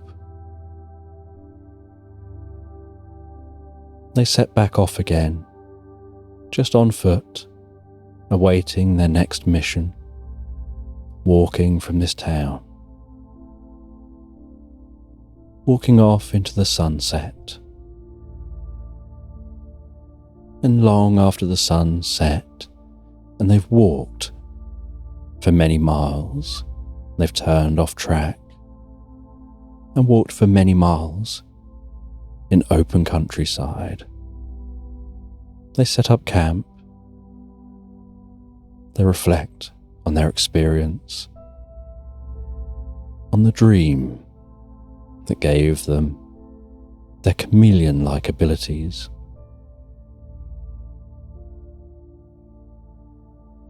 And they drift and float, so peacefully, so relaxed asleep, into Slumberland.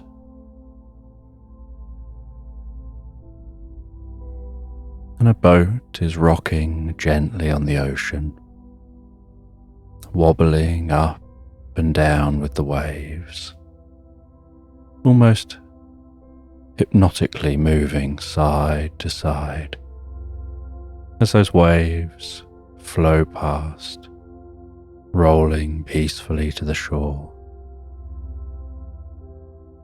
The sound of water lapping against the underside of the boat, the slight sloshing sound of that water,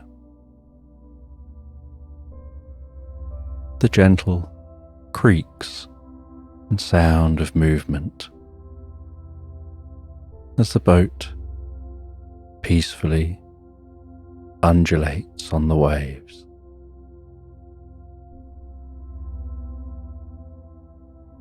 And on this boat,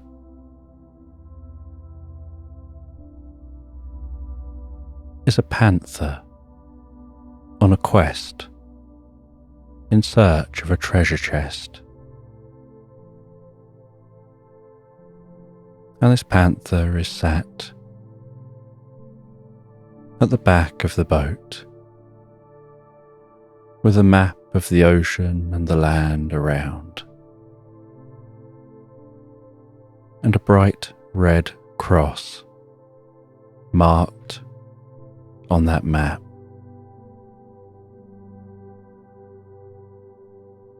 And the panther looks around and squints, looking off into the distance, looking for any signs of landmass on the horizon.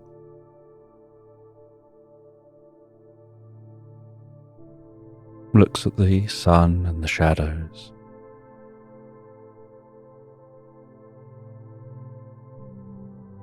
and tries to work out exactly where they are and how close to that X they are. And while resting on this boat, looking at this map,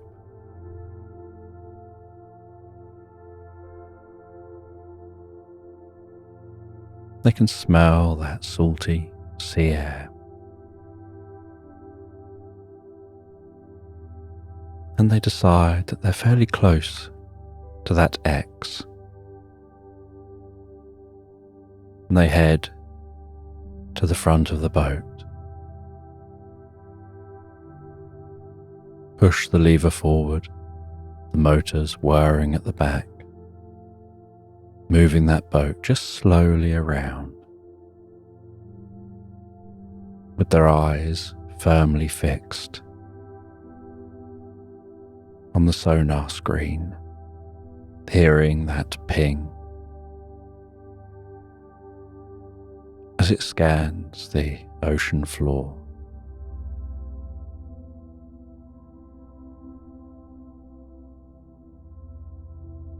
And just moving slowly through the water.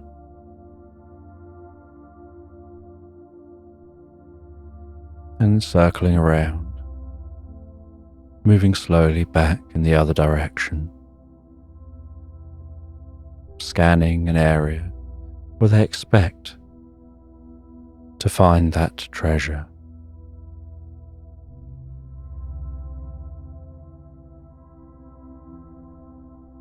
And then scanning back the other way as the sun continues to creep slowly across the sky.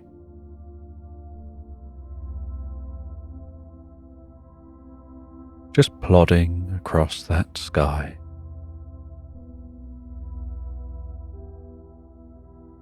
with its regular pace, until the sky begins to darken and the horizon begins to turn orange and the air begins to cool.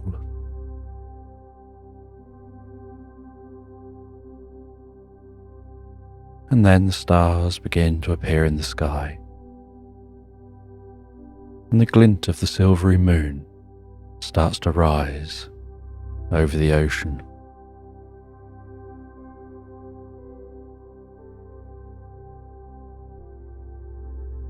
with the surface of the ocean sparkling like a million diamonds dancing on the surface of the waves. And the panther continues to scan the ocean floor until eventually they get a ping back that there's something there.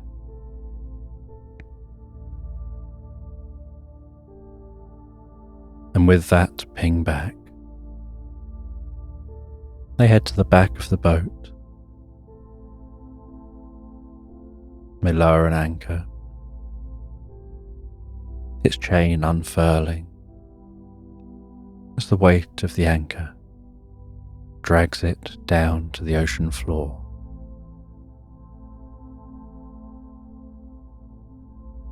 And find something to hang on to with a gentle thud. They then place an automated submarine into the water, and they begin to steer that automated submarine down towards the ocean floor. And as it lowers, so they turn on the lights, and they can see on a screen as they navigate it, almost like navigating on a computer game. They can see the murky water, seaweed drifting past the screen as they lower that all the way down until it reaches the ocean floor.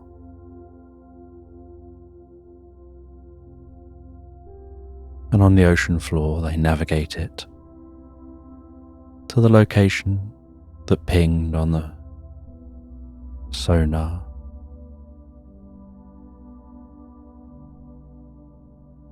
And they can see in that location what looks like the ruins of an old ship. And they carefully navigate into those ruins, watching small fish darting in and out of the ruined ship. An eel weaving its way out of the way and out through a window.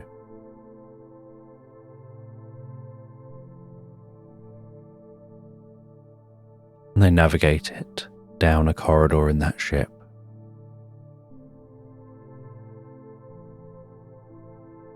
This ship, reclaimed largely by nature on the ocean floor, with life surrounding all the old wood.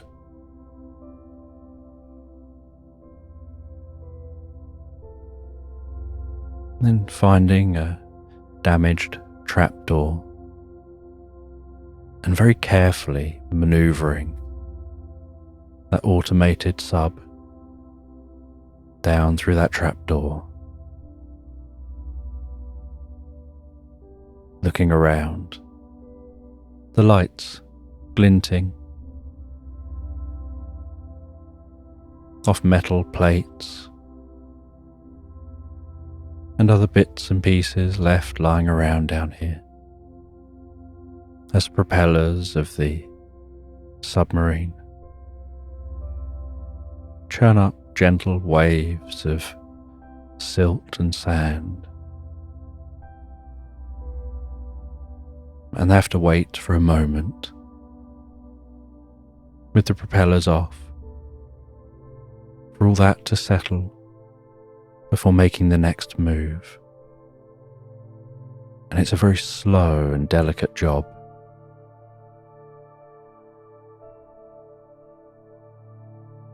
But as they explore, they eventually find what they were looking for. in the corner of a room.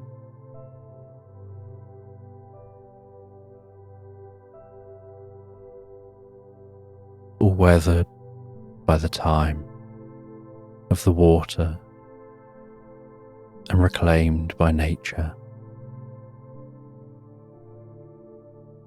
is a wooden chest that glistens and sparkles with golden straps around the outside, and it looks like perhaps it's diamond encrusted, as if it's very important.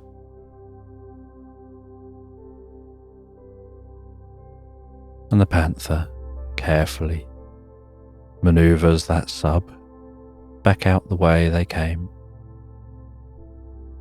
very carefully back out of that trapdoor.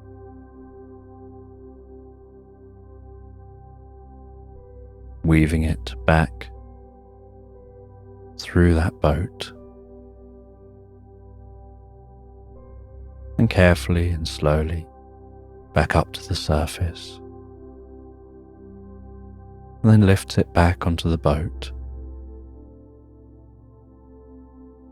cleans it off, closes the computer, feels a sense of excitement that they found what they're looking for, and that tomorrow they'll be able to go down and try and reclaim that treasure and bring that treasure up to their boat.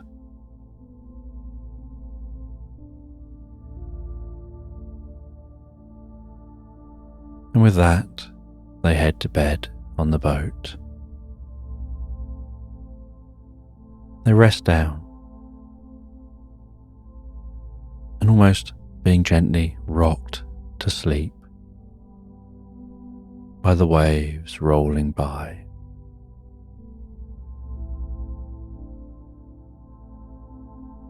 And the silence being almost deafening, of no bird sounds, no other nature sounds, just the occasional creak and sound from within the boat, and the sounds of the water churning and bubbling against the underside of the boat, and that gentle rocking feeling. They drift and float, peacefully and comfortably asleep. And as they drift and float asleep, so they dream of being an explorer, of finding treasure, of changing lives with their discovery.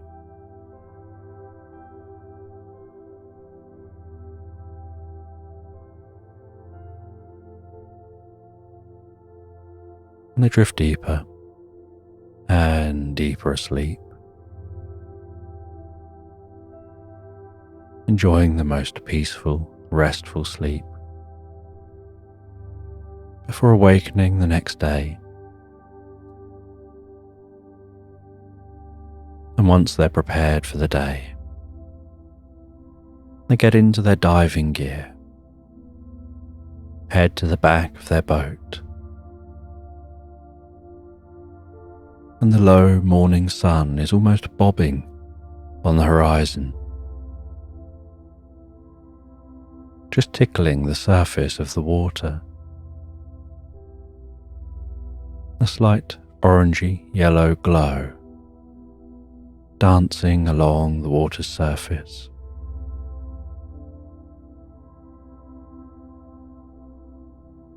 They drop off the back of the boat, begin to lower themselves under the water, taking with them the hook on the end of a chain that's gradually unfurling as they dive. They can hear the low sound of that chain unfurling and gradually passing into the water as they drag it deeper and deeper. And as they go deeper and deeper, so they turn on lights on their diving suit. And with their flippers, they push further down, their breathing bubbling upside them.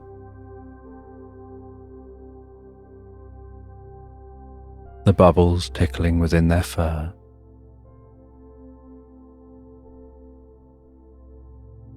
The slightly cool water moving around within the suit.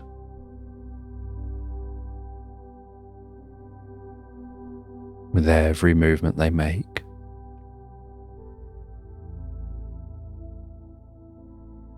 And they head down to the ocean bottom, along the bottom of the ocean. Swim in through the side of that boat. Find their way down to that trapdoor.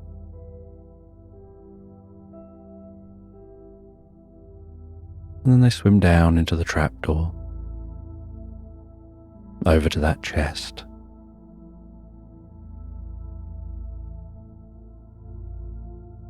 And it takes a while, but they attach the hook and the chain around the chest. Then they do their best to manually move the chest to beneath the trapdoor.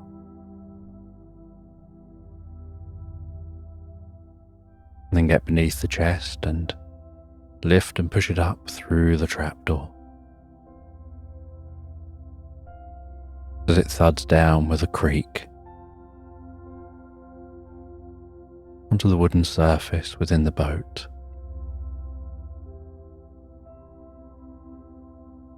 Then they swim up through the trapdoor and lift and pull that chest through the boat, just trying to get that chest out into the open, out onto the open ocean floor.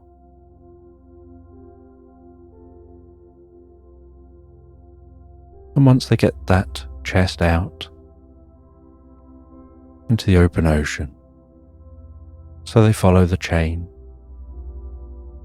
swimming all the way back to the boat.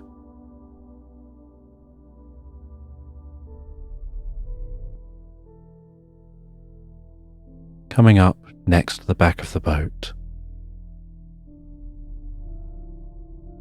the sun catching their face with its warmth, the waves lifting them up and down, slightly out of time with the boat.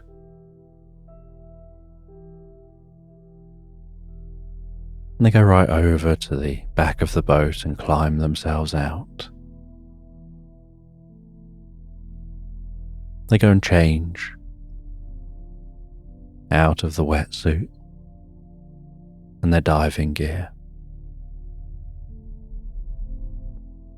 They have a rest for a moment and have a drink of tea before then going and starting to reel in that chain, just slowly and carefully. And as they reel in that chain, they can notice the weight of that chest on the chain. They pull that chest all the way to the boat. And once at the boat, they help the chain, hoiking it out of the water, carefully lowering it onto the floor on the back of the boat.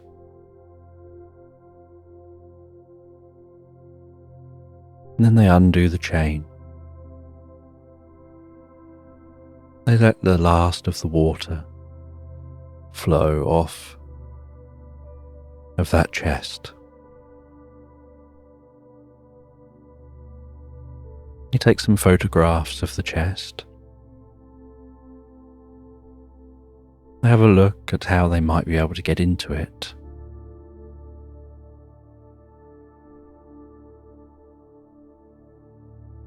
Before just deciding to break the lock.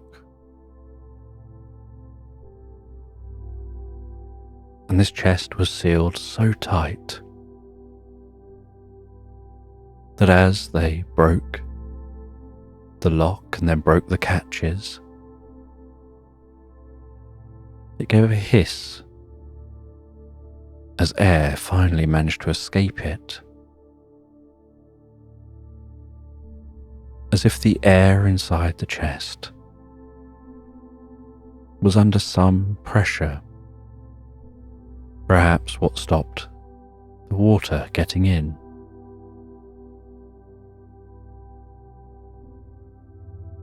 And as they opened the chest, they saw that inside it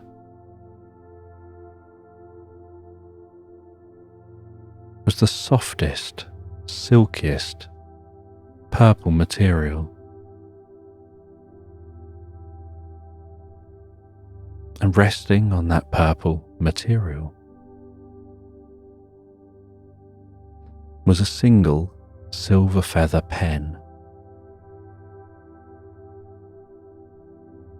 And next to that pen was a tiny pot.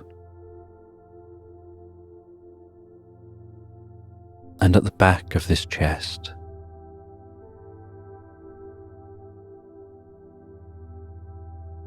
were some sheets of parchment, most of them unused.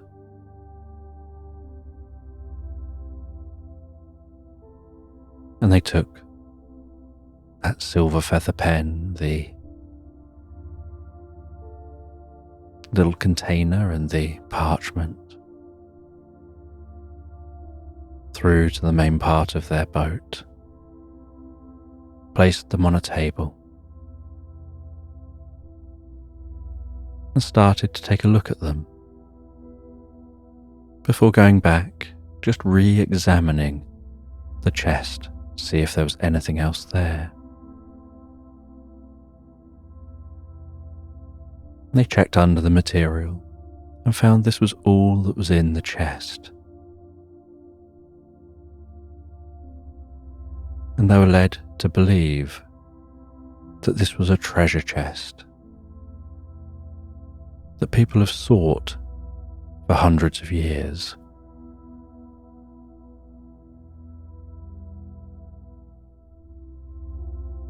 And they opened up the ink and found that it was a purple pot of ink.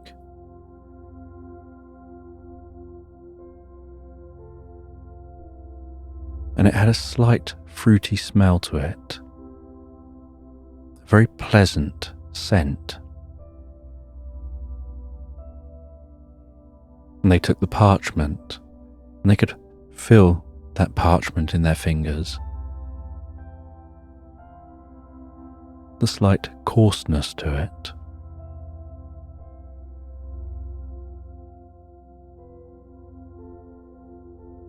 And they spread that parchment out, and they saw that one of the bits of parchment had some scribbling on it, and perhaps some writing, and the other parchment was clear.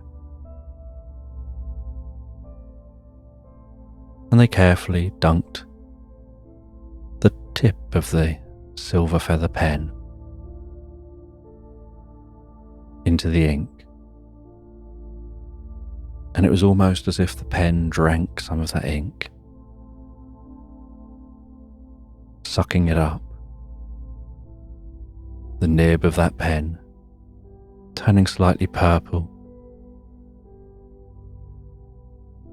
They dabbed it onto the parchment and then made their first stroke, and then another and another. And as it scratched across the parchment,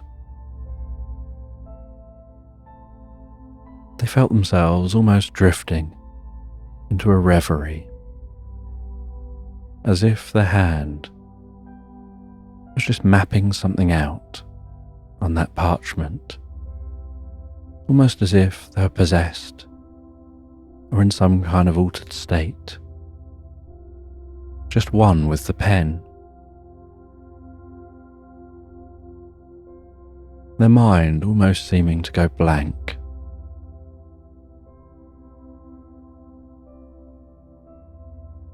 And then as the pen stopped moving, so their eyes focused back on the parchment, and they saw what looked like a circle drawn on the parchment, with some shading around the outside of the circle, as if to make it more 3D and appear a little deeper. And they'd coloured in the centre of that circle with some lines to make it look like it's got some depth. And they picked it up to take a good look at that.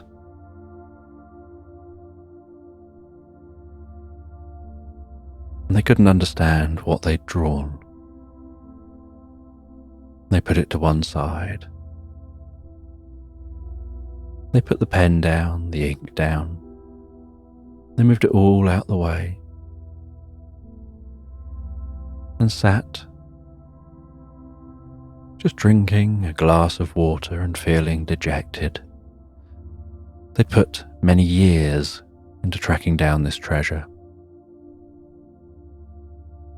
and all they found is an old silver feather pen and some paper.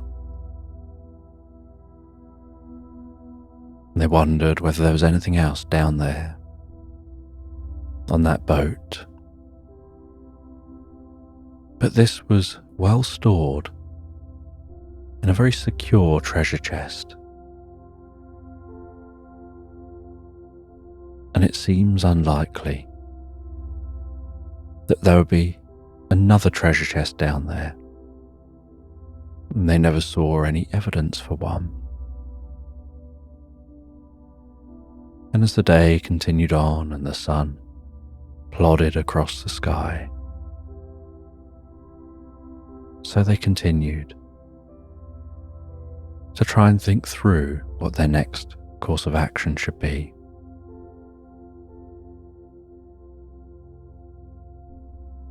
And the sun began to set, and the moon crept up in the sky, and silvery light of the moon shone low through the windows of the boat, tickling the surface of that parchment, which started to glisten and fizz and crackle, drawing the attention of the panther, whose ears pricked up as they looked over. And they could see on that parchment silver sparkles happening where the ink was. First just fizzing and popping, but then beginning to turn slightly smoky, almost like fog, but with a silver quality.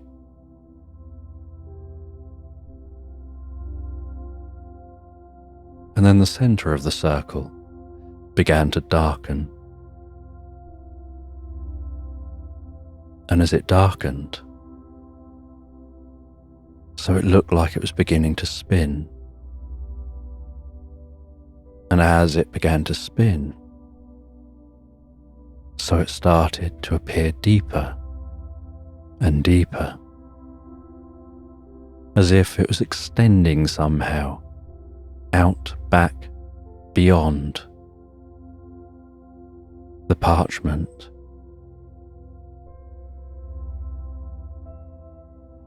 And the panther went over and carefully picked up that parchment. And there was no damage to the table, so it couldn't be going back through the table. But it definitely looked like it was getting deeper and deeper.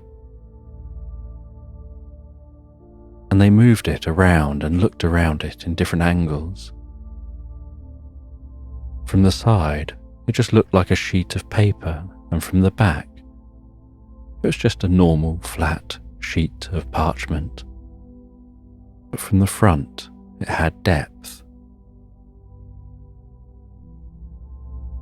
And they placed it on a chair and sat down opposite it, gazing into it, trying to really work out what's going on, thinking they can almost make out subtle shapes within that slightly twirling vortex that's appearing on the page.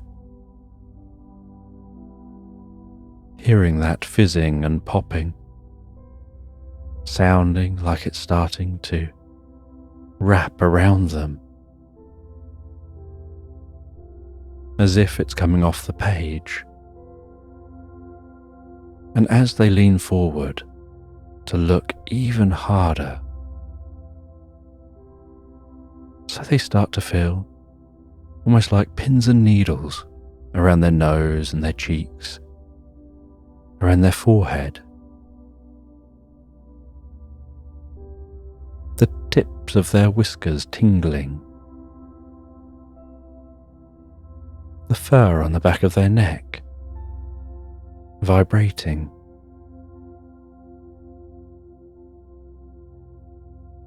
Their ears fizzing.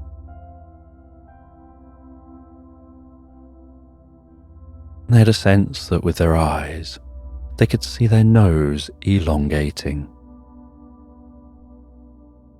and found themselves drawn into this picture, somehow sucked into that vortex, with everything turning a silvery colour, and then white, and then out of the white turning black, and out of the black finding themselves in a meadow at night, with a silvery light behind them, what looks like that parchment still fizzing and popping, and seeing in the parchment the faintest hint of looking back at the inside of the boat. And they turn and they look around them,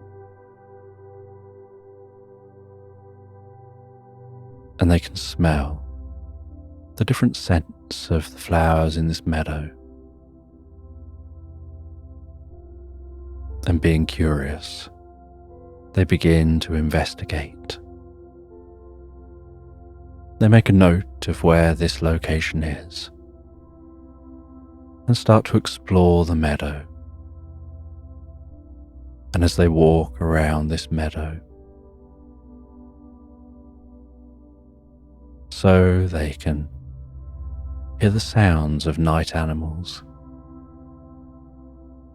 They can see a different moon to the one they're used to, and a very small second moon, but they can't tell whether it orbits the moon in this sky, or it's just two moons visible from this planet, and the night sky stars look very different to the stars they're used to.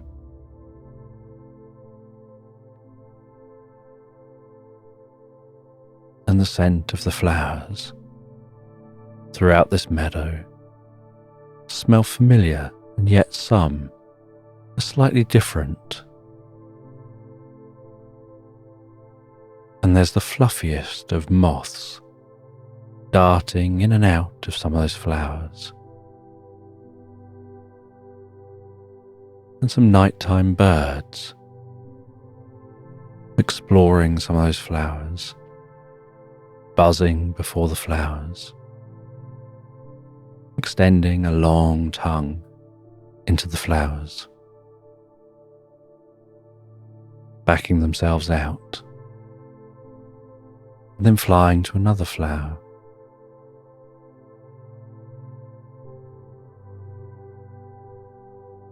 And they brush past some pink flowers that are tall and almost bell-like, but they smell of the sweetest scent of lavender. And as they put their noses forward to get a closer scent, so they notice the inside of these flowers seems to be oozing a slight green goo. And as they touch that goo, it's ever so slightly sticky. They touch it with a paw, and as they dab on their paw, so they find that stickiness seems to make it stretch, almost like it's turning to candy floss between the fingertips.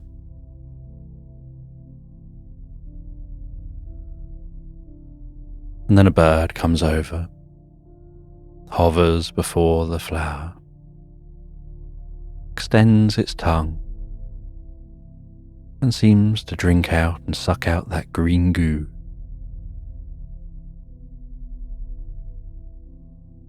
Just carrying on its night's work from plant to plant. And something about this place just feels so calm. There's a deep sense of peace and serenity, as if there's a harmony here between all things.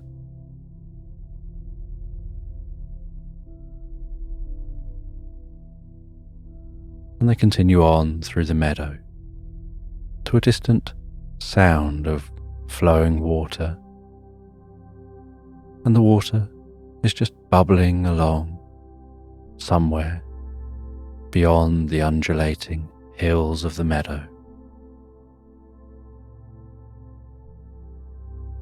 And they push on through the meadow, rustling through the grass,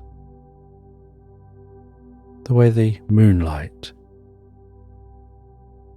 seems to dance along the surface of the grass, which moves like waves on the surface of the ocean as the wind blows the softest breeze. And while walking, they spy a large shadow, and they can hear the chewing noise of some large animal.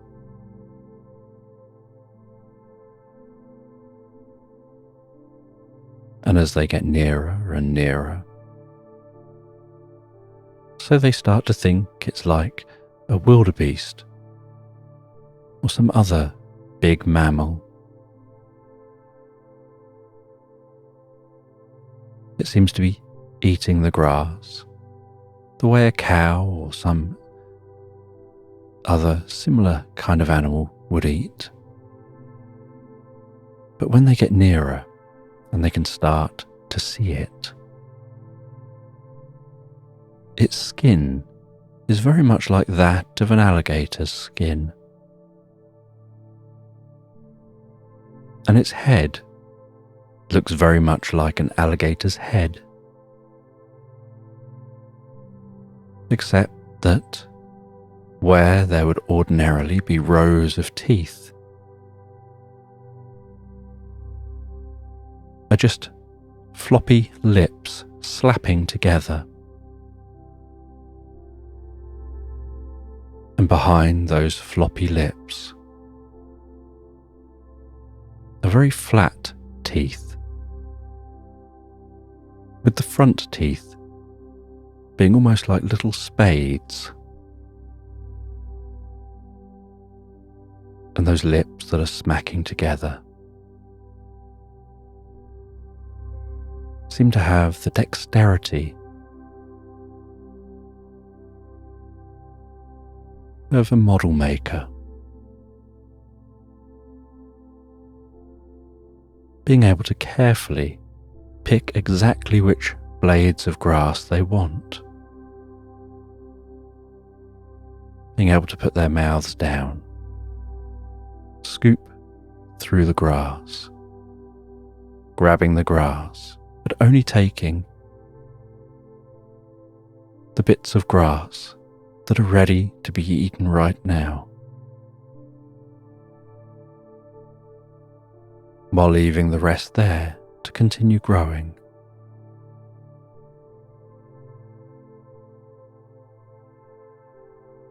And they pretty much ignore the panther, just very slowly working their way through that grass. And they seem to have a long tail and broad legs and feet, and their belly is very low to the ground, almost as if they just slide through that grass, punching their way perhaps all day and all night to be able to eat enough to keep themselves full.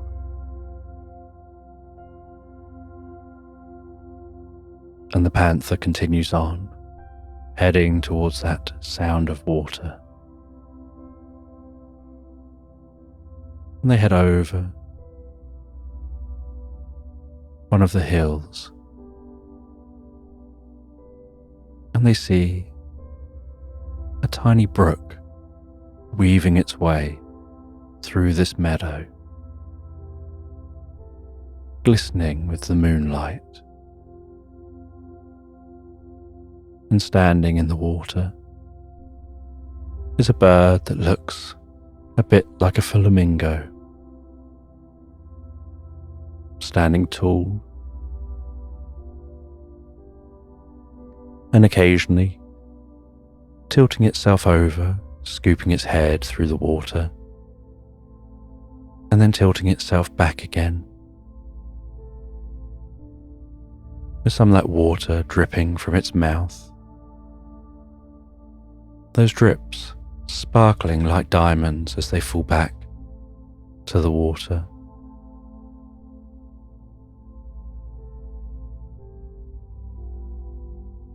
And then repeating the same again and again.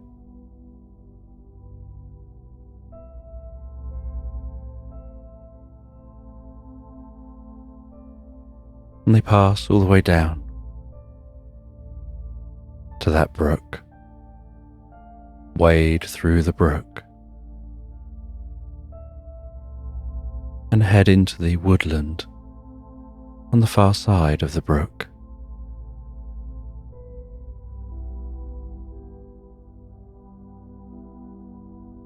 And they hear what sounds like the end of a whip as it cracks when it breaks the sound barrier.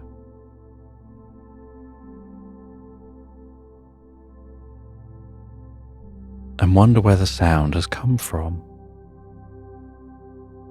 And then they hear it again and again,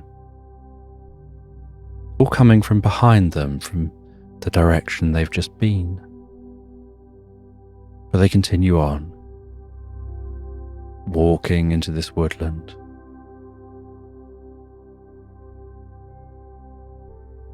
And they see a little creature.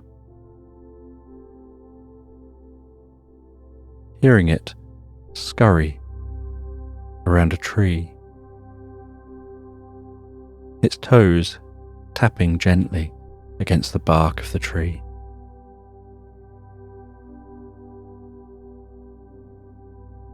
And they watch as it climbs up to a branch and stops and turns and looks at them.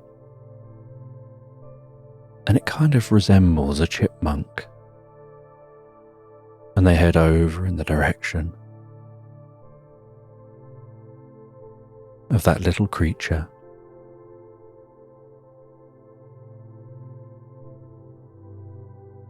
And they try and talk to the creature, and they're surprised when the creature seems to understand them and responds. They explain that it may sound absurd, but they stepped through a bit of paper and found themselves here, and they don't know where here is.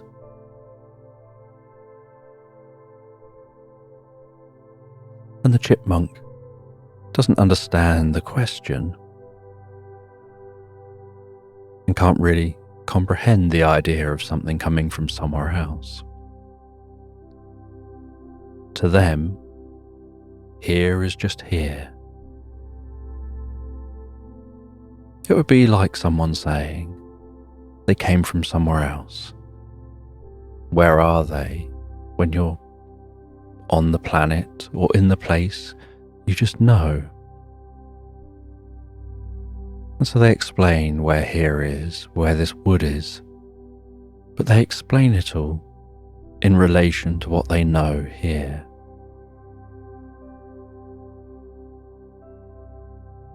And they say that their name is Gonk.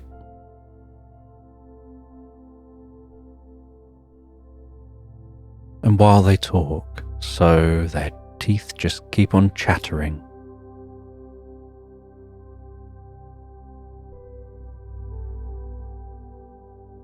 And their teeth chatter between every single word that they say.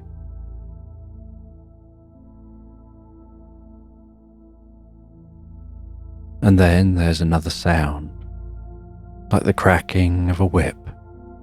And so the panther asks, "What is that sound? What's making it?" And they say that it's those creatures that hang around at the brook.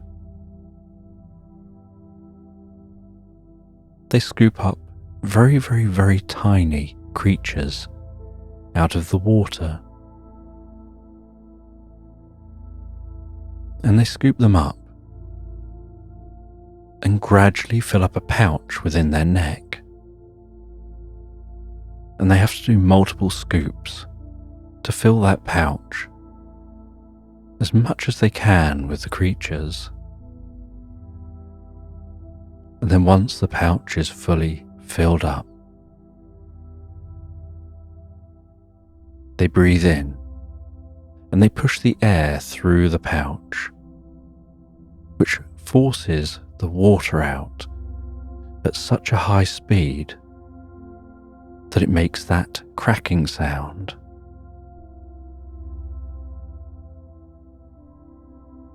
And all they have left within the pouch are the creatures they're eating without any of the water. And that those birds, as the panther would say they probably are called boomwhackers. They whack their head in the water. They do that multiple times, and then they let out that loud boom. And that's just how they feed.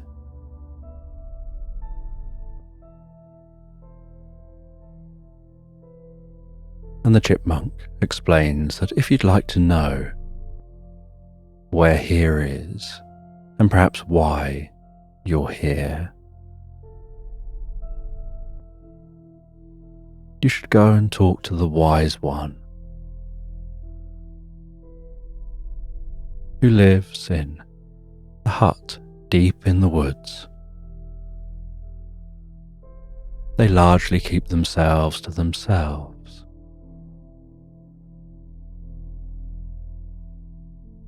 And they give the panther directions. And so the panther thanks the chipmunk and sets off,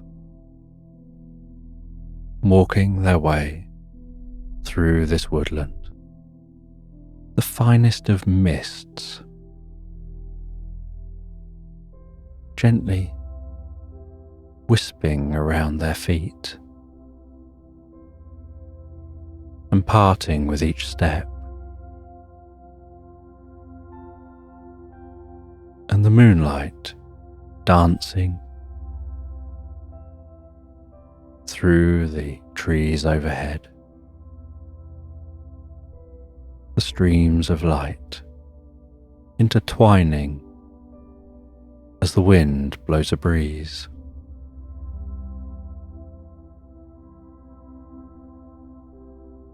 The leaves rustling, and this woodland being so peaceful and so calm. And they work their way through this woodland, following the directions from the chipmunk, until they can smell the distant smell of cooking. Almost like someone's having a barbecue. And they see a distant glow. And they continue on through this woodland until, framed by the trees, they exit that woodland towards a small cabin, its windows glowing gently. A wispy tuft of smoke rising from the chimney.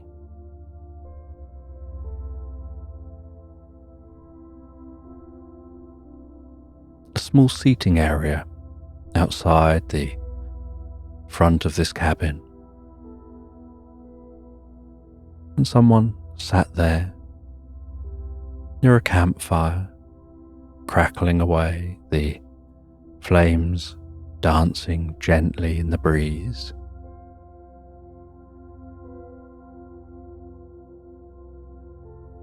And as they get closer, they see the character wearing a purple robe. And the closer they get, the more distinctive that character is. They look so much like a beagle, just with ever so slightly droopy eyes that just make them look extra friendly, and a sloppy smile.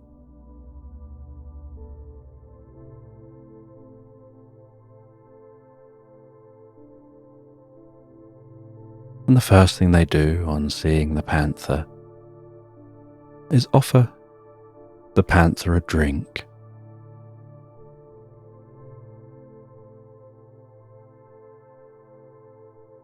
And they say, "Hi, I'm Gizzy, I'm the Wizzy. Let's get fizzy and drink some drink. Drinking this drink will make you fizzy, and the fizzy will make you dizzy. And as you get dizzy, so your world will spin. And as your world spins while you get a little dizzy, sitting here drinking this fizzy with Gizzy, the Wizzy from a land you don't know. You'll find that spinning world becomes clear, and as the spinning stops, so you'll discover something here.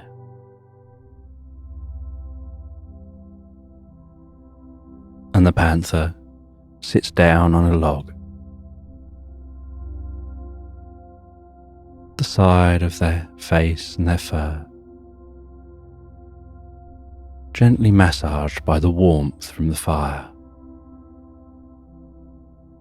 The light dancing almost hypnotically before them.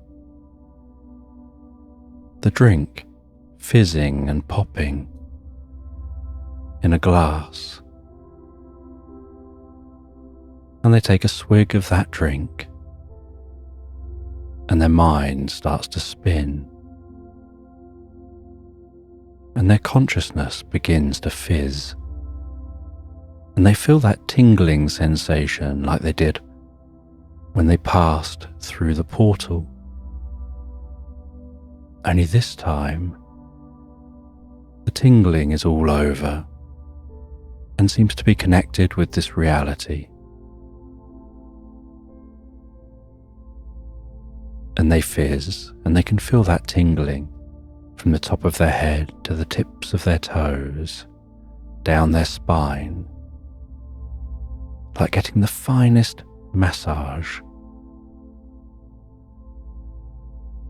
And they feel a deep wave of relaxation pass through them.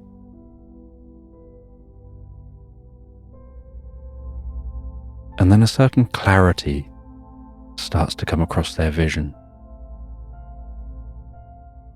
As they look around, it's as if the world is singing,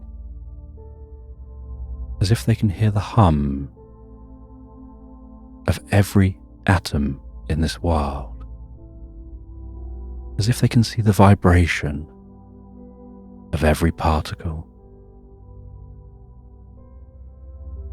and the way that every single atom, when they look closely, is just a fuzzy blob,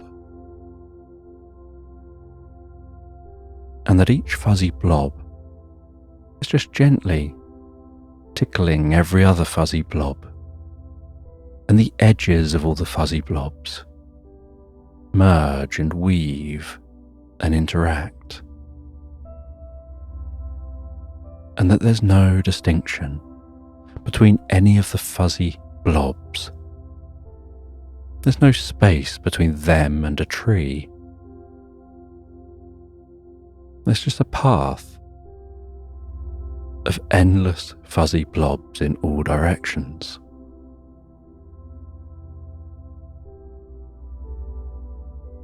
And then their senses begin to adapt slowly, carefully, to this new perception of reality. Just like your eyes adapting to the light when you move from the darkness.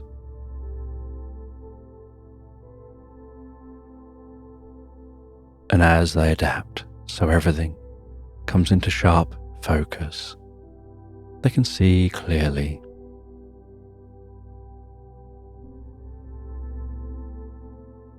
And they can see that beagle just sat opposite them in their purple cape, with their hood up.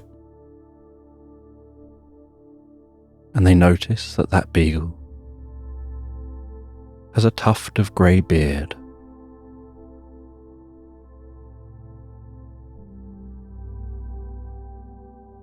and the friendliest brown eyes.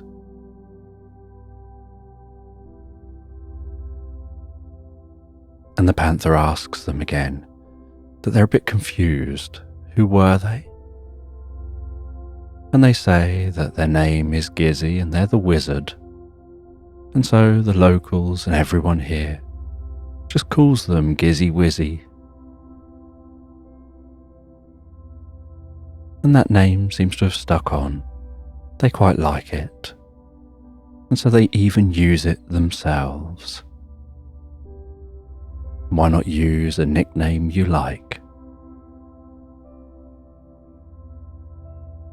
And they discuss this land. And then they share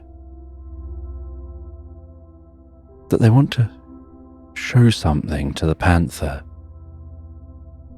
They ask the panther to follow them into their cabin. They walk through the cabin. They walk to a bookshelf at the back of the cabin, and the books on this bookshelf are incredibly dusty, and they blow off some of that dust and then wave it from in front of their face before reaching for one of the books, pulling on that book, and with a click, the bookshelf swings open gently and silently, and they move the bookshelf aside, gesture for the panther to follow.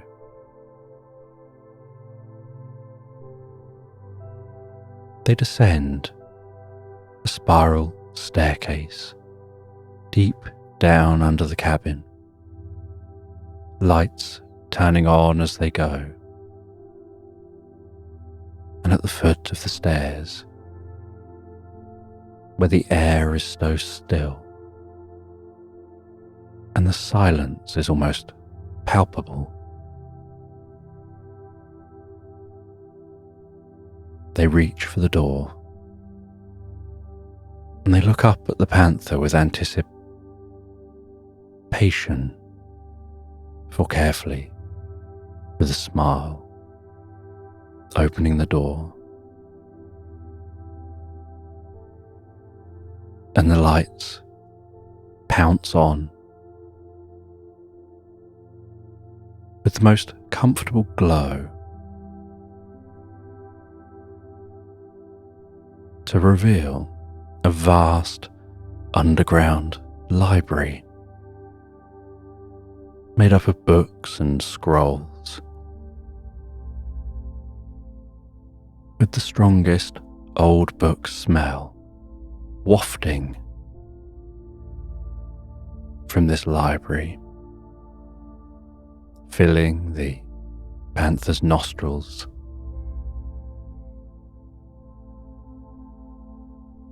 As they pad across the floor,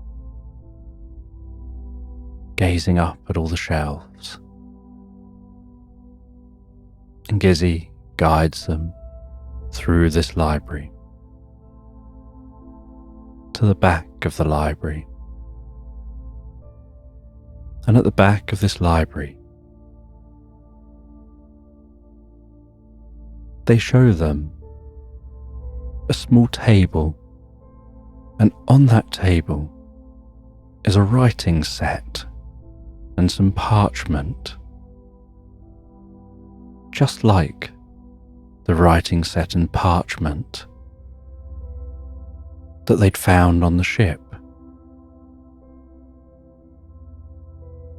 with a silver feather pen and that purple ink. And they realized the material of the purple cloak that Gizzy's wearing is the same as the material that was in that treasure chest.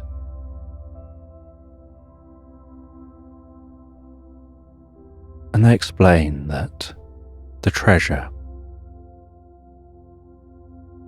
was the gift of being able to connect our two worlds. That with the magic of here, with this drink that allows you to see the deeper nature of reality. It allows you to be able to know how to manipulate the nature of reality, because you realize there isn't a separation between reality and you. You are reality. And once you realize that, it's like suddenly being aware of the rules of the Matrix.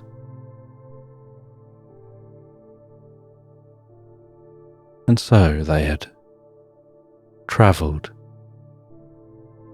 to the panther's reality centuries earlier, because they had explored this reality, had understood this reality, and wanted to get to understand other realities, and wanted to find someone to partner with in the other reality, who they could share their wisdom with, and then they can learn about the other reality, and those in the other reality can learn about their reality.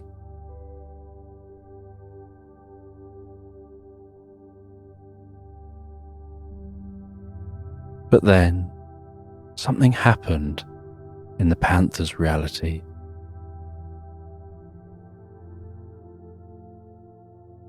And people stopped travelling from one place to another until now. And Gizzy explained how you create a portal, how you can erase the writing and the images on a parchment,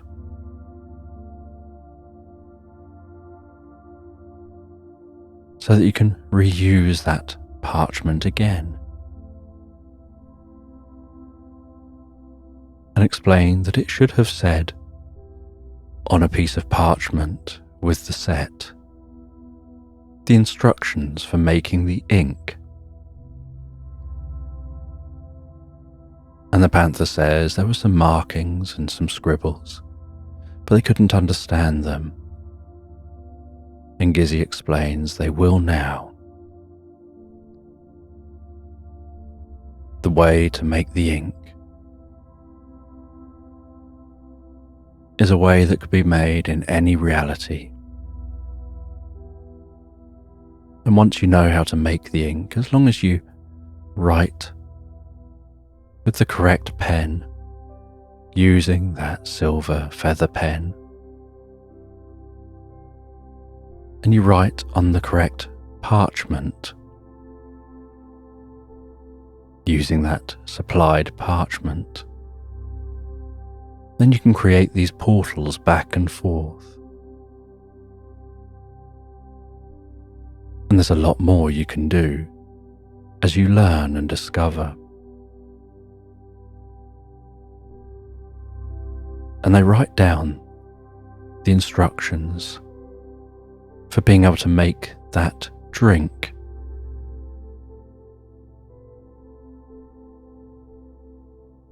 And they hand them some of the ingredients that can't be found in their own reality. And Gizzy asks if the panther would like to spend the night, as it's getting late. And they can talk and they can discuss this reality. They can even explore the library for a while and then get some sleep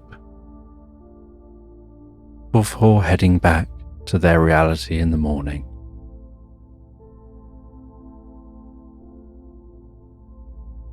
And after relaxing by the fire in this cabin, both sat down in the comfiest of seats, the fire hypnotically glowing in the fireplace, moonlight tickling the window panes.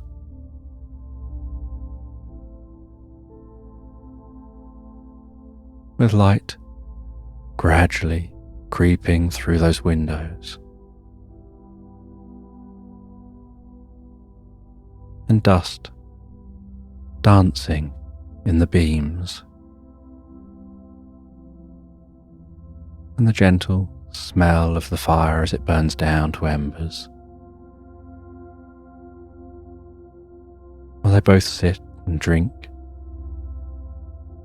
a warm cup of tea before they head to bed. And the next day, the panther awakens clear-headed, feeling like they've had the best night's sleep. They say goodbye to Gizzy. They find their way back through the woods, past Gonk,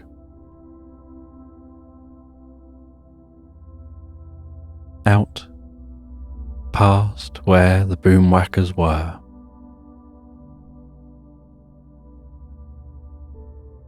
They can still see those creatures munching their way through the grass, and in daytime it looks almost like they've been hoovering the grass up.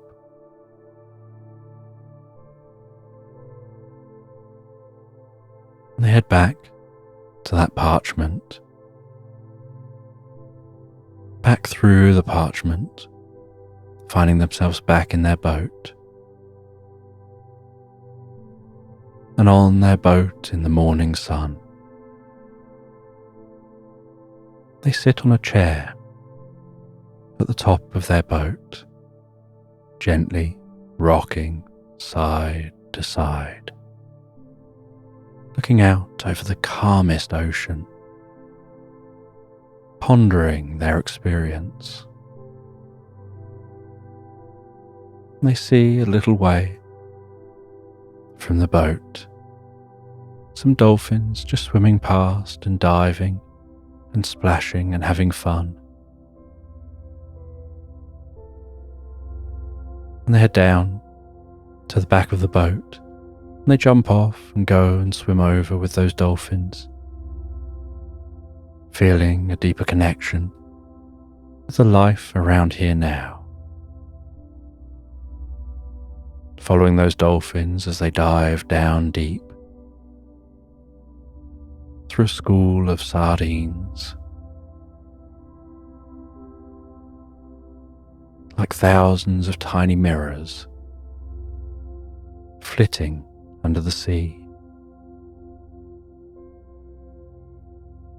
resting on their back on the surface of the water, gently being lifted up and down as each wave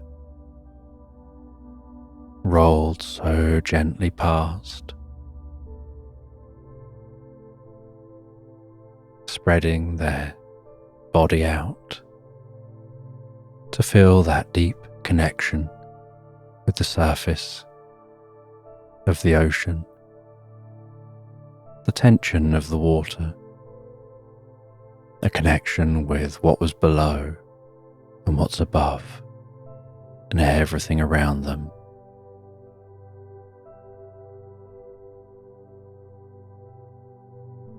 Spending the day almost in a daze,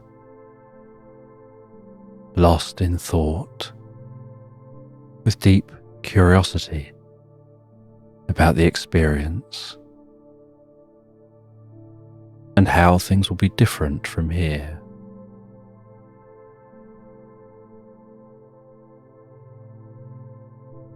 And at the end of the day,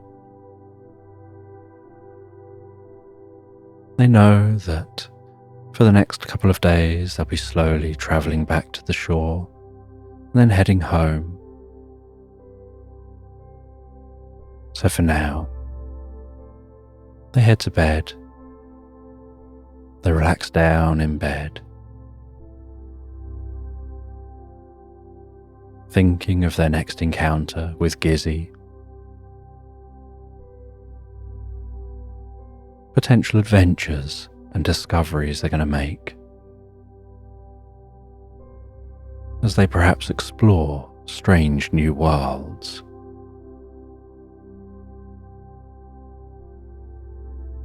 Finding themselves drifting and floating so peacefully, so comfortably relaxed asleep into Slumberland. An elderly lady is sat at home with her red slippers on in the most comfortable chair in front of the fireplace. And beside her she has a warm cup of tea, and she picks up a postcard which has arrived that morning. And she dunks a biscuit in the tea, has a bite of that biscuit, picks up that postcard, dunks the second half of the biscuit in the tea, finishes off that biscuit, and then gently sits back into the chair, listening to the crackling fire in the fireplace, the gentle, distant hum of the wind outside,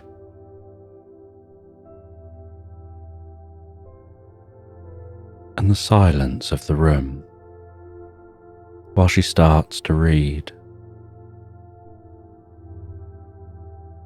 And as she reads the back of this postcard, she learns that it's about the adventures of one of her friends who went travelling many years ago and has been nomadic, travelling from country to country, going in search of mysteries, the magical and the mysterious. And she really enjoys receiving these postcards and sitting down and taking time to read the latest adventures since the last card arrived.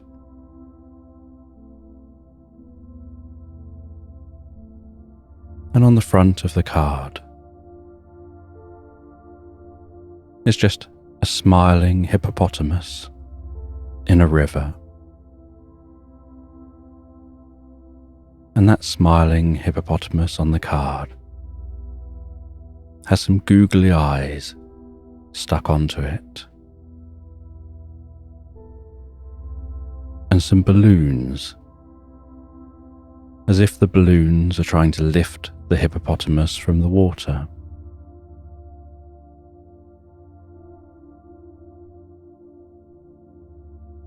And so she starts to read that card.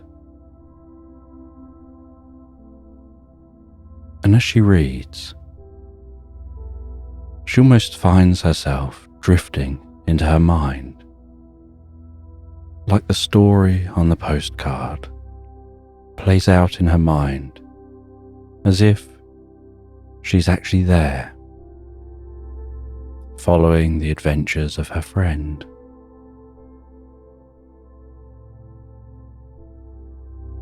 And the card describes how the friend was travelling on a train across an unknown country, and she was unsure of this environment. She knew where the train started. She knew where the final stop for the train is supposed to be. But the train had passed through a tunnel in a vast mountain. And as it passed through that tunnel, everything went dark.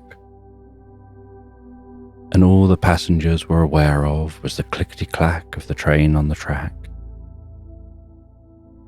the sound of the wind thundering past the windows. The rocking of the train as it travelled. The very faint light off in the distance of the end of the tunnel.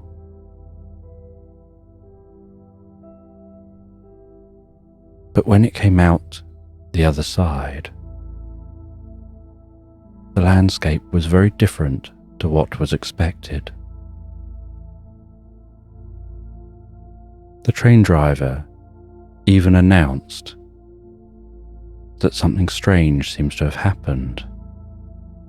But the track is still there, so they continue travelling, with the idea that they'll stop at the next station. And at the next station, they pull in, and it was a quaint station. The platform was just wooden beams on the ground. The sun was shining overhead, so comfortably and warm.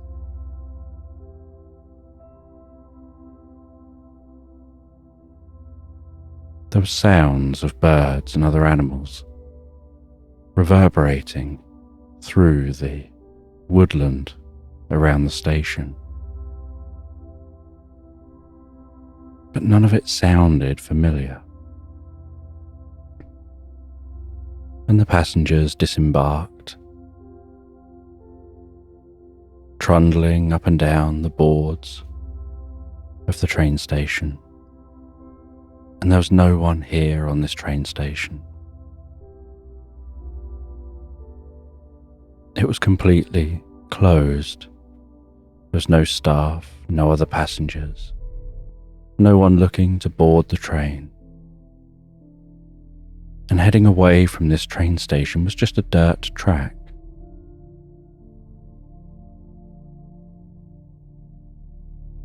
And one of the passengers had got out their mobile phone. Had tried to make a phone call. Then they tried to hold the phone up in the air, even standing on tiptoes and stretching their arm up as high as they could, as if that would make a difference. And then there was the murmur of conversations, of people asking each other whether anyone could get phone signal, and everyone saying their phones weren't working. And the driver recommended everyone just sits down at the station while they work out where they are and find a way to communicate with others, or perhaps they'll have to continue along the track and see where it takes them. And at worst, travel back the way they came. It would be much slower because unless there's a siding, they'd have to reverse the train back along the track. But they are the only train expected on the track until the next day.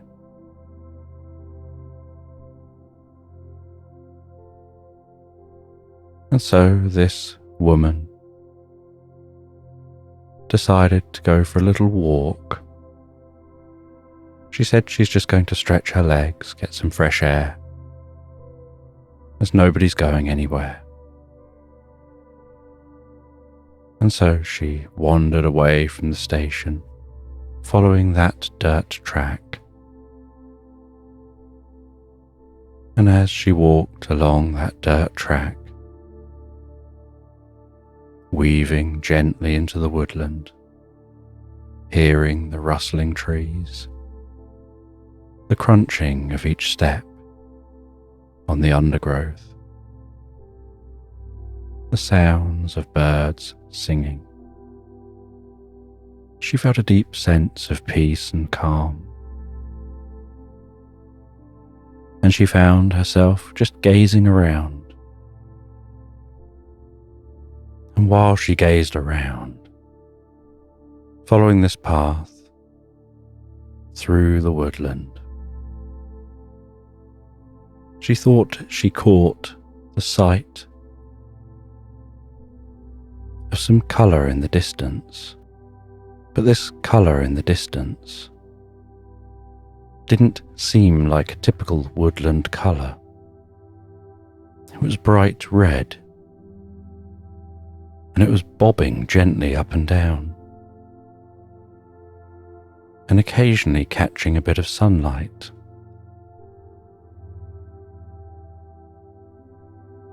And as she continued towards that bobbing up and down colour,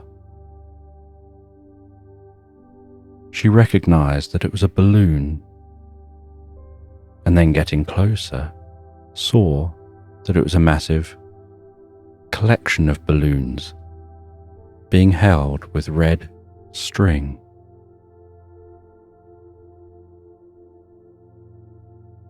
And at the foot of the string was a small porcupine, standing up on its back legs with a little money pouch around its waist. And it offered her a balloon. Taking one of those balloons, holding it out before her,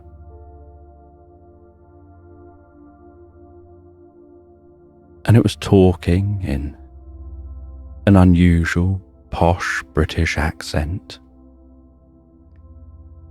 which took her by surprise. But it had the friendliest of smiles,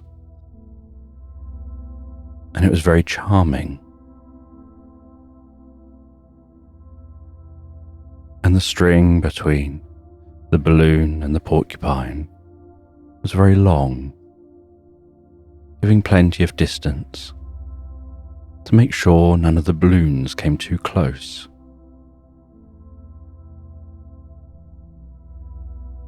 And she asked the porcupine where they are and what they're doing, and they said they're here selling balloons. And she asked where here is,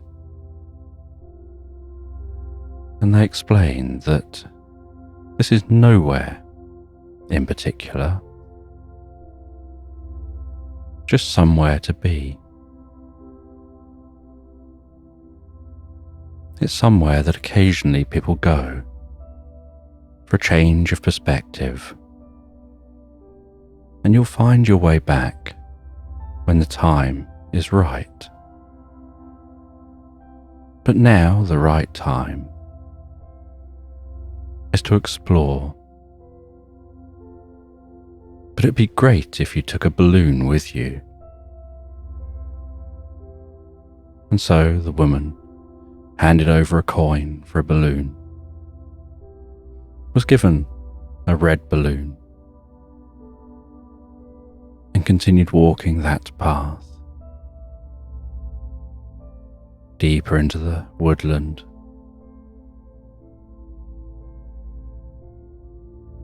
Enjoying the sight of the beams of light dancing before her as the leaves rustled overhead.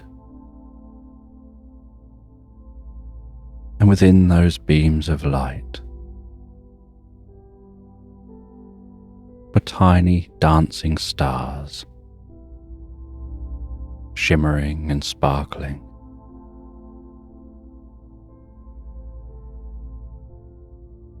And she wound that balloon down a little bit closer to her hand to stop it catching on any trees as she passed.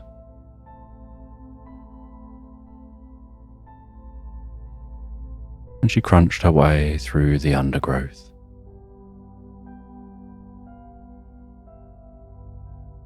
Until in the distance, she saw a small cabin, and with curiosity felt perhaps someone will be there. Maybe they'll have a telephone. Maybe they can be more help than the porcupine. And so she walked towards that cabin.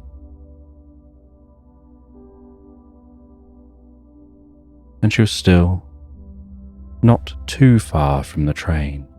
She knew that if the train started, she would hear it. But she obviously hoped that they had no plans on moving just yet. And she went to that cabin, knocked gently on the door of the cabin. A bolt clicked and the door opened slowly. And she put her biggest smile on and said that her and a number of other passengers and the crew of a train have stopped at the nearby station, but they don't know where here is. They don't know where they're going from here, and whether the only way back is to reverse the train the way they came.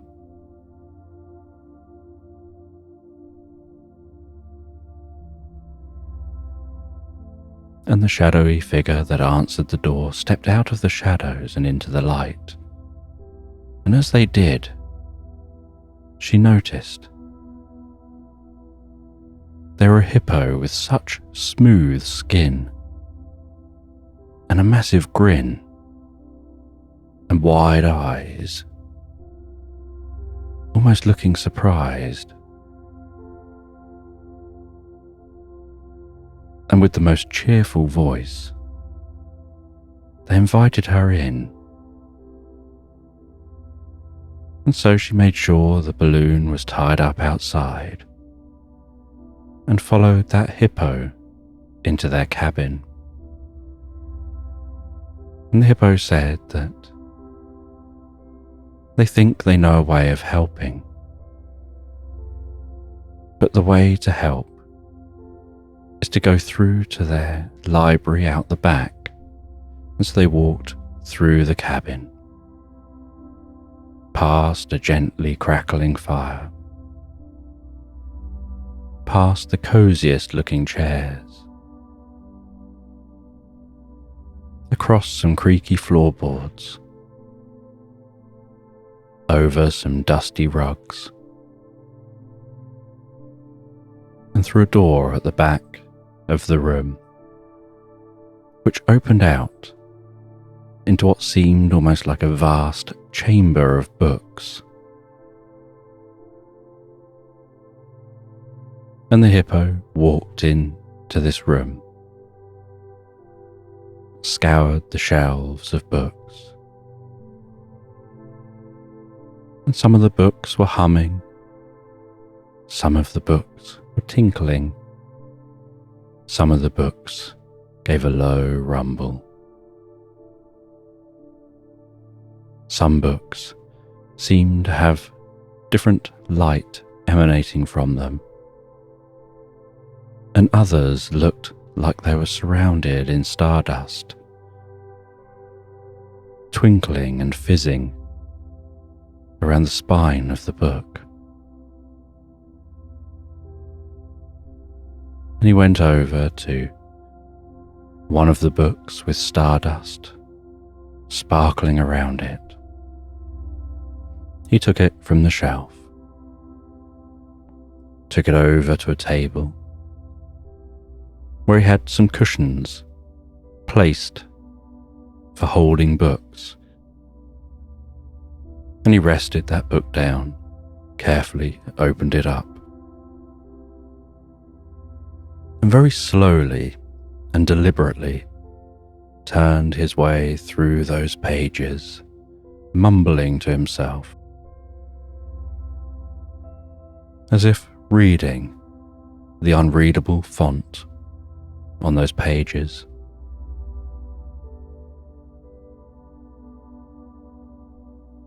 And then he made a noise like he'd found what he was looking for, turned over a number of pages at once to get to a specific page, And tucked within that page was a map, and he took that map and put it aside. And then he read that page in a language the woman couldn't understand. And then turned to the woman and said that the way to get back is to go forward. You'll need to travel deeper through the woods, on to the river, and then beyond. And as you travel, so you'll encounter some characters on the way who can help. But that's the way to find your way back out of here.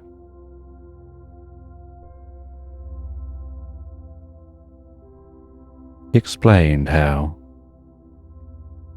what happens here is that around the mountains is a giant zone which crosses dimensions. And so sometimes the dimensions merge as they very slowly rotate. But the whole time they're rotating, nothing happens, because they can only be in one position or another. They can't be between positions. And so they rotate and there's no change. And then suddenly they align.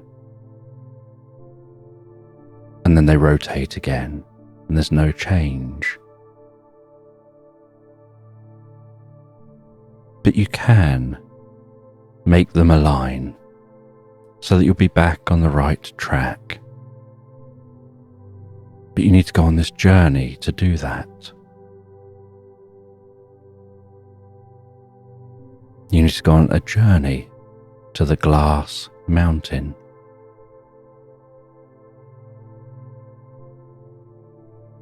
And the hippo handed the woman the map, said this is an atlas of the land.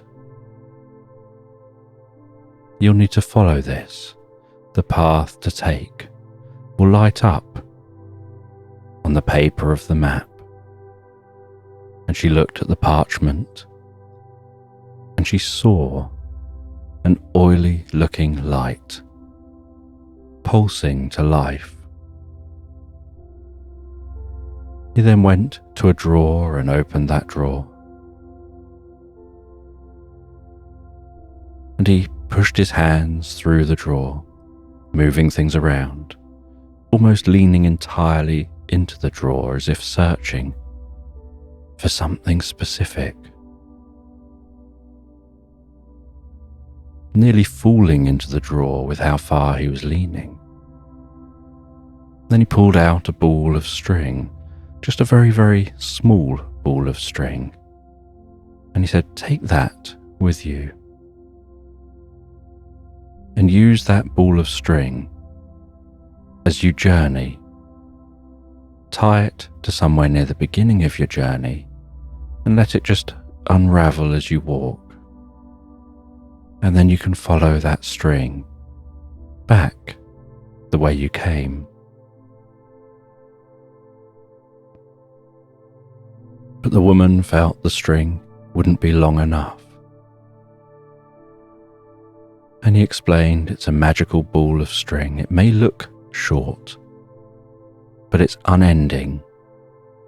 It'll unravel as long as you want it to unravel.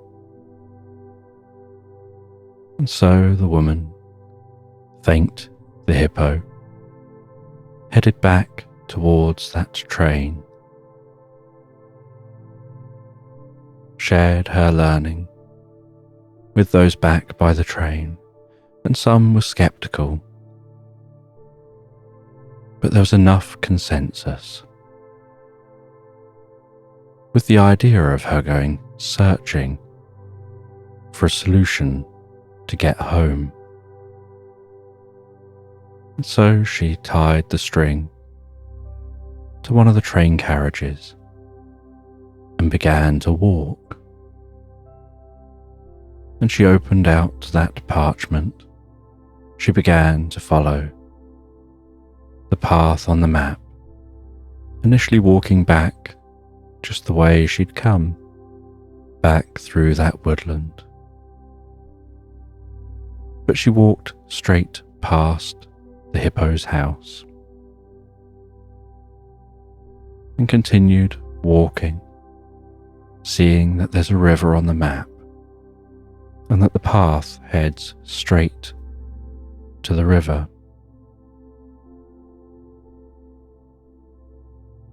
And as she walked, she could see the leaves and the different shades of green, and how some of those leaves appeared waxy, and the different types of bark on the trees, occasionally just reaching out and touching that bark with her fingertips,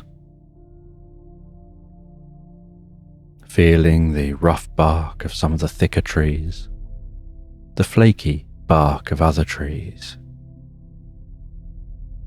And some trees seem to have the outside with streams of sap running down them that would catch on her fingertips, making her fingertips sticky.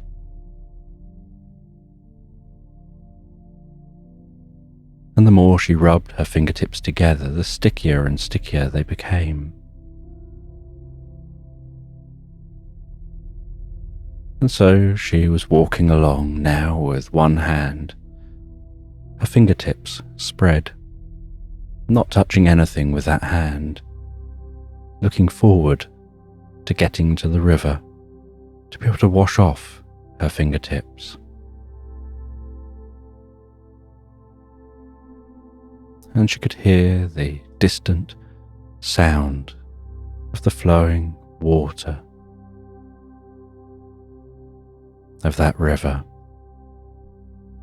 And she could see that this woodland was opening out into a clearing, like a beautiful meadow of wildflowers, tall grass, butterflies and bees, and unknown insects darting from plant to plant.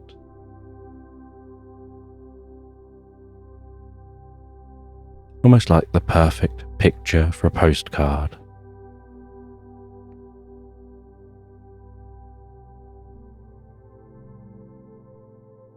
And so she headed through this meadow, could hear the rustling grass as the wind gently blew through this meadow, could feel the warmth of that sun on her face, and began to smell the freshness of the water while approaching that river. And at the river she crouched down and washed off her fingers.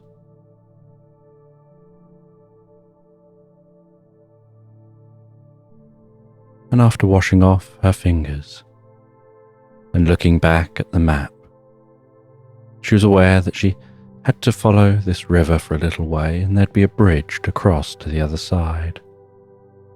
And so she walked along the side of this river, seeing fish seemingly swimming on the spot in the water against the current. The bubbling of some of the water around occasional rocks jutting out of that water.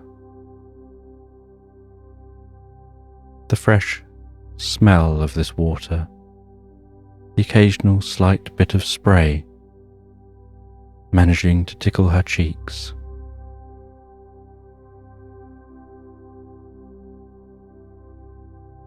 And while walking along the side of the river,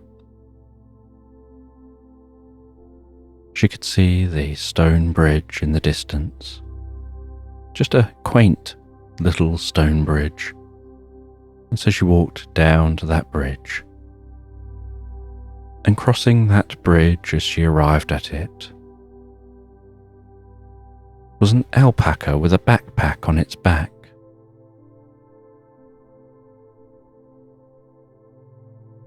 And it greeted her, "Afternoon," and just carried on its journey, walking on its back 2 legs, using its front 2 legs hooked within the straps of the backpack, as if holding that backpack on its back, with its neck towering above that backpack, and almost waving like the grass with each step that it took.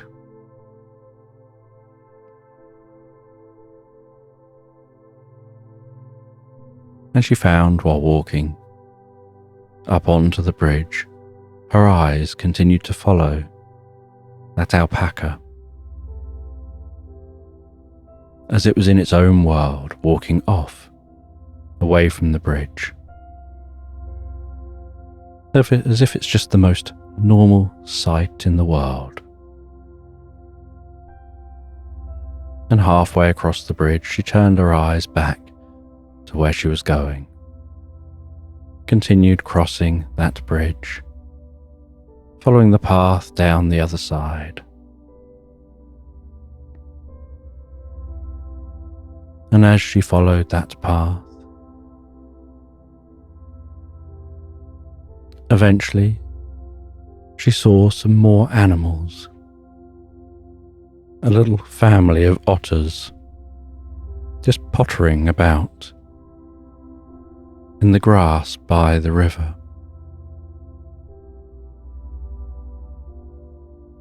And one of the otters jumps into the water, swimming on its back,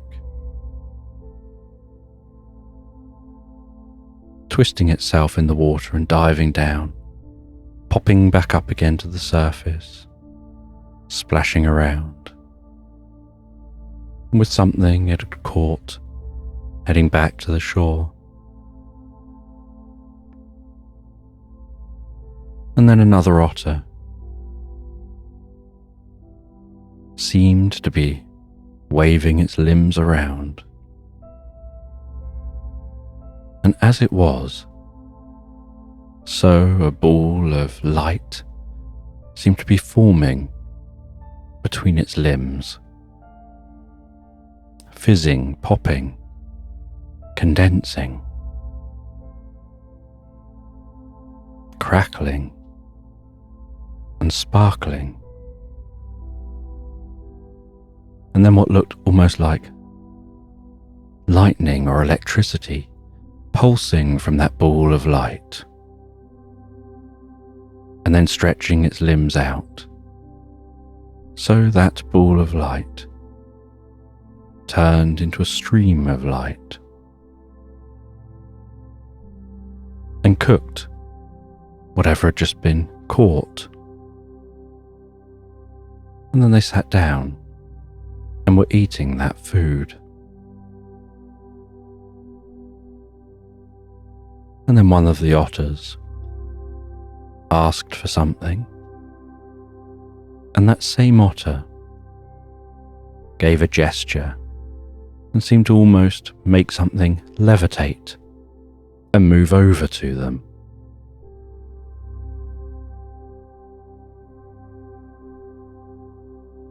And the woman continued walking past these otters, following the path as laid out on that map,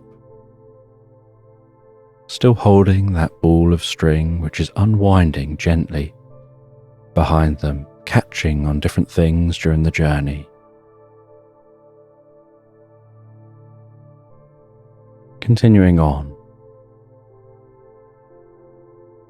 until the path turns off from the river and heads into the woodland on this side of the river.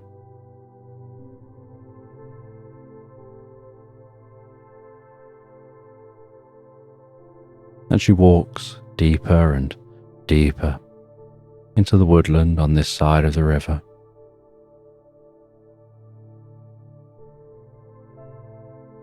The sound of the river fading into the background, continuing to follow that path on the map.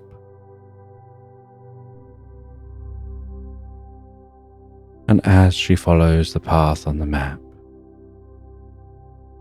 so this path starts to become more rugged. She finds she's having to step over things and work around things and realize that this is the ruins of perhaps an old town that she's now passing through, that's been overgrown by the woodland.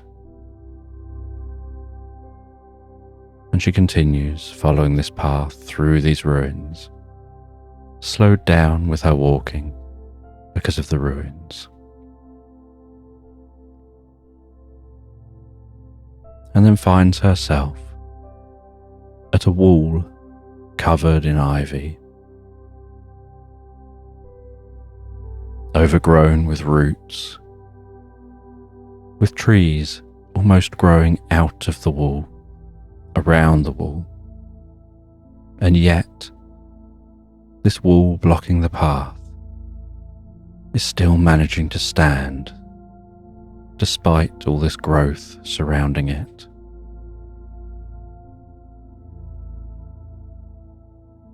And she puts her hand on the ivy and pushes around on that ivy to see if the wall is solid all the way along in front of her, as there is a path going right to this point, and it shows the path continuing here. And she notices there's a slight indentation in front of her. It seems the ivy has grown over a doorway. And so she rips that ivy away from in front of her, revealing a sturdy wooden door that seems to have not rotted. And she pushes on that door, and surprisingly the door opens, and she was expecting the other side would probably be as covered in ivy and entwined as this side, and she was expecting to have to push hard. But as she pushed, it just opened reasonably easily. But as she saw what was the other side of the door, she was surprised to see it wasn't woodland. It was a vast, open landscape of undulating hills, of dense meadows, wildflowers, large birds flying in the sky, and an orange dinosaur wearing ruby red slippers and a glittery scarf, munching on the grass, which looked up in surprise at the sight of this woman suddenly appearing there through the door. And a parrot wearing a bow tie, dressed in a penguin suit, and the smartest of shoes, landed beside her and asked her who she was and where she came from. And she explained her predicament And they said that she had startled them by suddenly appearing here. They haven't seen anyone come through that door for a very, very long time.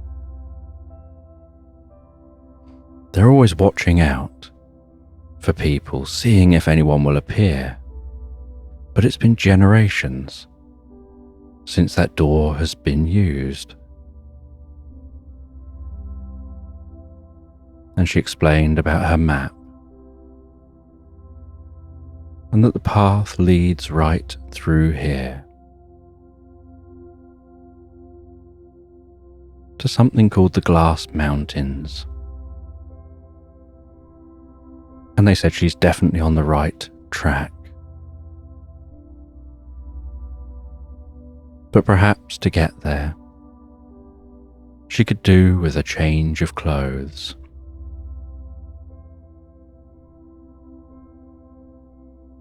And so she was directed to head through the meadow. And she saw that through the meadow, over the undulating hills, they end at a cliff. And she was told that at the end, where the cliff is the ocean, and she should head to that ocean. And at the ocean, she'll find her way to be able to get a change of clothes to help her on her journey. And so she heads away from that parrot and the dinosaur, which is back munching the grass again. And as she walks away, so the earth vibrates with the steps of the dinosaur. And that string continues to follow her as she pulls it across the meadow,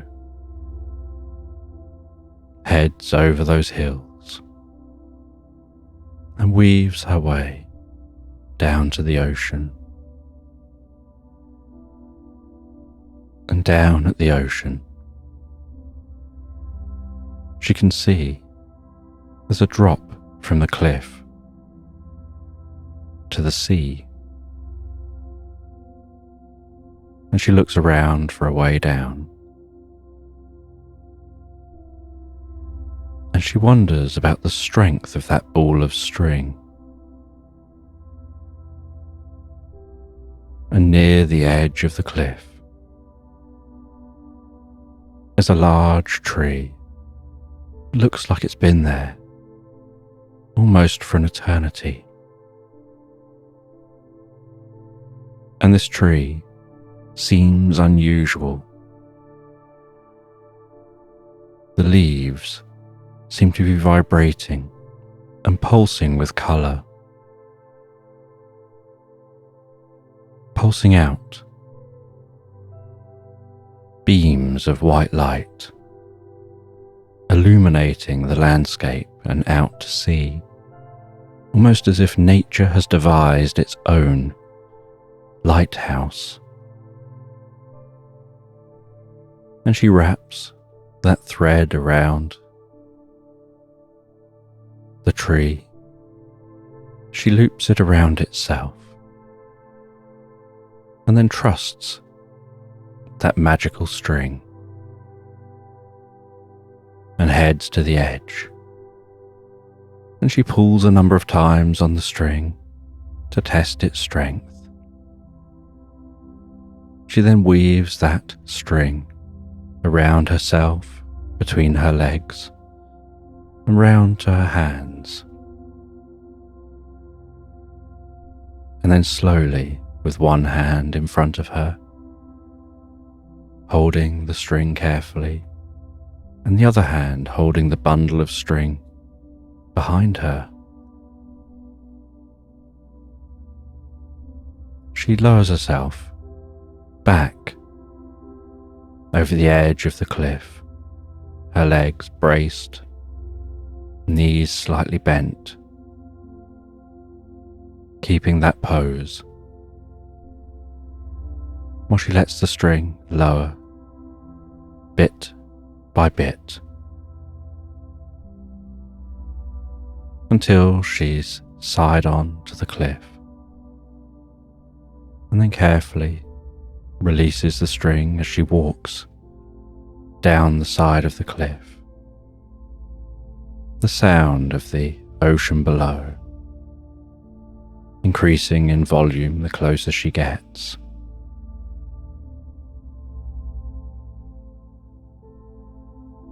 And she walks down the side of the cliff to the bottom of the cliff, unwraps that string, leaves it where it is, looks around, trying to figure out what she's supposed to find down here. And as she looks around, she sees what looks like a humpback whale breach out of the ocean, flip in the air, and splash down into the water in a cloud of spray, rainbows forming in the sunlight as the water disperses. And then it swims over nearer to the shore. And near the shore, it pokes its head out the water, and it begins to talk to the woman, and she explains why she's here and what she's doing, and that she's been told to come here to know where to go next, to be able to get some clothing that'll help her on her journey.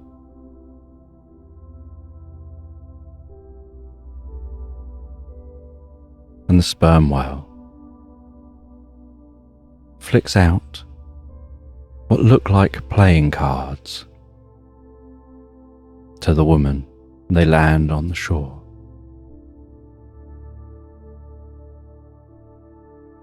And he tells her to take the cards out the pack, shuffle them up, and then place some cards before you. And she opens the pack and notices that each playing card is made with a plankton. And she takes those plankton playing cards, shuffles them up, deals out before her 4 cards.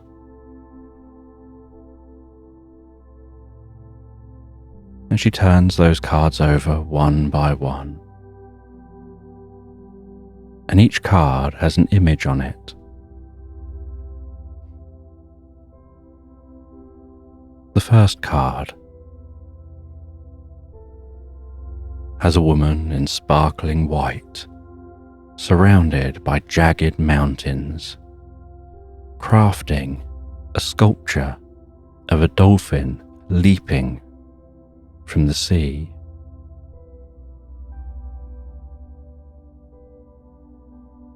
The second card has a bush full of berries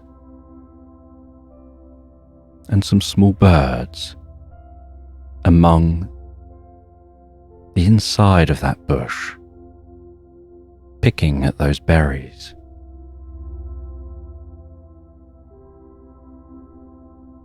The third card is a moose carrying a flag.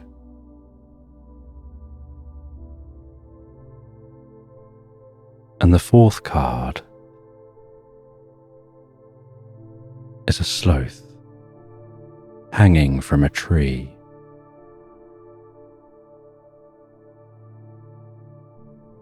And she looks back up at the whale, saying she doesn't understand. And the whale begins to explain that the cards make a journey of their own for you to find what you're looking for. You need to find someone who's able to craft something.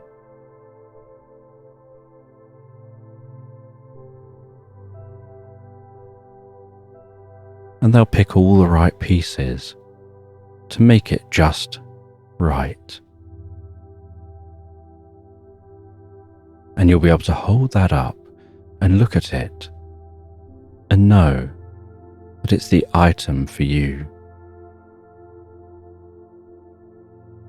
And then you'll drift into a dream that'll help you to unlock something deeper than you're aware of.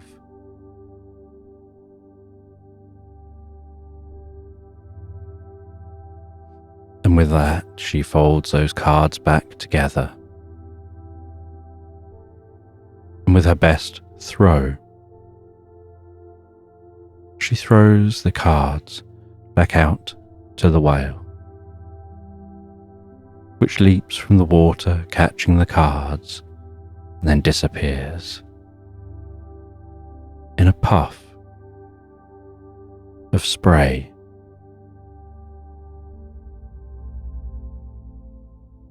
And as that salty scent fades, as the spray dissipates, so she heads back to the rope, wraps that string back around her, and ascends back up the cliff. Not really sure whether that was any help at all. And at the top of the cliff, after unwinding her string from that tree,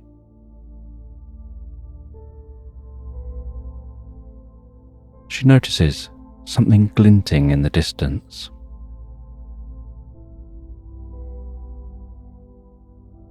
And realizes perhaps that glinting is what she should head towards next. It's on her path, and so she heads back onto her path. And as she heads towards that glinting, so she realizes it's the spire of what looks like a church in the middle of a town. And she gets nearer and nearer to that town and can hear the mumbling of voices.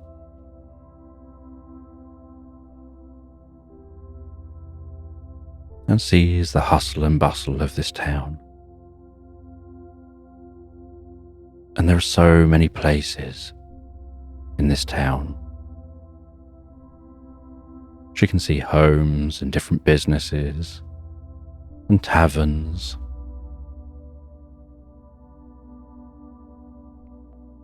But everyone walking around are all just mice. As if this whole town is just a town of mice. Each mouse wearing a waistcoat, carrying a pocket watch, and each mouse wearing a unique hat.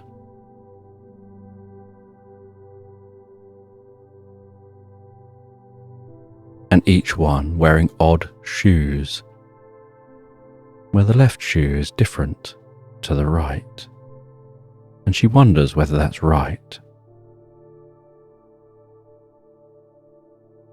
And she walks through this town trying to think where to go.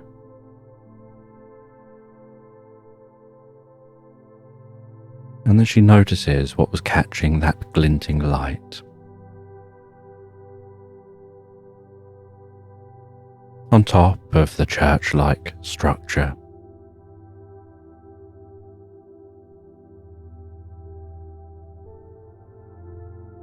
is some kind of a sculpture of a dolphin leaping from water.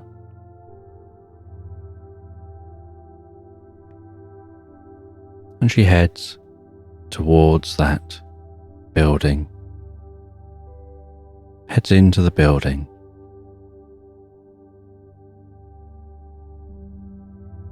And inside this building, she encounters a cardinal dressed in purple, in the most incredible purple robes that were flowing and moving. And with every step he took, it would wave and open and just drape down behind him, as if every movement gave that cape the most incredible flourish.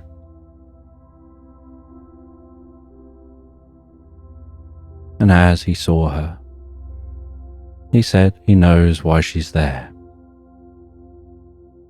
and that he can create the outfit she needs. And he asks her to take a seat as he begins to work on crafting that outfit. And he goes to different drawers, seeks different materials, different elements, finding the right buttons, finding the right ribbons. And while piecing together an outfit, occasionally looks back at her as if to size her up. At no point does he seem to feel the need to measure. He just knows from glancing.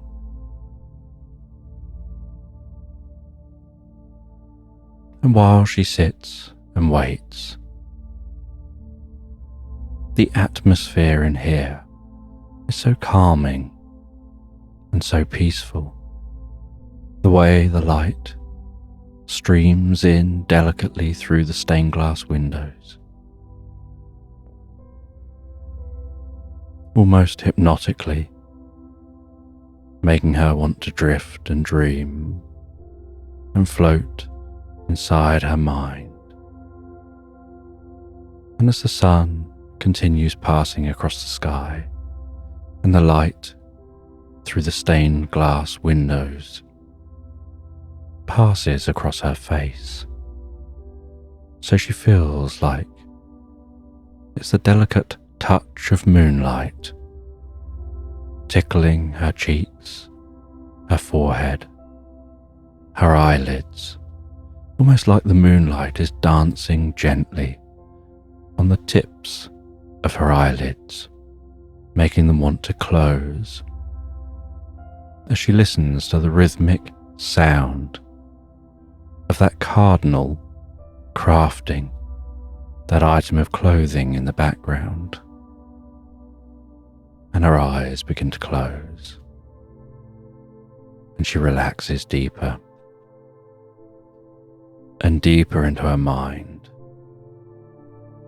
almost like she's wrapped in the most comfortable, heavy blanket of peace and calm,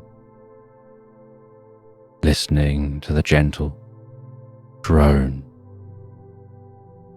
of that cardinal working on that item of clothing. And her mind wanders, and she finds as her mind wanders that the voice in her mind quietens down. And while it quietens down, she feels herself lifting so gently out of her body, and then her awareness spreading out, as if touching and connecting with everything in this land, aware of the creatures in this town, of all the animals beyond, rising up all the way to the attic in this church, connecting even with the bats in the attic and their deep slumber, before she hears a slight movement and instinctively knows it's time to pass back to her body. And she opens her eyes and sees the cardinal standing smiling, holding that item of clothing. And he explains this clothing is incredibly warm when it wants to be. It detects the heat outside and modulates the temperature on the inside, and so if it gets hot outside, it cools down. If it gets cold outside, it warms up.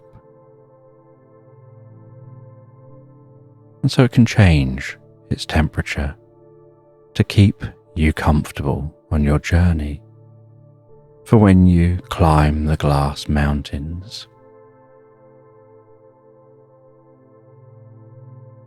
And she places that item of clothing on, ties it up gently round her waist.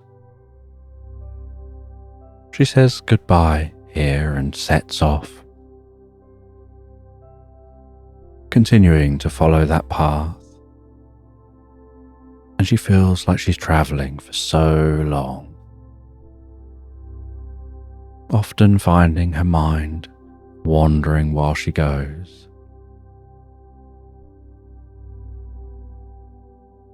And as she walks, so she finds that there's a small creature walking along with a mule. And this small creature is like a young fox. And it's leading that mule along. And it turns to the woman and says, "You wouldn't happen to have a need for a mule, would you? I've got this one going spare. I've been walking with it for ages, but I haven't met anyone who needs it. And I want to go home without it." And the woman thinks a mule might help, and so takes the mule off the fox's hands and finds the journey easier riding on the mule, and then sees the most incredible sight before her. The moonlight and the stars now overhead, gently illuminating what look almost like see-through mountains. They have snow on them, but they're also see-through. And there seems to be a slight electric blue glow from in the mountains.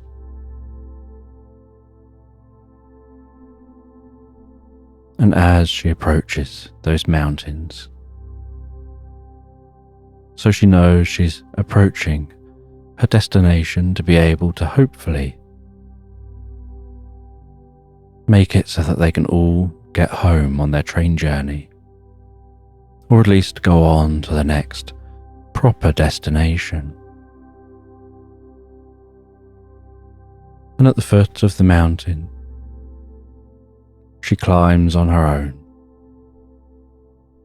that string still following her up the mountain, trundling up through the snow. weaving and walking, being aware that as the snow clears with some of the steps, she can see that electric blue glow within the mountain. And she continues to follow the path as it's laid out on the parchment, trusting that's the route she has to take. Eventually making her way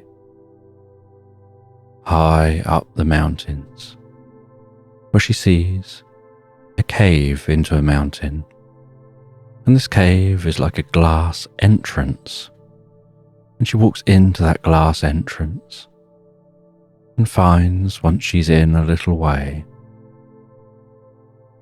beyond where the snow can reach, she's walking on glass. She can see the electric blue just illuminating the inside of this mountain, and she's so high up, she can't see through that electric blue to see the base of this mountain. But she follows this path,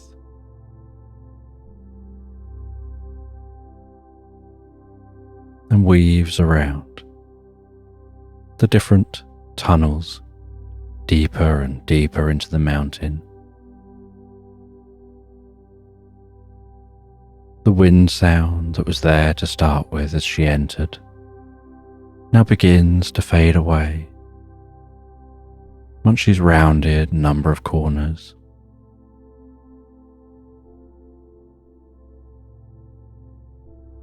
And then she notices, as she continues to walk, that there's a stronger light blue glowing ahead, and she heads round to that glowing. And as she finds her way to that glowing, it opens out into a chamber, and in the centre of this chamber is an electric blue, sparkling fairy.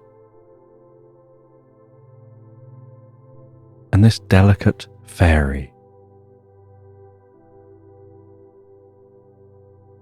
with the most delicate looking, almost glass-like wings, is hovering before her. And she explains to the fairy her predicament, and explains about the train and the journey she's been on.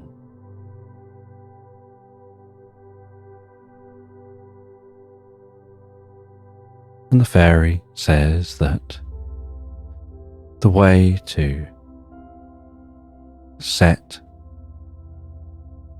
the realms back in line so that your realm is the one you find when you get back there,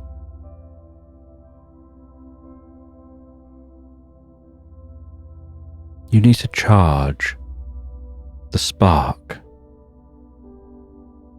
And she asks what the spark is, and she says the spark is this device here in this mountain. And she directs the woman to the spark.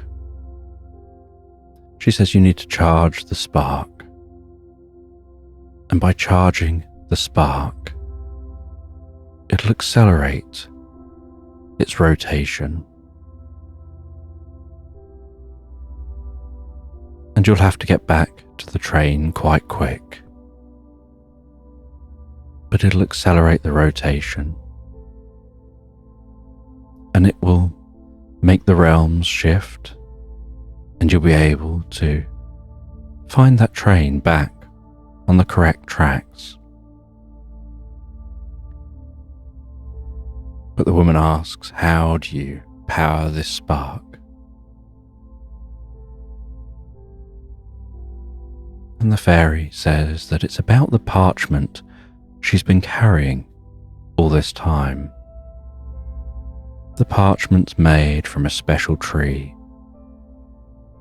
a tree that has such dense wood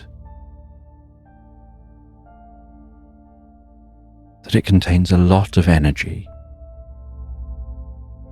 It just needs to be rolled up and fed gently into the spark. And that'll be why you were told to use that thread so that you can find your way back without the need for the map. And she gets told that on your way back, you can skip a chunk of the journey if you just follow the yellow brick road. And she asks what the yellow brick road is. And the fairy says the yellow brick road goes deep down under the mountain, and it takes you straight back to that doorway in those ruins, taking you all the way back to that woodland. And then you just have to follow the string from that point. And she says she'll show where the yellow brick road is once the spark is recharged. And so the woman recharges that spark, and it whirs and crackles and pulses, and the entire mountain gets brighter and brighter, and electricity sparks and arcs and jumps from the spark out to the sides of the glass mountains, and seems to almost walk down the sides of the mountains. And then once it seems to be doing so, all on its own, the fairy directs the woman through this mountain to a chute and says the yellow brick road is here, and opens that chute. And the chute is long and yellow. And the fairy says you should just step in, you'll be fine. And the woman trusts the fairy, steps into the chute, and drops down that yellow brick road, rapidly shooting along like on a water slide, powering her way through the mountain, shooting along under all the landscape she'd just traversed, and then springing out near the woodland.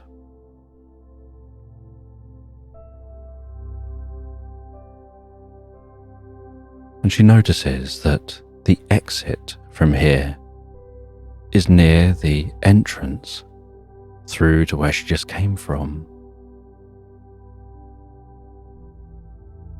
And she sees that red string. She follows that red string back through the woodland, all the way back over that bridge, back into the woodland, the other side of the river. And at first she heads to that hippo's house. She asks if she can take a photo with the hippo. And the hippo has a fun idea, poses for the photo, has that balloon tied to its back, that she'd left there before going on her journey.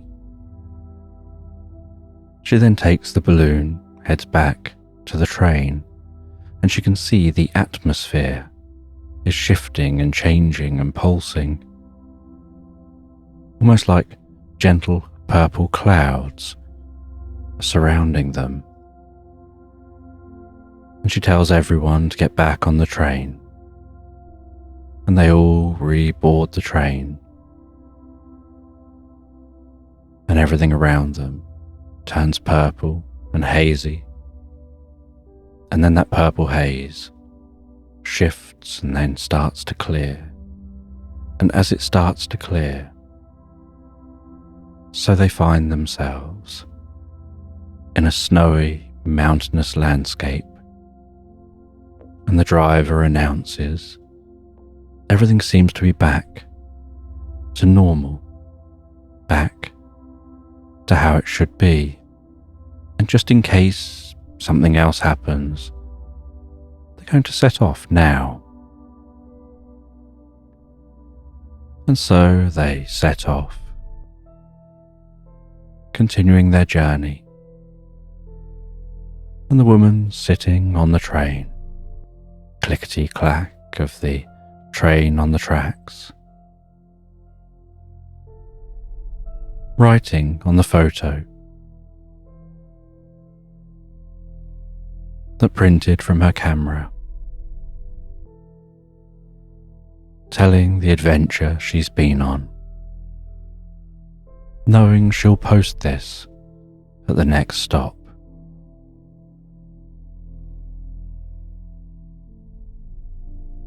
And the woman finishes reading and has nearly finished drinking her tea, then goes over and gazes out the window, staring up at the sky, imagining the days when she used to have adventures like this, the days when she used to go to mythical places, magical places, her times seeing ancient mythological beings. And she smiles and draws the curtains before heading to bed and settling down in bed, and still finding her mind going over the stories in the postcards she receives of those adventures, and looking forward to what'll come in the future, and drifting and floating so peacefully, so comfortably, asleep into Slumberland. And as you comfortably fall asleep, I'm just going to tell a bedtime story about a hermit crab. This hermit crab is crawling calmly and quietly along the sandy seabed.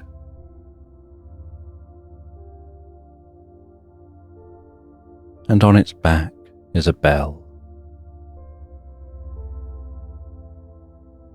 And it's more of a shell of a bell. It's not able to ring with the crab inside. And it's waddling along the seafloor. Waves passing overhead. And as those waves pass overhead, so the water pulses past.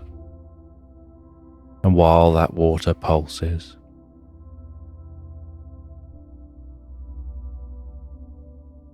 so the crab can notice itself being pushed back and forth gently, and the sand occasionally churning a little bit around it.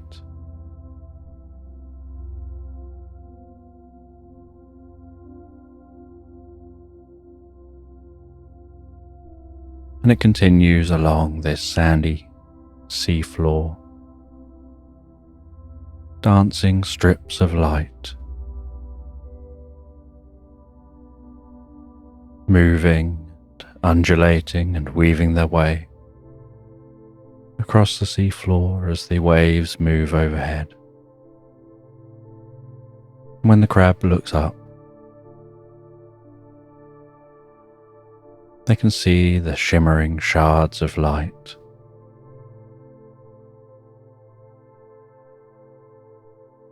dancing in the water.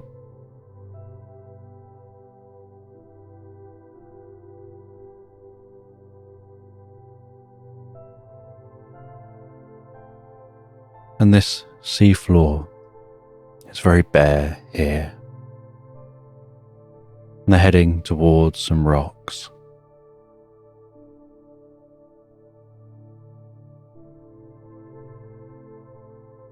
And as they get nearer to the rocks, so the water is getting shallower and shallower.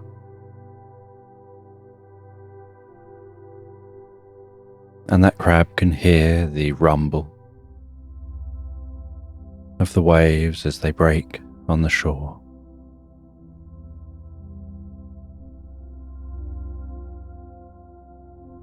And the gurgle as they pull back out to sea. And as they near the shore, they can hear a musical sound, like the ocean is playing musical instruments.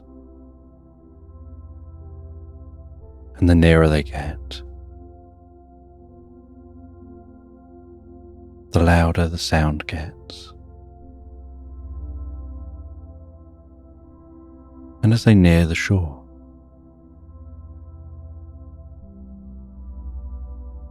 they see a row of frogs. And that row of frogs is jumping into the water, swimming down in the water with rocks, and bouncing rocks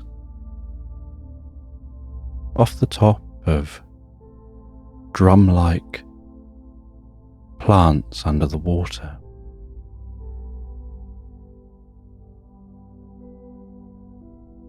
And the rocks bounce in rhythms as those frogs dive down, throw the rocks at the drums, and swim back up,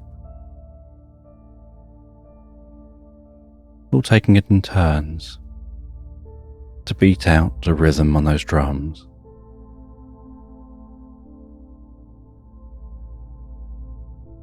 And the closer the crab gets,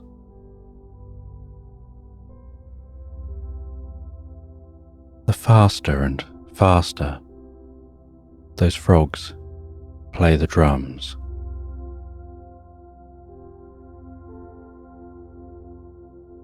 And they're diving into the water so fast,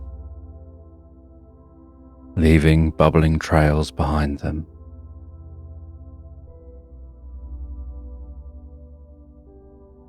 That the bubbles barely have time to disperse by the time they're diving in next, creating a cloud of bubbles above those drums.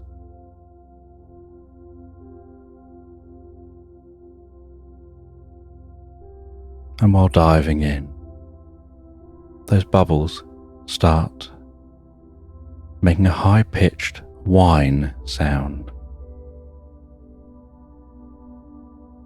And that whining sound comes from that blanket of bubbles. And then it begins to shimmer and shine and sparkle.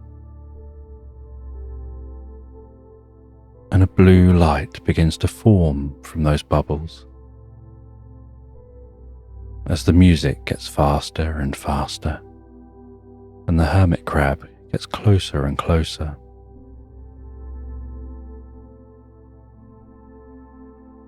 And as the hermit crab gets right up to those frogs, so its shell, that bell, seems to almost get sucked off of its back into the bubbles, and then it finds itself pulled into those bubbles, and it tries to cling on to the seafloor a little bit, but then just feels this overwhelming urge to let go and go with the flow.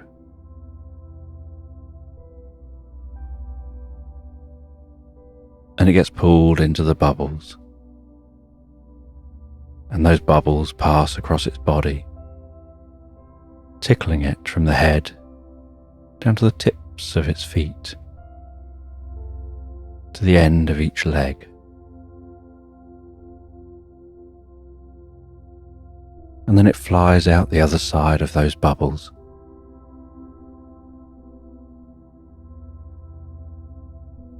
and it's spinning and flying through the air,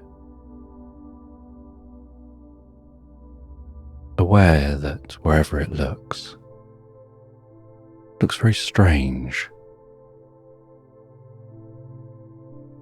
not a world it's ever seen before. And it manages to somehow get balance, but it finds that it gets balance by putting out some legs, only when it looks to its left and right, it no longer has legs.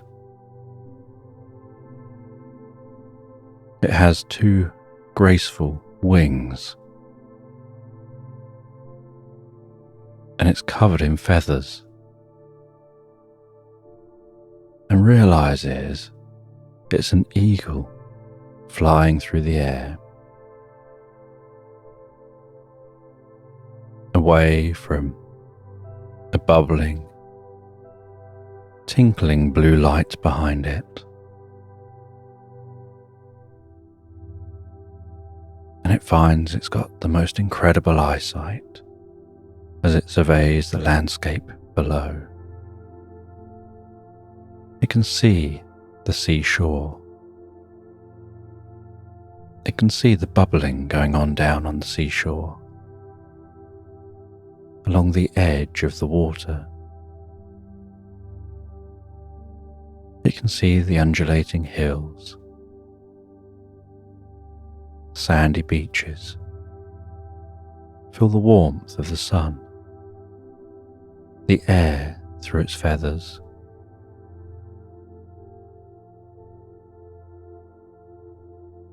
And it can see across the distant forest and the wispy white clouds overhead.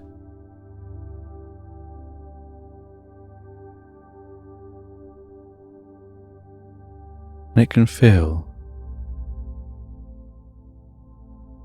the warming air and see this landscape springing to life as it flies across this landscape, catching an updraft, spiraling up higher,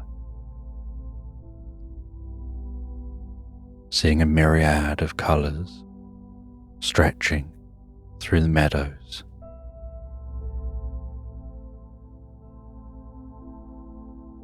The waves of grass moving below.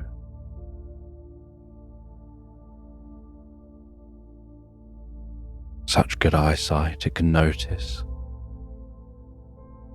the small insects and small mammals as they forage, the bees dancing from flower to flower, butterflies with their delicate wings flying from plant to plant,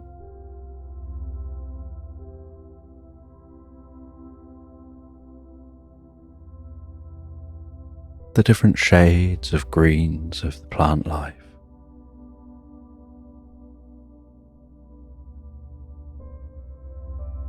A family of deer in a field, one gazing up at the eagle overhead. Some newborn deer taking their first steps.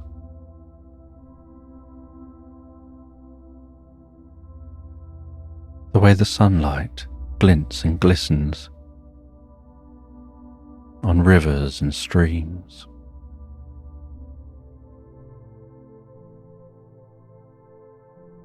The sight of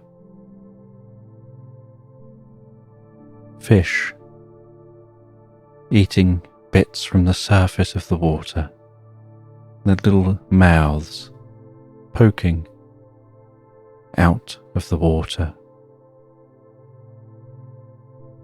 and then darting away whenever a shadow moves across the water, perhaps with a breeze in the reeds.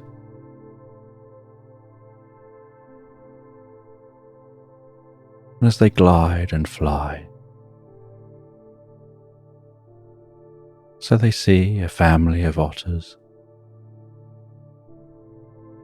and they swoop and swerve and fly lower to take a closer look.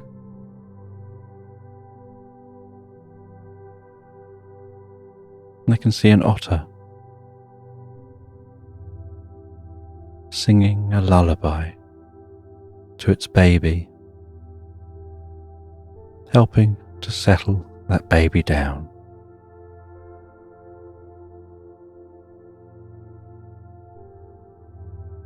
And they swoop up higher again over the forest,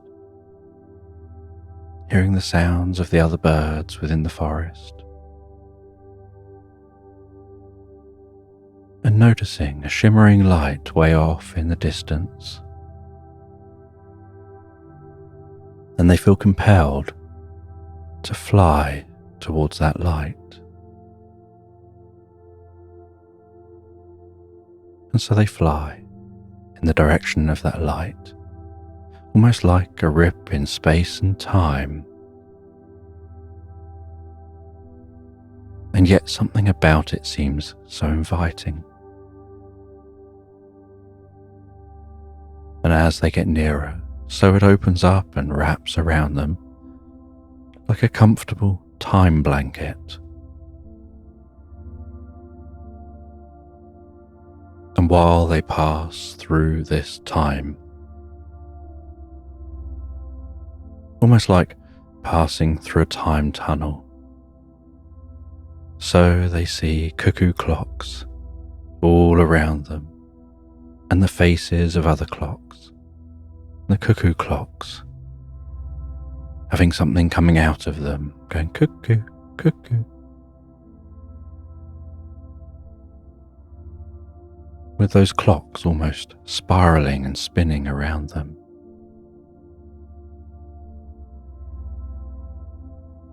And as they exit the other side, they can feel the warmth of this environment. A vast, meadowed area of undulating hills and a graceful, wide river stretching through this landscape. A horse and cart trundling along a gravel track.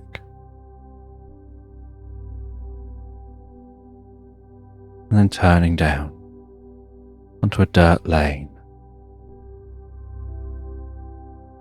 heading down towards a small town. An abundance of greenery and life.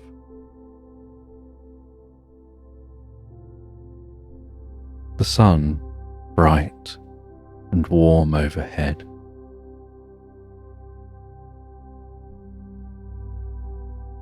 A child sat on the edge of the river, enjoying a slice of watermelon plunging its face into that slice, getting the watermelon up its cheeks, round its mouth, up under its nose, on its chin. The watermelon juice dripping everywhere, its hands sticky.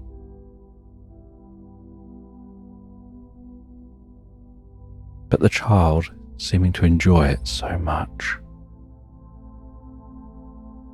The eagle picking up on the intense, warm feelings from that child, and the warmth from other animals enjoying this weather, and the abundance of food and resources.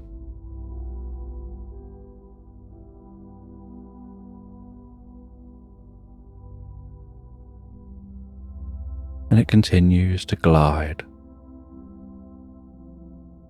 seeing what looks like a castle off in the distance, and decides to head towards that castle. And on its journey to the castle, so it follows the river, the light still glistening on the surface of the water.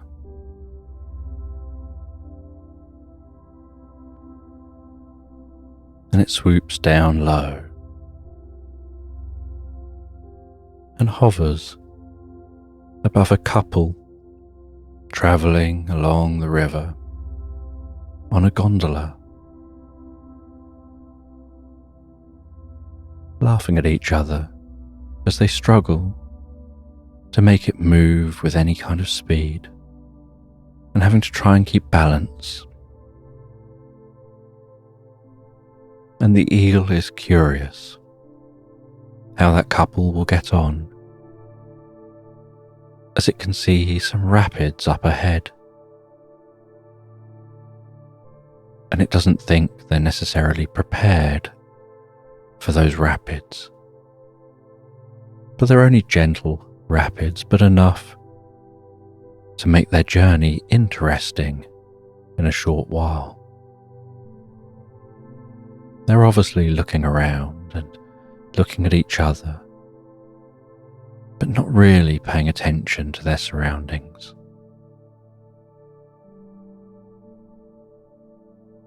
And as they continue to fly towards that castle, so they can see there's something unusual about the castle.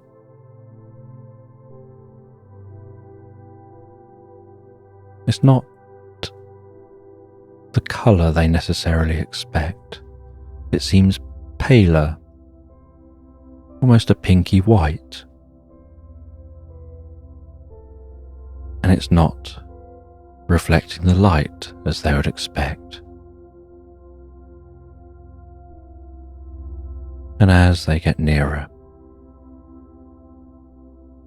so they see a slight haze between them and the castle,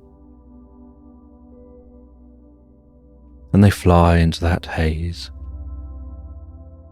and as they do, they feel themselves being encouraged to land, as if the atmosphere is gradually getting heavier and heavier.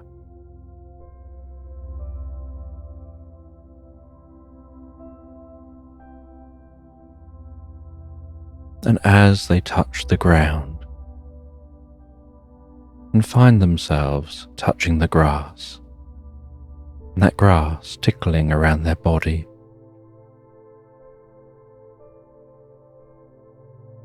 so they notice that something's happening to them.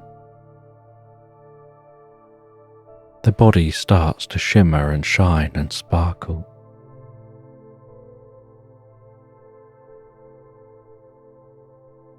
And they notice, as their body changes, that they're losing their wings. And they land among the grass as a tiny little mouse.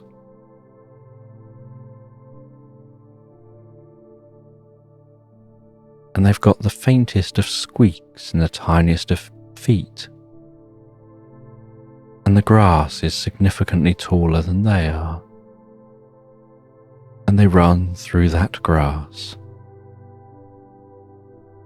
almost like running and pushing through a grass jungle, still heading towards that castle, which is now towering high above them, and yet still in the distance. And they run through this long grass, cutting through towards the river to try and run along the edge of the river where there won't be the grass to have to push through, and where they can see better where they're going. And as they come out on the riverbank, so they see in the water a row of ferrets looking like they're about to have races in different boats they've built. Some of them are in long boats, stretching the length of their body. Others are in more upright positions, in different shaped boats. And the boats all look rustic and metal, and like they've just been hammered together. And they seem to have different materials attached to them. One of them has some leather straps wrapped around the top of the boat and wrapped over their front shoulders to hold them in place, and small, dark goggles over their eyes, and a little leather racing hat holding its ears in and back, and small leather gloves with the fingers sticking through, and they're holding a lever in their hand. And on the shore is a caterpillar counting them down and holding a flag. And then it waves that flag, and those ferrets set off, their boats powering down the river. Some with electric arcing from point to point, powering an electric boat. Others having steam-powered boats, almost turning the water into jets, sucking in the water at the front, boiling that water and pushing the steam out the back through the water.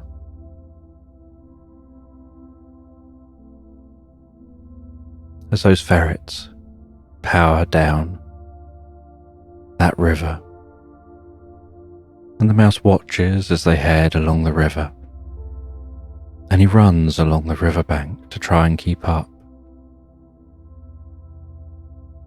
And the sun setting off in the distance over the river, with that sun low across the water,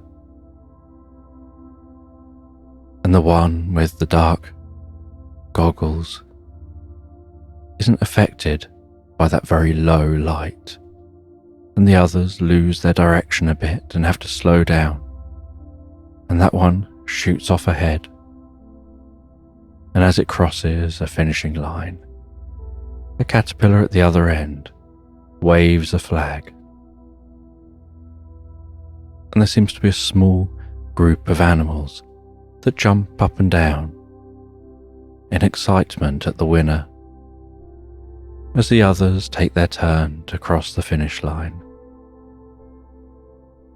And the mouse continues to run to try and get to that finish line, to be a part of the excitement.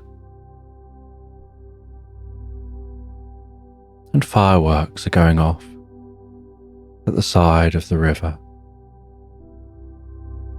And as the fireworks are going off, so a group of swans are dancing in the water, using their large wings to push themselves up into the air, stretch their chests out, standing as tall as they can in the water, almost pirouetting in the water, managing to somehow gracefully hold themselves high in the air, and then diving down into the water, sticking their bottoms out the water and waving their legs in synchronized movements, stretching and pulling their toes in and out, moving their feet side to side and at different angles, so sometimes the sunlight shines through the skin between the toes. Other times it doesn't, making all sorts of different patterns and gentle splashes of water.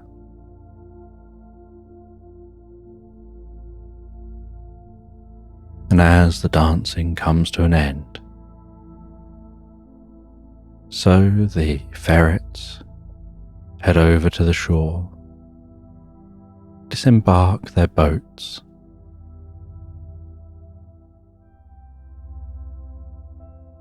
and once disembarked and the boats are pulled up onto the shore,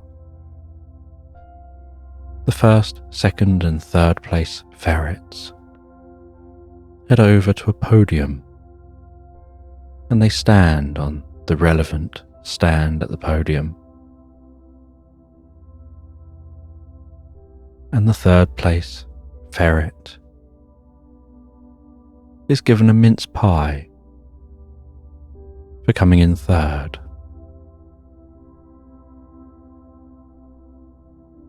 The second place ferret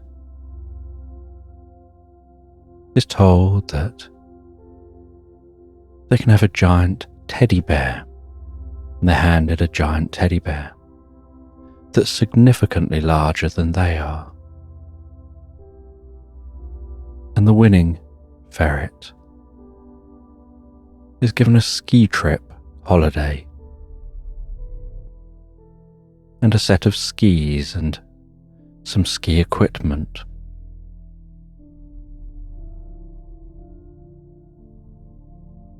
And the mouse arrives at the little gathering of animals, all jumping and cheering.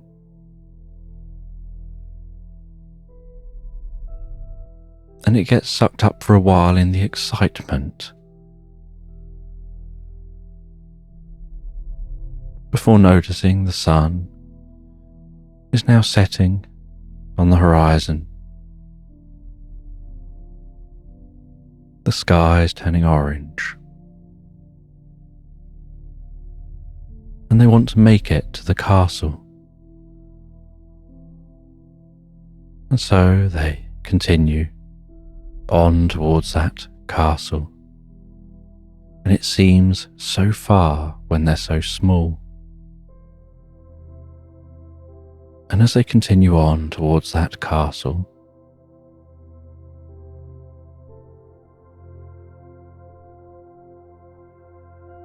they encounter a pigeon who offers to give them a lift. And the pigeon introduces themselves as Jim from the jungle, often known as Jungle Jim. They're used to giving smaller animals a lift, or just carrying messages. Anything they can pick up, they're happy to carry. And so they take hold of the little mouse. They flap their wings and fly up, and carry that mouse towards the castle. And as the mouse approaches the castle, so they can smell the sweetest of scents. and they see this castle. Doesn't seem to be an ordinary castle as they'd suspected. It looks soft and squidgy. And the pigeon drops them off at the entrance to the castle, and they can really smell that marshmallowy smell of this castle. As they walk up towards the entrance, walking along a licorice floor that they think doesn't smell as nice as the marshmallow castle itself.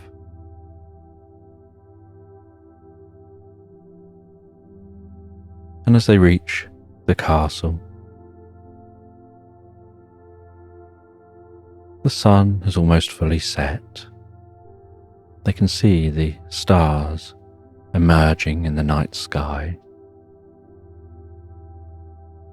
And they knock on the castle door, but their little paw just absorbs in with the marshmallow, and so they don't know how to get attention. And so they climb up a little bit, easily grabbing hold of that marshmallow. And they find their way in through a crack high up in the door, squeezing through that crack, wrapped in a hug of marshmallow. And they pop out the other side, inside the castle, and as they fall to the floor, so they make a discovery that the marshmallow inside the castle is bouncy, and they just bounce on the floor, and they try and right themselves, but as they land they bounce again and again and again, and they try and work their way through this castle, bouncing their way, and they end up inadvertently bouncing their way into the armory, and in the armory they find some metal shoes. And so they place those tiny metal shoes on their feet, and those metal shoes grip the marshmallow, and so they can walk, but their walking isn't very efficient, like walking in wet sand. That you can do it, but it takes a lot of effort. And so they feel it takes ages just to get through the main hall of this castle.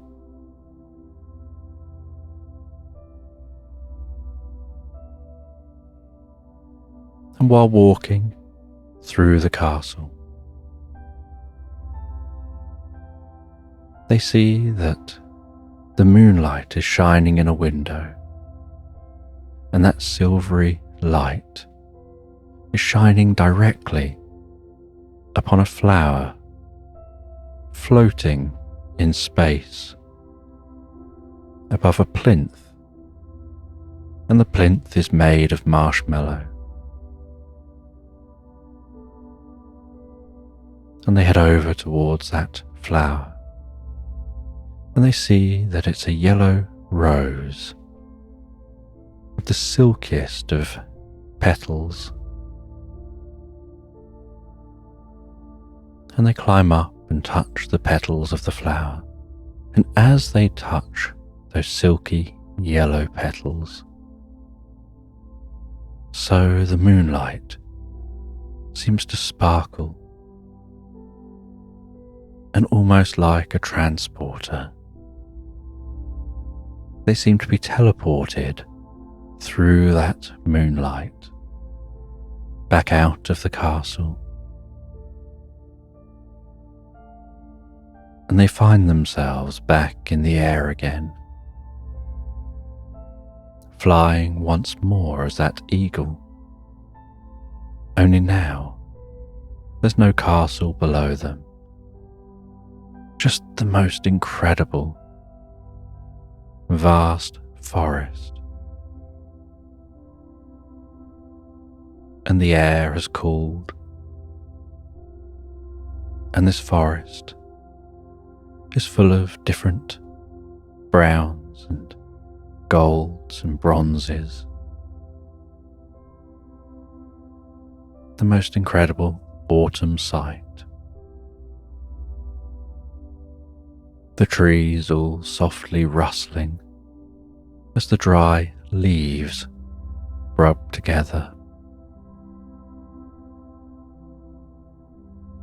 And they fly over this autumnal landscape,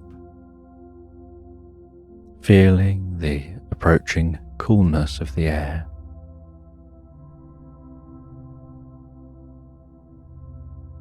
Seeing clouds softly rolling in, softening the light.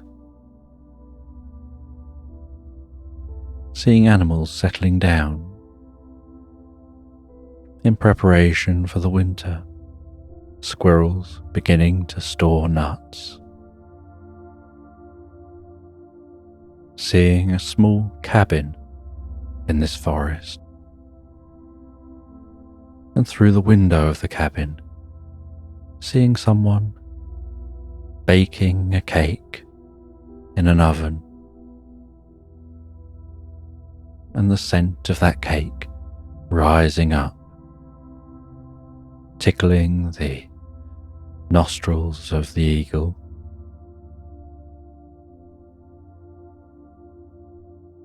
The wisp of smoke rising from the chimney.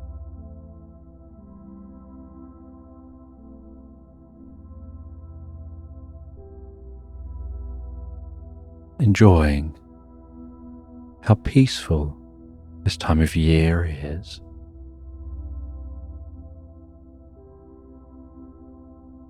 Seeing a quaint church in a very small village, its weather vane signalling the direction of the wind and the approaching cool air.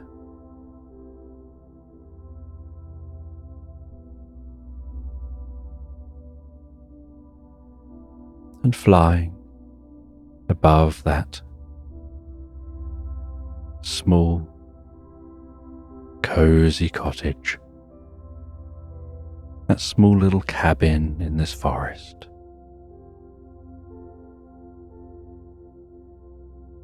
Catching the very slight updraft from the warmth rising from its chimney.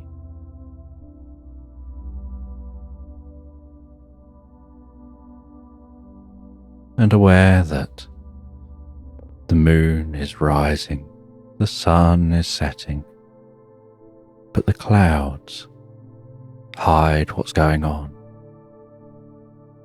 And so the sky is just gently darkening, with a very slight silvery glow appearing. And occasionally the clouds will part ever so slightly,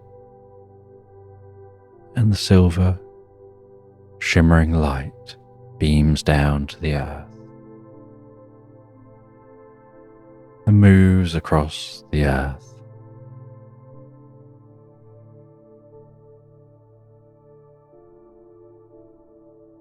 Until nighttime sets in. Everything goes dark, apart from looking back in the direction of that cabin, seeing the glow at the windows. And in the darkness, the eagle notices a faint blue light and flies towards that faint blue light, passes through that faint light, and out the other side finds themselves flying over a rugged coastline with tall cliffs, jagged rocks, crashing waves. The landscape covered in snow, the trees just a shadow of their former selves.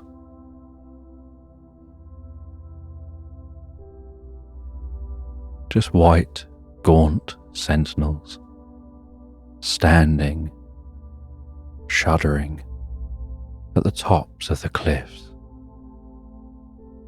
as the wind blows through those trees.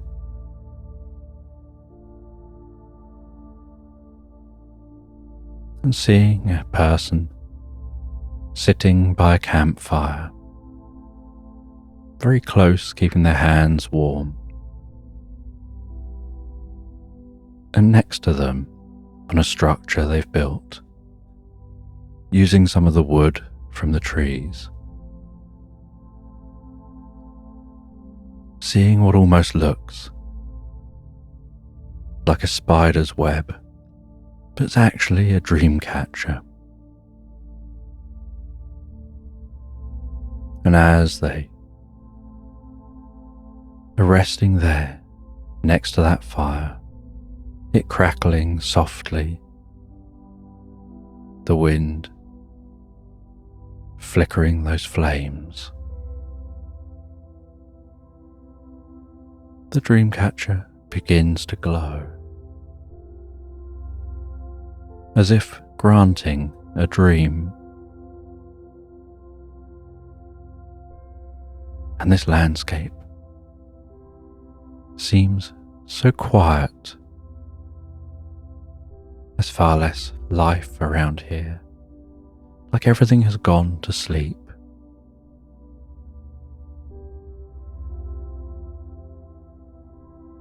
Just a few footprints in the snow from different animals.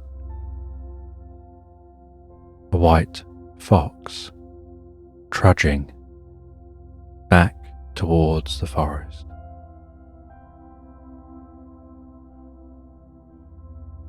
A white owl hooting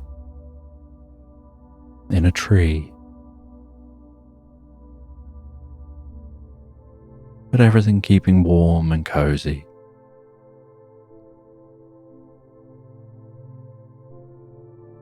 And that person just resting there by that fire.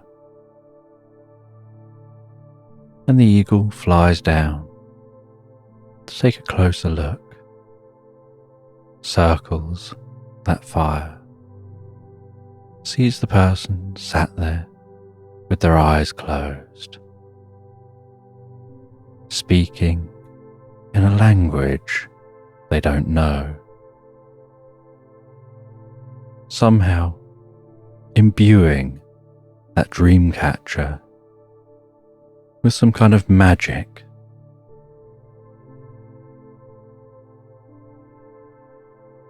And then the dream catcher seems to spin, and the eagle can't tell if it's an imagined spin, and just their senses playing a trick on them, or if it's actually spinning. And as it spins, so they hear the sound of a bell, and they're reminded of the bell they had as a shell, now a long time ago.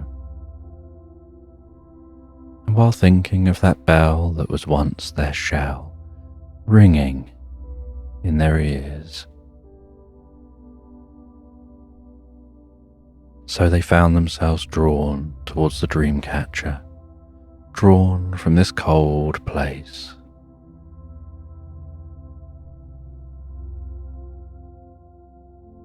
And they pass through the dream catcher like passing through a portal.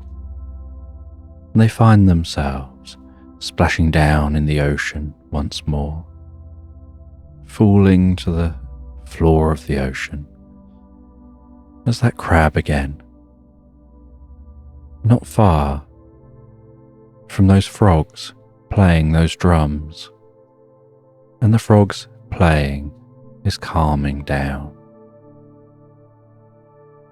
And as the frog's playing is calming down, they see a mermaid tap dancing on the sea floor, holding its tail slightly up, with 2 feet poking out the bottom where the tail would be.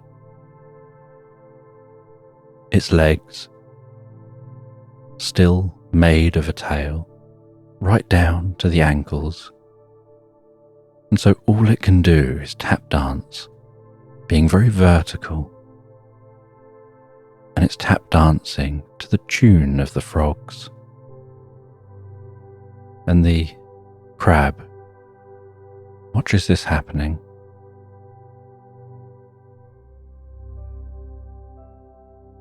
and while watching, a catfish swims over, introduces themselves as Katniss,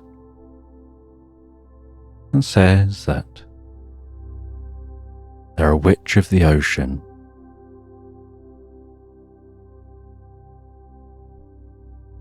and they help different creatures to have experiences that bring enlightenment and wisdom, and help them to gain new perspectives and an understanding of things in a whole new way. Like seeing life from birth all the way through all the seasons. Seeing the variety, the challenges, the happiness.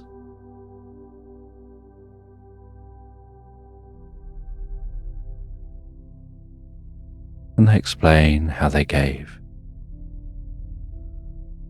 this crab that experience.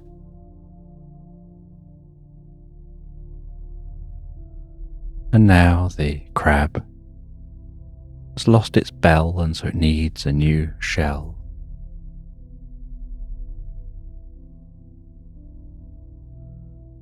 And the catfish says that someone left a bucket in the river that flows to the sea. And the bucket has holes in it, and they'd been asked to fill the bucket with water, and told that if they could fill the bucket with water, they could pass a certain challenge. And so they went and placed that bucket with holes into the river, and then walked back to the elders and said they've done the challenge. They filled the bucket with water. And the elders, in disbelief, went and checked, saw that bucket in the water, and realized they had done as was asked of them.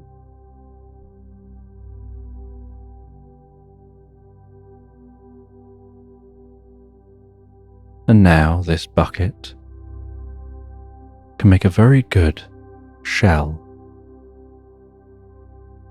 There's room in the bucket to grow. And the holes can always be plugged with different creatures that can grow on the outside of this new shell.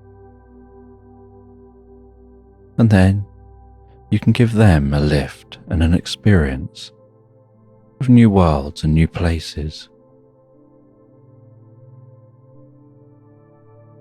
Perhaps they can grow out of those holes, and maybe when you're done with the bucket, you can leave it behind,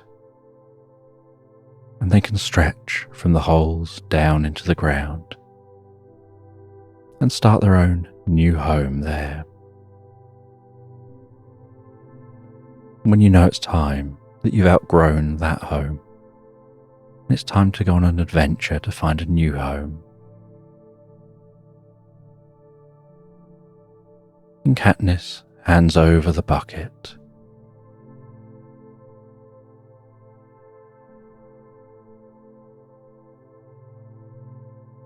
and the crab sets off to find a comfortable place to settle down to sleep. And once they found a comfortable spot, they relax down in their new home, and they drift peacefully and comfortably, relaxed asleep into Slumberland.